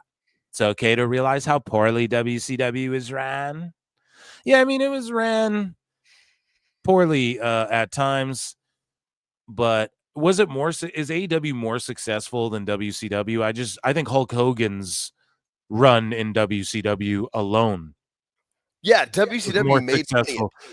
Money. Like there's years where they annually at the end of the year net profit made money, not just gross, with net profit. So AEW hasn't done that. That's the best comparison you can make. Speaking of comparisons, Jimmy B for $5 says, Phil, do you like Wrestle Me? They're like a British version of Deadlock. I have no idea what any of that is. I know Deadlock. Deadlock's funny. Deadlock's right. 4 dudes that are funny, but I don't know what Wrestle Me is. and I'm not overly familiar with Deadlock, but I've heard of it. Wrestle Me, I've never heard of. Thank you for the snooper duper chat. Tag me in some of their shit on X. And if you think it's something that will grab my attention, I'll check it out. Sometimes people tag me in shit and I don't check it out. And that's not like me being like, fuck you. That's me just, I don't know, man. Yeah, it's all a vibe. If I'm not in the vibe for it, I'm like, maybe I'll come back to that or something. You know, sometimes I bookmark them. That's just four dudes talking. Their best stuff is when they talk about like weird segments from like a 98 SmackDown or something. There you Because go. bring up something where you're like, oh shit, that did happen. Like Luther Reigns talking about like the Thanksgiving. Like, I've had peas before. That was the first thing I saw from them, and it cracked me up because it reminded me of Luther and Reigns. Luther Reigns, by the way, was in The Girl Next Door. He was in a few movies. Yeah. Thank you, Jimmy B, for the super chat. And let's continue along here. It's okay to admit that. It's okay to realize how poorly WCW was ran. Yeah, I don't know. I think Hogan's run alone and the NWO alone have still probably been better than AEW's run, just as far as like what people and society consider to be better, what was hotter, like buildings wise. I don't know about money wise. I'm sure someone smarter than me, perhaps Dose Evil, who is in the Sicko segment here for going at QT Marshall, because as I mentioned earlier in the show, QT Marshall was going off on people on Twitter for this video he made mocking the Costco guy Boom rap. And it's like, bro, you are supposed to get hated on for that. That's the whole fucking point. You're supposed to be getting hate, but instead you're like responding to people and being like, yeah, you're 400. Oh, you're 30 followers. So Dose took exception to this, and he goes, yo, read this. He goes, what a twat. If QT Marshall has mocked you for your number of followers, I want to follow you. Whatever number you have is more impressive than a mere 40K for a dude who's been on TV over 5 years and was allegedly quasi-famous before AEW. And then Dose Evil goes, you act like 40K is huge for a guy on TV for 5 years. Like, Jesus Christ. So Dose is like not having any of that. And I don't know. I'll fucking like these. So allegedly quasi. Yeah, and he's going at people back and forth like, dude, you're 30 followers. Yeah, you're 400 followers. And I don't know if he thinks that's good healing, and maybe that's got him heat, but I feel like that just lends into the idea of, you know, people are too sensitive on Twitter who work in AEW. AIR, speaking of sensitive, at AIR Gold, tweets out, are AEW fans hyped for a video package? Yes, we are. Are the Fed drones and haters still going to say AEW doesn't tell stories after watching this? Yes, they are. And I responded underneath this. I was like, fucking, here, it'll pop up, I'm sure.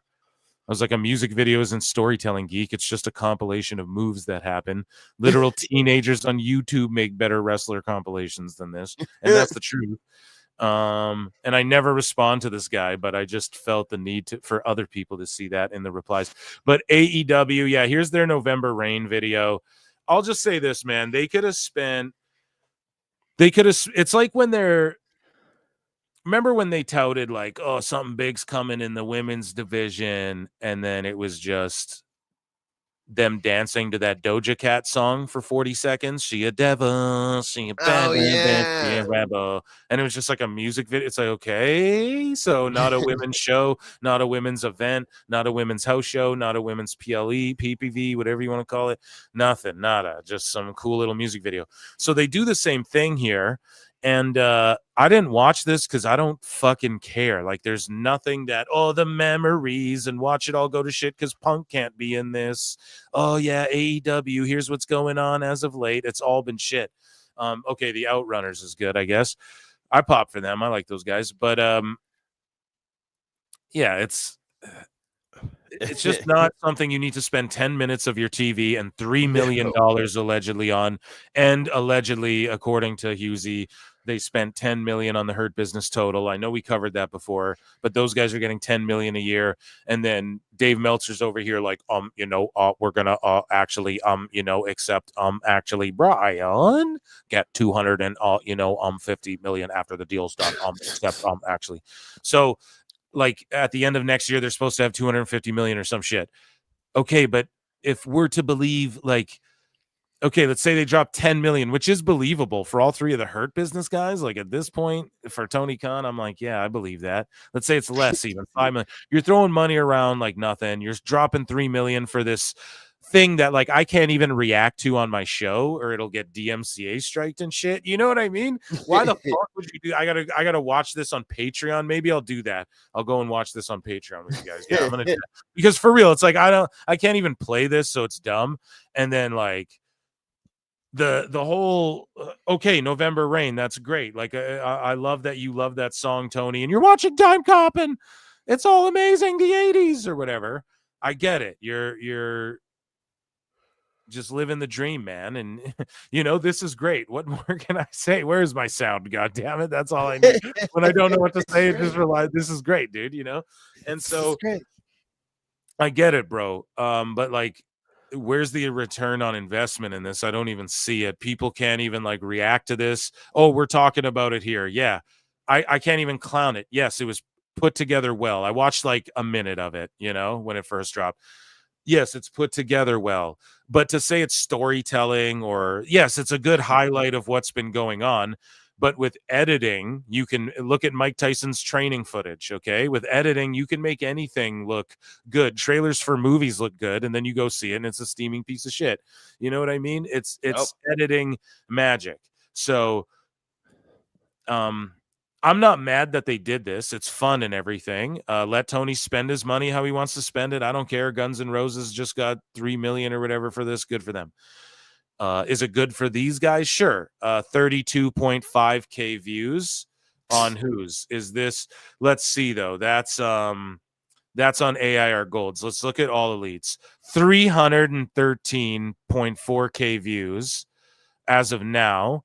3.1K likes. Like, chat, Alt Jake, is that worth $3 million, bro? I don't really know, right? So like $1 million per 1,000 likes? Like, no, I don't think that's worth it. I'm dude. pretty So sure. call me like Fence Sit and Phil, what you will, because I'm trying to be nice about this. I could rip this way harder, you know. I could be like, yeah, looking at Cassidy bleeding here, no one gives a fuck. We're all looking at this like this is stupid, and why is it to November Rain? Of all songs, like what the fuck? Oh, it's November. Yeah, we know. Could you be any more fucking like on the nose and tacky? So I could rip this way harder. It's just completely unoriginal. It's just a waste of money, and I don't care. Waste your money on whatever. But what did this do for?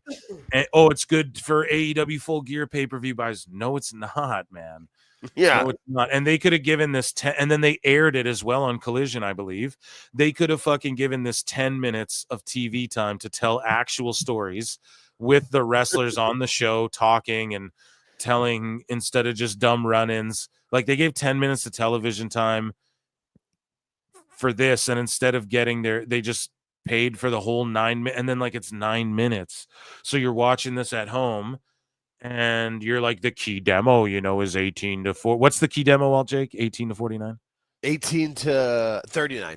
39. So is 18 to 39-year-olds big Guns N' Roses listening to fucking November? And I'm like, yeah, I want to hear this. Or is WWE kind of showing people, well, yeah, some people might be mad, and it's not to be like, fuck all the old fans or whatever, but dude, we're going to have Lil Wayne and 2 Chainz on the intro because it's 2 Chainz, 4 bracelets. You know what I mean? Like and they get in, and they're getting in popular artists of like actually that are right. It's all of it. Travis Scott, we're gonna bring him a hardcore title. Why? Well, because he's still popping, man. That guy forever. And like Jelly Roll's the other guy. That guy's a number 1 song. Like, I mean, yeah, they're getting contemporary artists that a lot of people know and are into. Yeah, so I don't know, man. Not to shit on like the AJ Boom guy either, but it's like, how many people? I'm in the key demo, I guess. How many people? I'd never heard of him before this. Yeah, before AEW, I had no clue. Yeah, so, they've got him over more than he got them over. Like, got them help. I now know who he is. Great. So QT Marshall's going at, like I told you guys, you know, before, he's like, oh, you're 400 followers. Look, he's going at Sportfest Radio. Unfortunately, I already reserved my bathroom for the same time. I'm super sad about it too. QT Marshall says, too bad. We were hoping you could review it so your 34 followers can get your thoughts. Like, dude, you're shitting on some, I don't know, that it just seems like you're too sensy. And then MJ from NJ says, the amateurs keep taking the bait. Why is QT amplifying this? And why are AEW talent so triggered online they can't help from engaging? Will an adult please explain to the talent this is the wrong way to promote the company, paying them? True that. Moving along here. These people are actually weird. So AEW Defender goes, just a reminder, CM Punk still hasn't wrestled on television since joining the WWE. It's been a year. But he is always around the NXT women's locker room. Ugh, these guys have never met a female in their lives. Not once. When you push a dog around in a stroller, you can get away with that. These people have mental issues. It's just embarrassing. It's so cringy, bro. I cringe. My hairs are standing up, dude. I get douche chilled. I love the cringe. Chat, if you love the cringe, let me know. Put some barfy faces in that fucking chat. Full on ick. Yeah, when they dude, say 'cause that I gives love the it. ick, that's the ick. Yeah, dude, right I there. love that. It's like, man, so you're implying the man brings his dog so that he can hit on bitches at NXT. Like he couldn't do that without a dog. And like he's not married and his wife is hanging out with these girls too. She knows them all as well. They call them their kids. How fucking weird would that be? What are you guys implying? You know, like what are you implying? Oh, dude, guys, get a life. Go around some women for a minute, right? You go, hey, either of you buddies, go push a dog around in a stroller anywhere and tell me if girls are hollering at you, all right? Seriously. You know what I mean? Yeah. You're fucking weird. That's what it actually is. At AIR Gold says Brian Alvarez says that AEW will be looking at running smaller buildings in 2025. AEW previously tried to make the switch, but the main reason they couldn't was because of the size and weight of their set. Well, that's not true because Tony gave us the reason why, which we talked about before. Particularly the lighting rig, which was too large for smaller buildings. Then don't use that lighting. Then don't buy November Rain for $3 million. Buy a better lighting rig for probably less than $1 million, and then run the smaller shows and make $3 million because you actually, right? Like Jesus, man, what the fuck are we? It's not that hard to figure out. Yeah, like, do we have to go back to school and stuff, guys? I don't know. But yeah, and like whatever. AR Gold just stating what Alvarez is, not roasting him here, I guess. But Tribal Thief goes, the cost of tarp was getting ridiculous. Yeah, I guess. I wonder if the stadiums or the arenas provide those. Do you guys know? Chat, do you know? All Jake, do you know? Does AEW have to provide their own tarp? I feel like if they've got the ads on them or like they promote the team, that's got to be by the stadium. But if it's just a blank one, they probably kind of. That's a good one. That's what they should do at least, and like put a QR code on there to try to sell tickets for another show or something. Sell your merch. Yeah.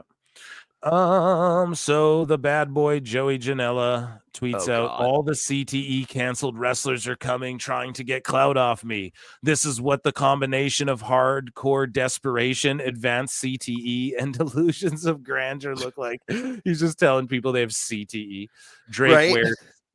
And this guy, I have no idea who the fuck Drake Wertz is. He's that referee that was the super tan referee from NXT that was like apparently not just like right wing, but like crazy right wing, and like they had to fire him, I guess, because of his like he was posting crazy stuff and like going to his kids' PTA meetings and like spouting insane shit to people, scaring people.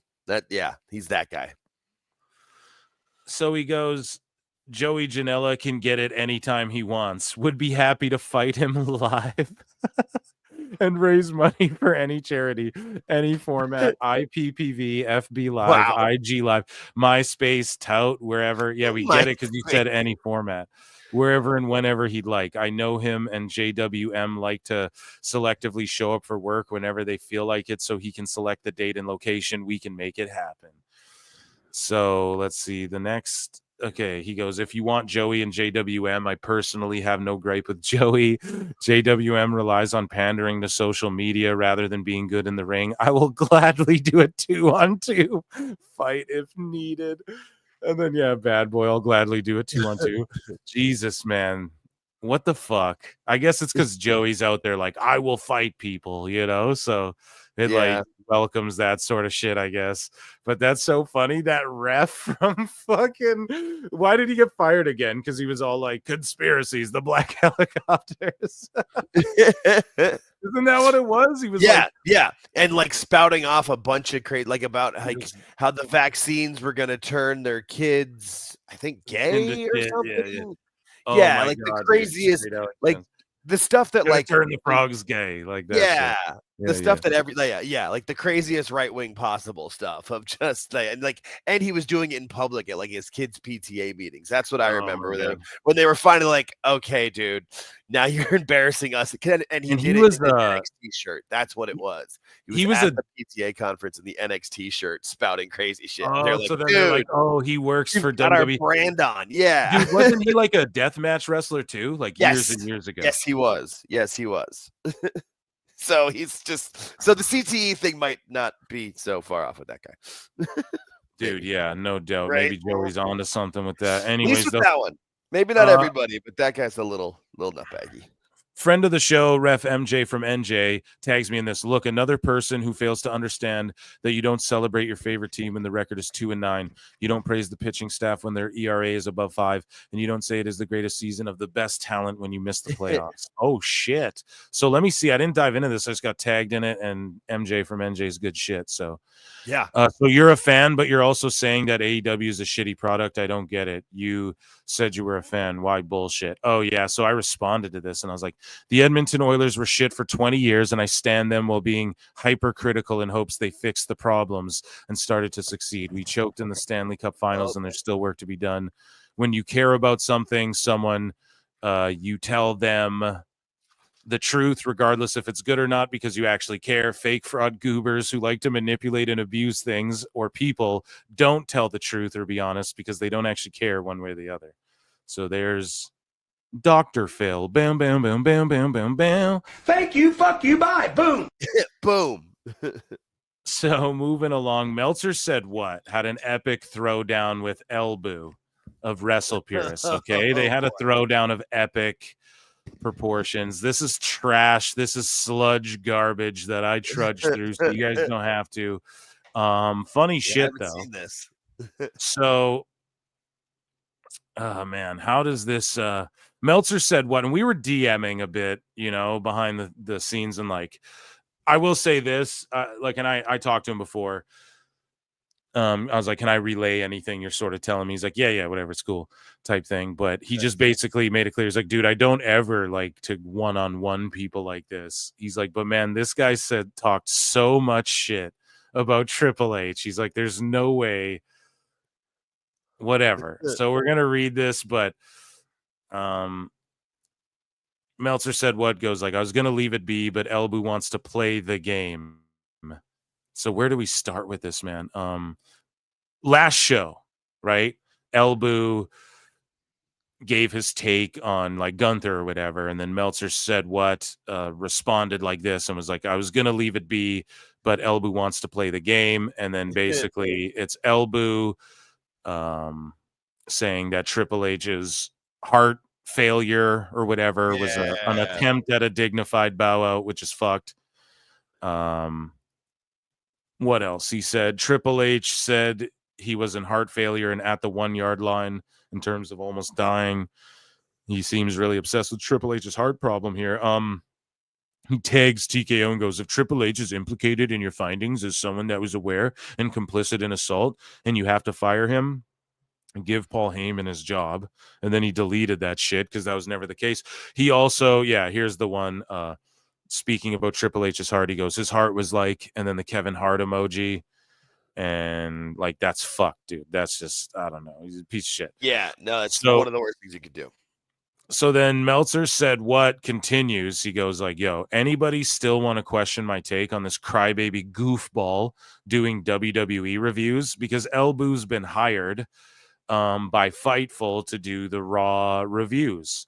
And people are just calling it out like, bro, this guy talks shit and says he could book better than HBK. And says Triple H hates black people and all that type of shit. So WWE being good is bad for the business. yeah, he literally said that. WWE being good is bad for the business and shit. So Meltzer said, what is like, anybody want to question me? My tweets age like wine. Elboo's age like 3-week-old broccoli. And so here's Elboo going, N-word, really dropped some gas and left. Said y'all could figure the rest of this shit out. All his hard work and restoring the grit, violence, and danger of the cage will be undone in 2 weeks when everyone has bloodless, kendo stick, and garbage can war games matches. The real is dying. Like, what a fucking terrible take, bro. Jesus. He's the worst, man. Bro, there's been color on every Raw and SmackDown almost every week, whether by purposeful or not. You just don't watch, and you're just a goober. Elboo goes, a huge get for Saturday Night Main Event, but a gigantic blow for Survivor Series, a show that as it stands currently has 0 matches that interest me at all. Right, but you're a dumb fucking moron. That's the thing, dude. So like, it doesn't matter. You'll go watch El Hijo and fucking whatever CMLL guys in that 4-way tournament or whatever, and guy or gal, and you are gonna watch that, dude, and have a blast, I'm sure, and clap like a little seal. But yeah, right. You want like storytelling. You want every event to feel big. You want every show, like every Raw, they're giving us a big title match. Every SmackDown, they're trying to give us a big main event title match. Every Saturday Night Main Event now, once a month, they're going to give us a big match. It seems like a serious one. Maybe not all gimmicky like it used to be. I think it's once a quarter. Well, didn't they say January they're doing another one? I'm not sure if they are. They might be doing like one, like the Q4 of 2024 and then Q1 of 2025. I don't think I think it's once every quarter. I'm not sure. I'll look into that. But even so, like, you're absolutely right. That's why they don't have to do as many matches on the PLEs, so that those matches can breathe. They can tell a story in between the matches, and then the Raws and SmackDowns before and after matter. Like, it makes a fucking difference. Now, this next part I'm getting to here, Jake, and you're spot on. And it's Elboo's response. So this sort of shit makes me mad. Where I can hear it. People will literally go like, oh, what? You just talk about other things people were talking about? You talk about people doing stuff? Yes. That's what every fucking show is. Or Elboo, holy fuck, this guy is still whining about me? Bro, but you're whining about WWE every day. That's what the internet, and that's what every show, and that's what every account, and that's what it is. It's everyone talking about everything else. Why is it okay for you to talk about and whine about the things you whine about and talk about, but it's not okay for other people? Or is it just that you don't like that you're being taken to task? What is it? I think it's the fucking latter. Okay, buddy? And I'm so tired of this mentality where it's like, it's just this bowed down shit. It's just like, you got to think like me or it's not okay. Why are you talking about stuff? Well, why are you talking about stuff? Well, I talk about stuff that I like. Well, I talk about stuff that I like, and that's calling you an asshole. So what's the problem here? What are you talking about? I'm not allowed to talk about shit? What the fuck? Isn't that what everything in the world is? Dude, isn't TV like just people doing shit? And am I not allowed to talk about it? That's what society does. We all talk about stuff. Like, that's how we exist as humans. But no, it's because you're calling him out on his bullshit. It's the problem. And you're right about it. That's what it is you're right about it. That's what's really the problem, Phil. Is you're right about his bullshit and you're pissing him off. So Elboo goes, how is this an own? And it's like, dude, your own opinions aren't, I get it. You can't be owned for having an opinion. But the problem is that your shit seems like you're trying so hard you're just reaching all the time, man. And you're just saying shit that's ludicrous. And that's why it's an own, because now we're throwing it in your face. Like, bro, people consider that shit the best match, and you're going to cope and shit on a War Games you didn't even see yet. Right? It's goofy, man. And he goes, is heaping exclusively effusive praise for WWE the prerequisite needed to review their TV? No, not at all.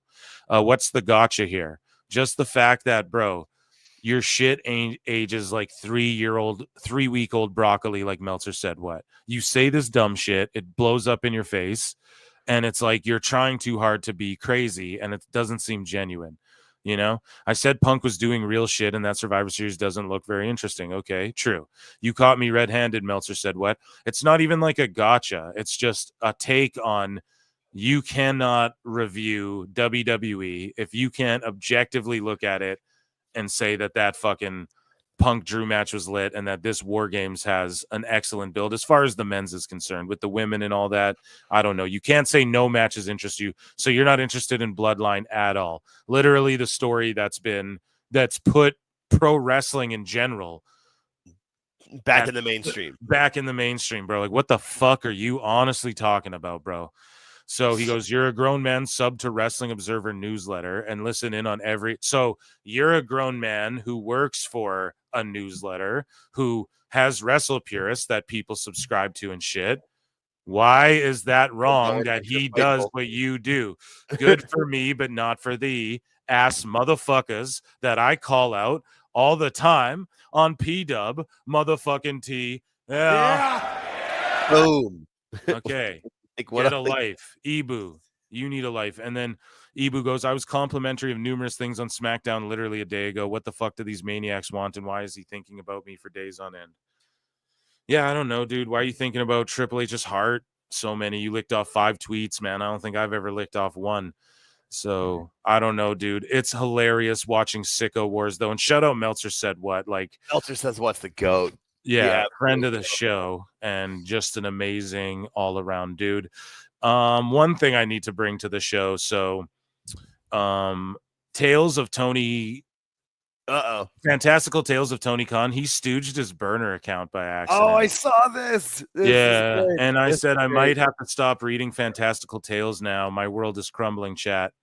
And so he tweeted this post, and then he tried to trick me into thinking he was AIR Gold as well, but I'm 35 steps ahead of you, buddy, and I know you did that to try and play this one off because he responded to something I said to AIR Gold. That one time I ever responded to AIR, he responded underneath with the mole account like he was AIR Gold, trying to play it off. And I know I'm just way too goddamn smart for you, buddy. You can't do that to me. But yeah, so he posted this. What would he be doing on NXT that's better than being on Collision? And it's because me and this Burning Senton account love each other. But then he deleted it swiftly because I went to respond to it. Because, like, just in fairness, you know, like, I wasn't going to be like, fuck you. Like, I love Burning Senton. But then the whole exposer who tried to be like, I was on your show before. You'll never know who I am. And then I fucking just caught you like 2 days later, you idiot. Right? So the mole exposer is Burning Senton, and he goes, what would he do on NXT that's better than being on Collision?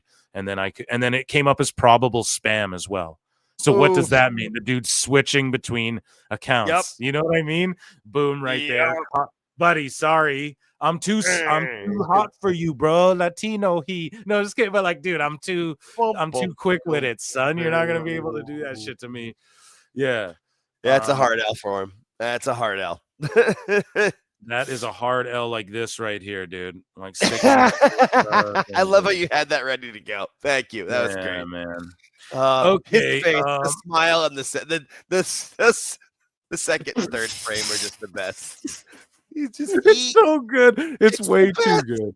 It's just yee. Oh my god. When you lick your boots and get nothing out of it. It's hilarious, man. Chat, did you guys have a good time tonight? I had a hell of a good time. Chat, did you guys have a good night? Jake, you had a good time tonight? Always. That was great. No, amazing. Round of applause for chat. My face literally hurts laughing. Doing the damn thing. Well, that's good. That's how we like to keep it here. Right. Huge turnout. A huge successful show once again, guys. Make sure you check out the replay over at Pro Wrestle Times. It's the Pro Wrestle Clips channel, of course. If you guys want to check me out on Patreon as well, Alt Jake's channel is coming soon. Alt Jake takes on, and that will be literally got the laptop today. We are moving forward. Yeah, I'll be helping him with that. And so, guys, Y'all take it easy. I love you. Hug each other, drink water, all that good shit. We're going to share this tab, and we are going to play it out. We'll see you in the Upside Down. Peace. Strain that infects the host immediately. Upon getting sick, the infected will become racked with coughs, sweat profusely, and start to get the shivers and chills. There he is, the legend. The man, the myth, the legend. Yeah. You can't literally run a promotion just for the AEW, what do they call them, sickos? Thank you very much, TikTok and AEW. See you tonight. Tony Khan started telling people there's no such thing as long-term booking anymore. It's week to week. The best guys, Tony Khan. We just secured the bag. It's not like I tried to be a character. It was just sort of happened naturally. But it was never something I intended. It was just something that happened because the wrestlers asked me to do things in matches, and I do them.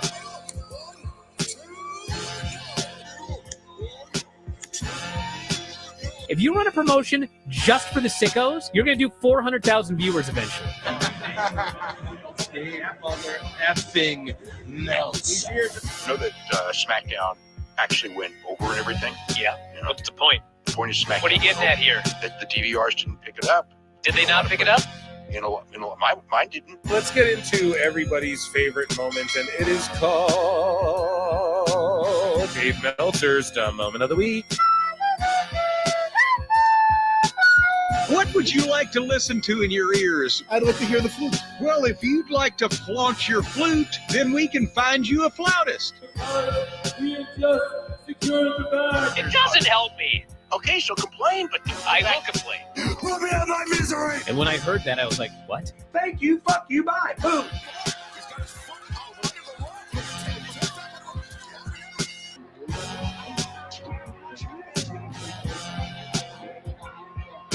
You got to run a promotion for everybody. The sickos can be the ones that buy tickets first and spend the most money on the merchandise. Because we just secured the bag. But, like, you got to promote for everybody. Then you'll have a lot of viewers. I think we proved a lot of so-called experts. We made them look like idiots. We're not going anywhere. Tony Khan's not going anywhere. You'll also be there on TNT. You'll be in 2 places at once. You'll be live like my favorite movie. Time. So great, Pittsburgh. It's not like I tried to be a character. It sort of happened naturally. The best guys, Tony Khan. Keep themselves safe. I look and see it's not just me. Jeff, why do you insist on doing this dumb internet shit on TV? I look and see it's not just me. This place is a fucking joke, man. You're a clown. I quit. So many of us have stood where I stand. We are the young, so raise your hand. So many of us have stood where I stand. We are the young, so raise your hand. They call us problem child. We spend our lives on trial. We walk an endless mile. We are the youth gone wild. We stand and we won't fall. We're 1 and 1 for all. The writing's on the wall. We are the youth gone wild. No. It doesn't make logical sense, but it makes. Well, yes, of course. But it makes wrestling booking sense. Of course, this makes no sense. Of course, okay, it makes no sense. However, in pro wrestling booking, which often makes no sense, you would do that. It's about making money. It's not about anything else. Wrestling's always been about making money first and foremost. That's it. Yes, I look and see it's not just me. Last weekend was the greatest weekend in AEW history. This is the greatest week. I look and see it's not just me. Security, my safety, my life was in danger at a wrestling show. So many of us have stood where I stand. We are the young, so raise your hand. So many of us have stood where I stand. We are the young, so raise your hand. They call us problem child. We spend our lives on trial. We walk and we smile. We are the youth of wild. We stand, we won't fall. We're 1-1 for all. Nobody's on the wall. We are the youth of wild. They call us problem child. We spend our nights on trial. We walk and we smile. We are the youth of wild. We stand, we won't fall. We're 1-1 for all. Nobody's on the wall. We are the youth of wild. Get wild! Yay! If you're familiar with how we do things often here on these Wednesdays, it's a lot like one of my favorite movies, Time Cop. What? Fuck you. Fuck you. Yeah! No! Damn it! Yay! SDL. Two bad bitches, one hot track. B3CCA, bitch. Two bad bitches, one hot track. Hello, hello. It's that B3 flow. You said you know me? I think you don't. My friends are rich and you're looking hella pro. With Matt, I'm a real rough rider. Can't keep up, my arms must be tired. Slow-mo, super villain, Zack Snyder. You talk shit, but I know you're a subscriber. DSL on our lips cause we're naughty. Hannah Montana acting like Miley. We can't stop cause we're the life of the party. Got your man squirming Scotty too hottie. SDL with a $sign ho. B3CCA with the 3 cause I'm cool. Face tat, ass fat, say that. Two bad bitches, one hot track. Haters got no grip, that's priceless. Haters got no dishes, that's wifeless. Diamonds in my mouth, I'm priceless. Always ready for a fight, can't try us. You thought I'm a thotty, you thought wrong. Just a hottie with a body and a thought. You wanna fight, let's get bloody like Gary. I'm queen of the prom. SDL with a $sign ho. B3CCA with a 3 cause I'm cool. Top of the Indies now on top of the charts. We're spending our cash and breaking your hearts.